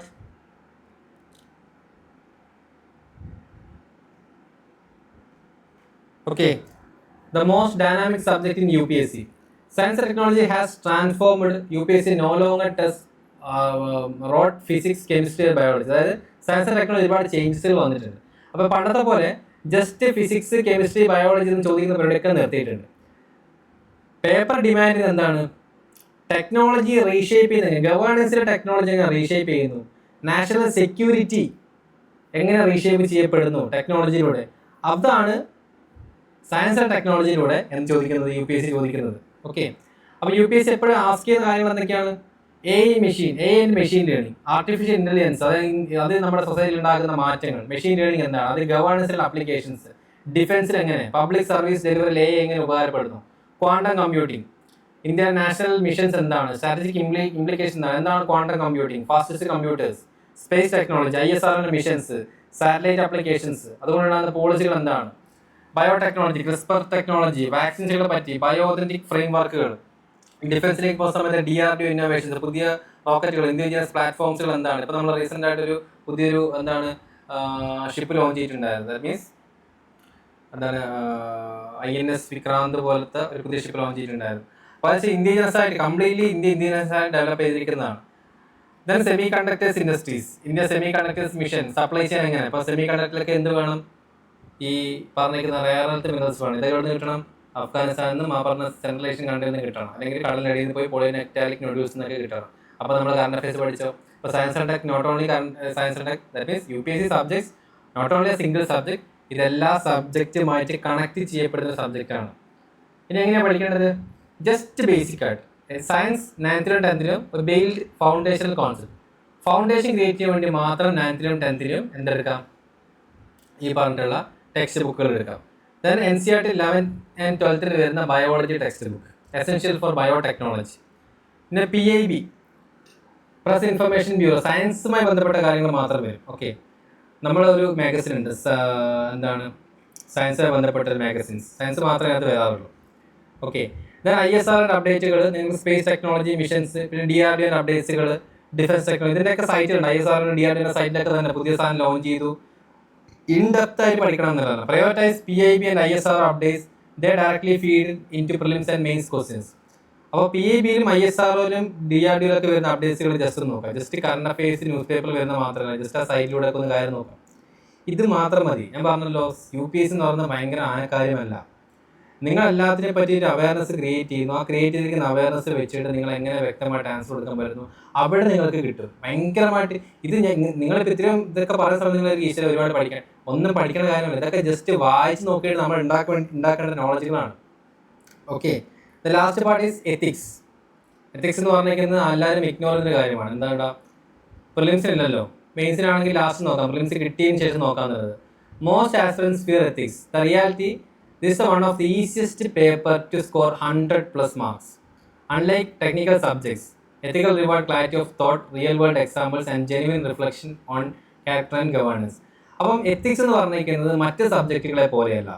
എന്ന് വെച്ച് കഴിഞ്ഞാൽ നമ്മൾ സിമ്പിളായിട്ട് മറ്റ് സബ്ജക്റ്റുകൾ ഇരുന്ന് പഠിക്കുന്ന കാര്യങ്ങളല്ല. നമ്മുടെ ബിഹേവിയറൽ പാറ്റേൺസ്, അതുപോലെ തന്നെ നമ്മുടെ ഇഷ്യൂ വരുന്ന സമയത്ത് അതിനെങ്ങനെ നോക്കി കാണുന്നു. ഇന്ന് രാവിലെ ഞാൻ ഈ എത്തിക്സിൻ്റെ സിലബസ് എക്സ്പ്ലെയിൻ ചെയ്ത പോലെ എങ്ങനെ നോക്കി കാണുന്നു, എങ്ങനെയാണ് നല്ലൊരു ഗുഡ് ഗവേണൻസ് കാഴ്ചവെക്കേണ്ടത്, എങ്ങനെ നല്ലൊരു വ്യക്തിയാവാം എന്ന് തുടങ്ങിയിരിക്കുന്ന കാര്യങ്ങളാണ് എത്തിക്സിൽ പഠിക്കാൻ പോകുന്നത്. അത് നല്ല രീതിയിൽ എത്തിക്സ് പഠിക്കാൻ, നല്ല രീതിയിൽ സ്കോർ ചെയ്യാൻ പറ്റുന്നത്, വളരെ കുറച്ച് മാത്രം പഠിക്കാനുള്ളതുമായിട്ടുള്ള പേപ്പറുമാണ് എത്തിക്സ്. വളരെ കുറച്ച് മാത്രമേ പഠിക്കാനുള്ളൂ, പക്ഷേ നല്ല സ്കോറിങ്, ഹൈ സ്കോറിങ് കപ്പാസിറ്റി ഉള്ള പേപ്പറാണ്. നമ്മുടെ ക്യാരക്ടർ, നമ്മുടെ integrity, leadership quality, decision making quality, നമ്മളെങ്ങനെ കാര്യത്തിൽ തീരുമാനം എടുക്കുന്നത്, ഇതൊക്കെയാണ് നമ്മുടെ എത്തിക്സിൽ വരുന്ന കാര്യങ്ങൾ. അപ്പോൾ എത്തിക്സിൽ എപ്പോഴും ഹൈ പ്രയോറിറ്റി കൊടുക്കുന്ന ടോപ്പിക്കുകൾ ഇൻറ്റഗ്രിറ്റി ആൻഡ് ആപ്റ്റിറ്റ്യൂഡ്. രാവിലെ പറഞ്ഞില്ല, സിലബസ് എക്സ്പ്ലനേഷനിൽ പറഞ്ഞു, അതൊന്നും വേണമെങ്കിൽ കേട്ടോ. എന്താണ് ഇൻറ്റഗ്രിറ്റി, എങ്ങനെ നമുക്ക് പഠിക്കാം. അതുപോലെ തന്നെ ഇമോഷൻ ഇൻ്റലിജൻസ്, എങ്ങനെ നമുക്കൊരു കാര്യത്തെ നോക്കിക്കാണാം. പിന്നെ പബ്ലിക് സർവീസ് വാല്യൂസ്, അതായത് നമ്മളൊരു പബ്ലിക് സർവീസ് ചെയ്യുന്ന ഒരാളല്ലേ, അപ്പോൾ അതിൽ എത്രത്തോളം വാല്യൂസ് നമ്മൾ ഉൾക്കൊള്ളണം. എത്തിക്കൽ ഗവേണൻസ്, എത്തിക്കലായിട്ട് ആരെയും ചീറ്റ് ചെയ്യാതെയും ആർക്കൊന്നും ഇല്ലാത്ത ലെവലിലും ആർക്കൊന്നും കിട്ടാത്ത ലെവലിലും നല്ല ലെവലിൽ എങ്ങനെ ഗവേണൻസ് കാഴ്ചവെക്കാം. ARC റിപ്പോർട്ടുകൾ ഉണ്ടാവും. ആൻഡ് ARC റിപ്പോർട്ടുകൾ വളരെ ഗോൾഡൻ മൈനാണ്. ARC റിപ്പോർട്ടുകൾ നോക്കി കഴിഞ്ഞാൽ പലപ്പോഴും പല തരത്തിലുള്ള കേസ് സ്റ്റഡി മെറ്റീരിയൽസ് ARC റിപ്പോർട്ടിൻ്റെ അകത്ത് പല ഓഫീസേഴ്സ് ചെയ്തിരിക്കുന്ന നല്ല കാര്യങ്ങൾ, ഗവൺമെൻറ് ചെയ്തിരിക്കുന്ന നല്ല കാര്യങ്ങൾ, അങ്ങനെ പല നല്ല കേസ് സ്റ്റഡി മെറ്റീരിയൽസ് നിങ്ങൾക്ക് കിട്ടും. പലപ്പോഴും കേസ് സ്റ്റഡീസിന് ചോദിക്കുന്ന ചോദ്യങ്ങളും ഈ പറഞ്ഞിരിക്കുന്ന ARCന് ചോദിക്കുന്ന ക്വസ്റ്റ്യൻ, ഡയറക്റ്റ്ലി ചോദിക്കുന്ന ചോദ്യങ്ങളായിരിക്കും. അപ്പോൾ ARC റിപ്പോർട്ടുകൾ നിങ്ങൾ ജസ്റ്റ് ഒന്ന് പരിശോധിച്ച് വായിച്ച് നോക്കി കഴിഞ്ഞ് കഴിഞ്ഞാൽ ഓട്ടോമാറ്റിക്കലി നിങ്ങൾക്ക് ആവശ്യമായിട്ടുള്ള എത്തിക്സ് നിങ്ങൾ അവിടെ ക്ലിയർ ആയി. വേറെ എങ്ങോട്ടേക്കും പോകേണ്ട കാര്യമില്ല. ഓക്കെ, വേറെ എങ്ങോട്ട് പോകണമല്ലോ, എത്തിക്സ് നിങ്ങൾക്ക് അവിടെ ഏകദേശം സെറ്റായി കിട്ടും. പിന്നെ എങ്ങനെയാണ് നിങ്ങൾ ആൻസർ റൈറ്റിംഗ് ഒന്നുകൂടെ ബ്യൂട്ടിഫുൾ ആക്കിയാൽ മാത്രം മതി. അപ്പോൾ ലെക്സിക്കോൺ എത്തിക്സ് ആണ് അതിൻ്റെ ബേസിക് ആയിട്ടുള്ള ടെക്സ്റ്റ് ബുക്ക്, ഒരു ബേസിക് ഫൗണ്ടേഷൻ തിയറി. ഞാൻ രാവിലെ പറഞ്ഞില്ലേ, പാർട്ട് A പാർട്ട് B എന്ന 2 പാർട്ടുകളുള്ളത്. അപ്പം ഒരു ബേസിക് ഫൗണ്ടേഷൻസ് നിങ്ങൾക്ക് കിട്ടണം. തിയററ്റിക്കൽ കാര്യം കിട്ടണമെങ്കിൽ ലെക്സിക്കോൺ എത്തിക്സ് പഠിച്ചാൽ മതി. പിന്നെ സുബ്ബാറാവോ എത്തിക്സിൻ്റെ ടെക്സ്റ്റ് ബുക്ക് ഉണ്ട്, അഡ്വാൻസ്ഡ് കോൺസെപ്റ്റുവൽ ഡെപ്ത് കിട്ടും. പിന്നെ ARC റിപ്പോർട്ടുകൾ, അതായത് real examples, real governance examples പഠിക്കാൻ വേണ്ടിയിട്ടും കേസ് സ്റ്റഡീസ് പഠിക്കാൻ വേണ്ടിയിട്ടുമാണ്. പിന്നെ ദർപ്പൺ കേസ് സ്റ്റഡീസ്. അപ്പോൾ ആക്ച്വൽ അഡ്മിനിസ്ട്രേറ്റീവ് ഡയലാമ സൃഷ്ടി. ഇപ്പോൾ ദർപ്പൺ എന്ന് പറയുന്ന ഒരു വെബ്സൈറ്റ് ഉണ്ട്.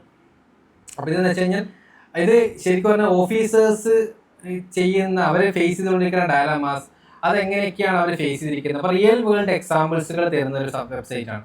അപ്പോൾ ആ വെബ്സൈറ്റ് കുറച്ചുകൂടി നിങ്ങൾക്ക് എളുപ്പമായിരിക്കും. അതായത് നമ്മുടെ മുന്നേ പോയിട്ടുള്ള സീനിയേഴ്സ് ആയിട്ടുള്ള ഓഫീസേഴ്സ് ഉണ്ടാക്കി വെച്ചിരിക്കുന്ന കുറച്ച് കാര്യങ്ങൾ അത് പഠിക്കുന്നതാണ്. അപ്പോൾ കുറച്ചുകൂടി ഭയങ്കര എളുപ്പമാണ് ഈ സാധനങ്ങൾ പഠിക്കാൻ വേണ്ടിയിട്ട്. കാര്യങ്ങൾ നമുക്ക് ഒരു ഓഫീസർ ചെയ്തിരിക്കുന്ന ബ്ലോഗ് പോലെ അത് നല്ല രസമാണ് പഠിക്കാൻ വേണ്ടിയിട്ട്. അപ്പോൾ ഹൗ ടോപ്പേഴ്സ്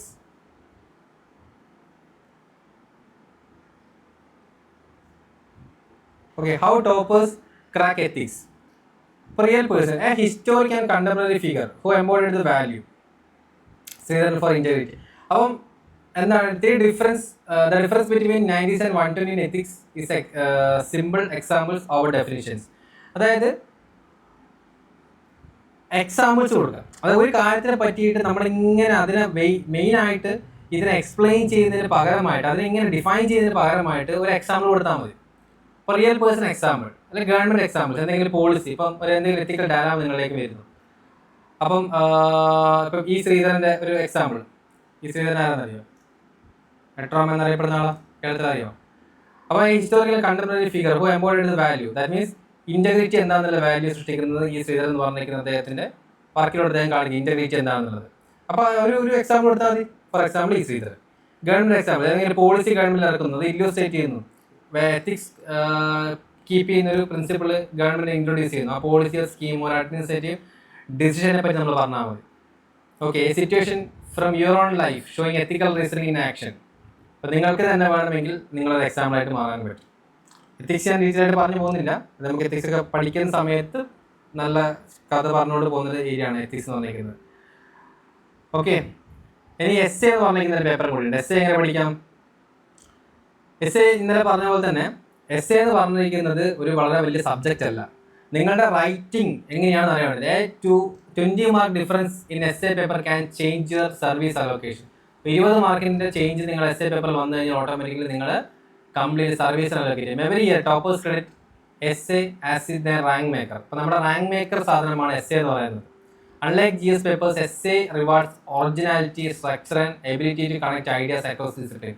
ബാക്കി എല്ലാ പേപ്പേഴ്സിലും നിങ്ങൾ പഠിച്ചാൽ മാത്രമേ കിട്ടൂ എന്നുണ്ടെങ്കിൽ ഇവിടെ നിങ്ങൾ എസ് എ പേപ്പറിൽ കയറുന്ന സമയത്ത് നിങ്ങളുടെ ക്ലാരിറ്റി ഓഫ് തോട്ട്, എങ്ങനെ ഒരു കാര്യത്തിനെ നിങ്ങൾ ഡിസ്ക്രൈബ് ചെയ്യുന്നു, എങ്ങനെ നിങ്ങൾ വ്യക്തമായിട്ട് അതിനെ മുന്നോട്ട് കാഴ്ച വെക്കുന്നു, ഒരു ഏരിയാസിനെ എങ്ങനെ ബ്യൂട്ടിഫുള്ളായി നിങ്ങൾ സ്ട്രക്ചറൈസ് ചെയ്യുന്നതിൽ നിന്ന് ഈ പറഞ്ഞിരിക്കുന്ന ഐഡിയാസുകൾ കിട്ടും. ഓക്കെ, അപ്പോൾ 1100 വേർഡ് ടാർഗറ്റ്, അതായത് പെർ എസ് എ ഒരു പ്രാക്ടീസ് ചെയ്ത് മാക്സിമം പ്രാക്ടീസ് ചെയ്യാം. ഇന്നലെ സിലബസ് എക്സ്പ്ലനേഷൻ പറഞ്ഞിട്ടുണ്ടായിരുന്നു, ഏതെങ്കിലും ടോപ്പിക്കിനെ പറ്റി എക്സ്പ്ലെയിൻ ചെയ്യും.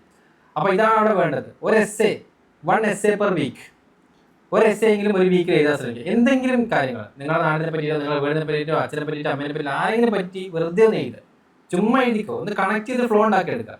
പക്ഷേ നല്ല രീതിയിൽ എസ് എ ഉണ്ടെങ്കിൽ നിങ്ങൾക്ക് നല്ല റാങ്കിലേക്ക് കയറാൻ പറ്റും. ബിക്കോസ് എസ് എ എന്ന് പറഞ്ഞിരിക്കുന്ന ഓരോരുത്തരും ഡിഫറെൻ്റ് ആണ്. ബാക്കി എല്ലാ പേപ്പേഴ്സും നല്ല രീതിയിൽ പഠിക്കുന്ന ഒരാൾക്ക് നല്ല രീതിയിൽ എഴുതാൻ പറ്റും. ബട്ട് എസ് എ എന്ന് പറയുന്നത് നല്ല രീതിയിൽ പഠിക്കുന്നത് മാത്രമല്ല, നല്ല രീതിയിൽ പ്രാക്ടീസ് ചെയ്യുന്നതും അതുപോലെ തന്നെ നല്ല ഒരു തോട്ട് പ്രോസസ് ഉള്ളതും ക്ലാരിറ്റി ഉള്ള ആൾക്കാർക്ക് മാത്രം നല്ല മാർക്ക് ഇടുന്ന രീതിയാണ് എസ് എ പേപ്പർ എന്ന് പറയുന്നത്. അപ്പോൾ എസ് എ എങ്ങനെ നമുക്ക് എസ് എക്ക് ആവശ്യമുള്ള മെറ്റീരിയൽസ് എവിടെ കിട്ടും? യോജന, കുരുക്ഷേത്ര, നിതി ആയോഗ് റിപ്പോർട്ടുകൾ, ന്യൂസ് പേപ്പർ. അപ്പോൾ അതിലൊക്കെ നടക്കുന്ന ഡെവലപ്മെന്റ് ഇഷ്യൂസ്, പോളിസി അനാലിസിസ്. അപ്പം കുറച്ചുകൂടി ഡീറ്റെയിൽ ആയിട്ട് നമുക്ക് കോട്ട് ചെയ്യാൻ നമുക്ക് നമ്മുടെ എസ് എനകത്ത് ഇൻക്ലൂഡ് ചെയ്യാൻ പറ്റിയിരിക്കുന്ന കുറേ എക്സാമ്പിൾസുകളൊക്കെ കിട്ടും. അപ്പോൾ ഈ എക്സാമ്പിൾസ് ഒക്കെ അതിനകത്തേക്ക് ആഡ് ചെയ്യും. ഇതിപ്പോൾ നമ്മൾ ജസ്റ്റ് മെമ്മറൈസ് ചെയ്യേണ്ട ആവശ്യമില്ല കേട്ടോ, ജസ്റ്റ് പഠിക്കുന്ന സമയത്ത് പറയാൻ പറ്റും. ഇപ്പോൾ ഫോർ എക്സാമ്പിൾ എന്താണ് ഇക്വാലിറ്റി എന്ന് പറയുന്ന സമയത്ത് ഇപ്പം ജെൻഡർ ഇക്വാലിറ്റി മെയിൻറ്റെയിൻ ചെയ്യാൻ വേണ്ടി എന്ത് ചോദിച്ചാൽ എനിക്ക് വേണമെങ്കിൽ മനരേഖ എന്ന് പറയാം, തൊഴിലുറപ്പ് പദ്ധതിനെ പറ്റി പറയാം. എന്തുകൊണ്ടാണ്? തൊഴിലുറപ്പ് അത്യാവശ്യം ജെൻഡർ ഇക്വാലിറ്റി മെയിൻറ്റെയിൻ ചെയ്യാൻ വേണ്ടിയില്ലേ, ഈക്വൽ ഇൻകം എല്ലാവർക്കും. No shortcuts, write 1 essay per week and get it evaluated. Feedback is the only excellent. അതായത് ഒരിക്കലും എസ് എയിൽ നിങ്ങൾക്ക് ഷോർട്ട് കട്ട് ഇല്ല, ഒരുപാട് പഠിക്കാൻ മെറ്റീരിയൽസും ഇല്ല, എവിടെയും പോയി കാര്യമില്ല. നിങ്ങൾ എഴുതുക തന്നെ വേണം. ഒരു എസ് എങ്കിലും ഒരാഴ്ച എഴുതി നോക്കാം. 1200 വേർഡ്സ് എത്തിക്കണം ആദ്യം പറയാം. ആദ്യം നിങ്ങൾ 500 വേർഡ്സ് തുടങ്ങും, പിന്നെ 600 വേർഡ്സ് ആയി, 700 വേർഡ്സ് അങ്ങനെ കൂട്ടിയാൽ മതി. 500 വേർഡ്സ് വെച്ച് ആകെ 1.5 പേജ് ഉണ്ടാവും കേട്ടോ. ഇപ്പം 500 വേർഡ്സ് തന്നെ പഠിക്കുന്നു വേണം, നിങ്ങൾ എഴുതിയിട്ട് എണ്ണി നോക്കിയാൽ മതി വേർഡ്സിൻ്റെ ലിമിറ്റ്. അപ്പോൾ അങ്ങനെ പോയാൽ മതി. അങ്ങനെ നിങ്ങൾ എസ് എ റൈറ്റിംഗ് ഇമ്പ്രൂവ് ആക്കി കൊണ്ടുവന്നാൽ മതി. ഓക്കെ, ഉടനെ തന്നെ ആർക്കും ഒന്നും ചെയ്യാൻ പറ്റില്ല. ദെൻ കറണ്ട് അഫയേഴ്സ് എന്ന് പറഞ്ഞിരിക്കുന്നത് the most aspirants fail because they read everything. അതായത് എല്ലാ സാധനങ്ങളും റീഡ് ചെയ്യാൻ ശ്രമിക്കുക. അതുകൊണ്ടാണ് ആവശ്യമുള്ളതും ഇല്ലാതൊക്കെ പഠിക്കാൻ തുടങ്ങും. Successful aspirants read selectively and systematically build your ecosystem around these 4 layers.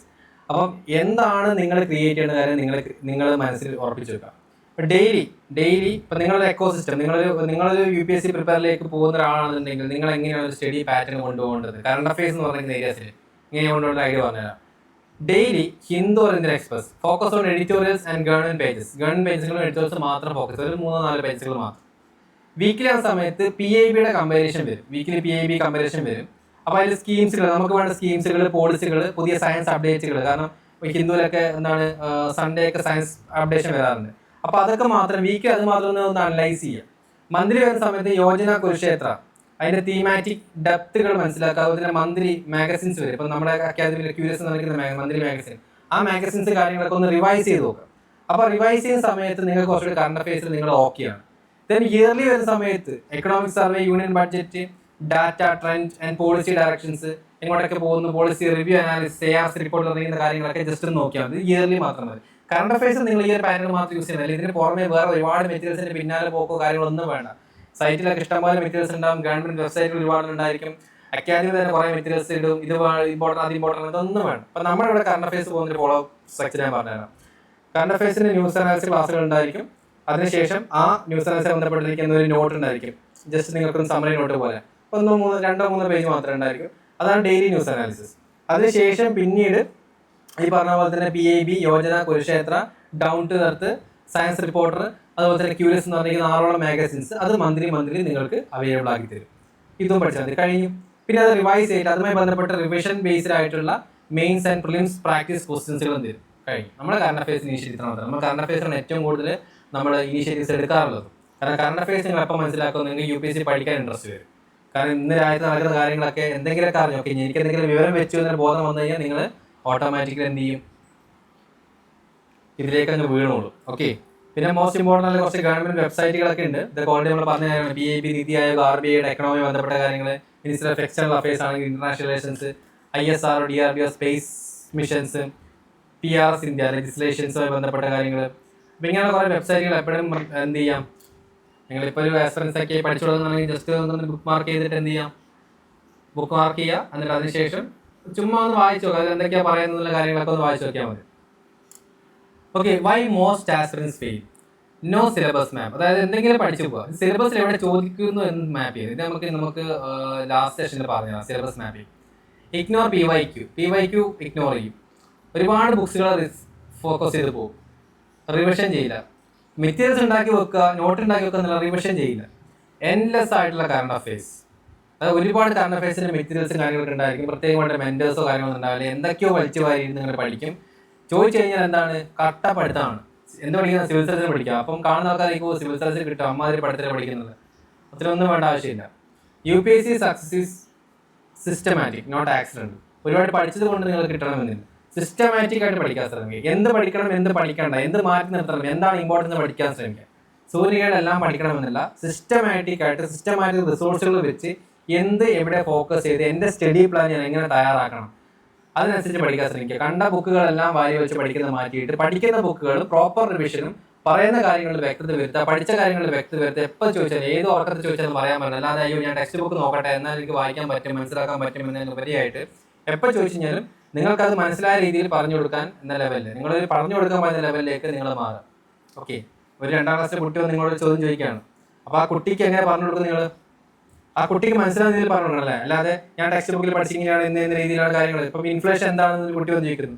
എന്താ ചേട്ടാ ഇൻഫ്ലേഷൻ? കഴിഞ്ഞ തവണ 5 രൂപ ഐസ്ക്രീം ആണ്, ഇന്ന് ഞാൻ 10 രൂപ വേണ്ട അവസ്ഥ വന്നല്ലോ. അപ്പോൾ പോയിട്ട് നിങ്ങൾ പറഞ്ഞു കൊടുത്തോ, ഇൻഫ്ലേഷൻ ഇസ് ഡിഫൈനിങ് എന്താണ്, it's A depreciation of Indian rupee എന്നൊക്കെ പറഞ്ഞിട്ട് കാര്യമുണ്ടോ? ഇല്ല. അപ്പം ആ കുട്ടിക്ക് പറഞ്ഞെടുക്കുന്ന രീതിയിൽ മനസ്സിലാക്കണം, അല്ലേ? അപ്പോൾ ആ കുട്ടിക്ക് പറഞ്ഞെടുക്കാൻ മനസ്സിലാക്കുന്ന രീതി എന്ന് വെച്ച് കഴിഞ്ഞാൽ നിങ്ങളുടെ മനസ്സിൽ ഓൾറെഡി അത് മനസ്സിലായി, കോൺസെപ്റ്റ് മനസ്സിലായിട്ടുണ്ട്. അതുകൊണ്ടാണ് നിങ്ങൾക്ക് ആ കുട്ടിക്ക് പറഞ്ഞെടുക്കാൻ പറ്റുന്നത്. അപ്പോൾ അതേ രീതിയിൽ കോൺസെപ്റ്റ് മനസ്സിലാക്കി എടുക്കാൻ ശ്രമിക്കുക. എല്ലാ സബ്ജക്റ്റിൻ്റെയും കോൺസെപ്റ്റ് മനസ്സിലാക്കാൻ ശ്രമിച്ചു കഴിഞ്ഞാൽ UPSC പ്രിപ്പറേഷൻ നിങ്ങൾക്ക് ഒരു രീതിയിൽ മടി വരില്ല, ഒരിക്കലും നിങ്ങളെ തളർത്തില്ല. നിങ്ങൾക്ക് എപ്പോഴും ലൈഫിലൊരു ചേഞ്ചസ് ഫീൽ ചെയ്യും, മോർ ദൻ UPSC സക്സസ് നിങ്ങളുടെ അടുത്തേക്ക് ഓട്ടോമാറ്റിക്കലി നിങ്ങൾ അങ്ങോട്ട് പോകേണ്ട ആവശ്യമില്ല.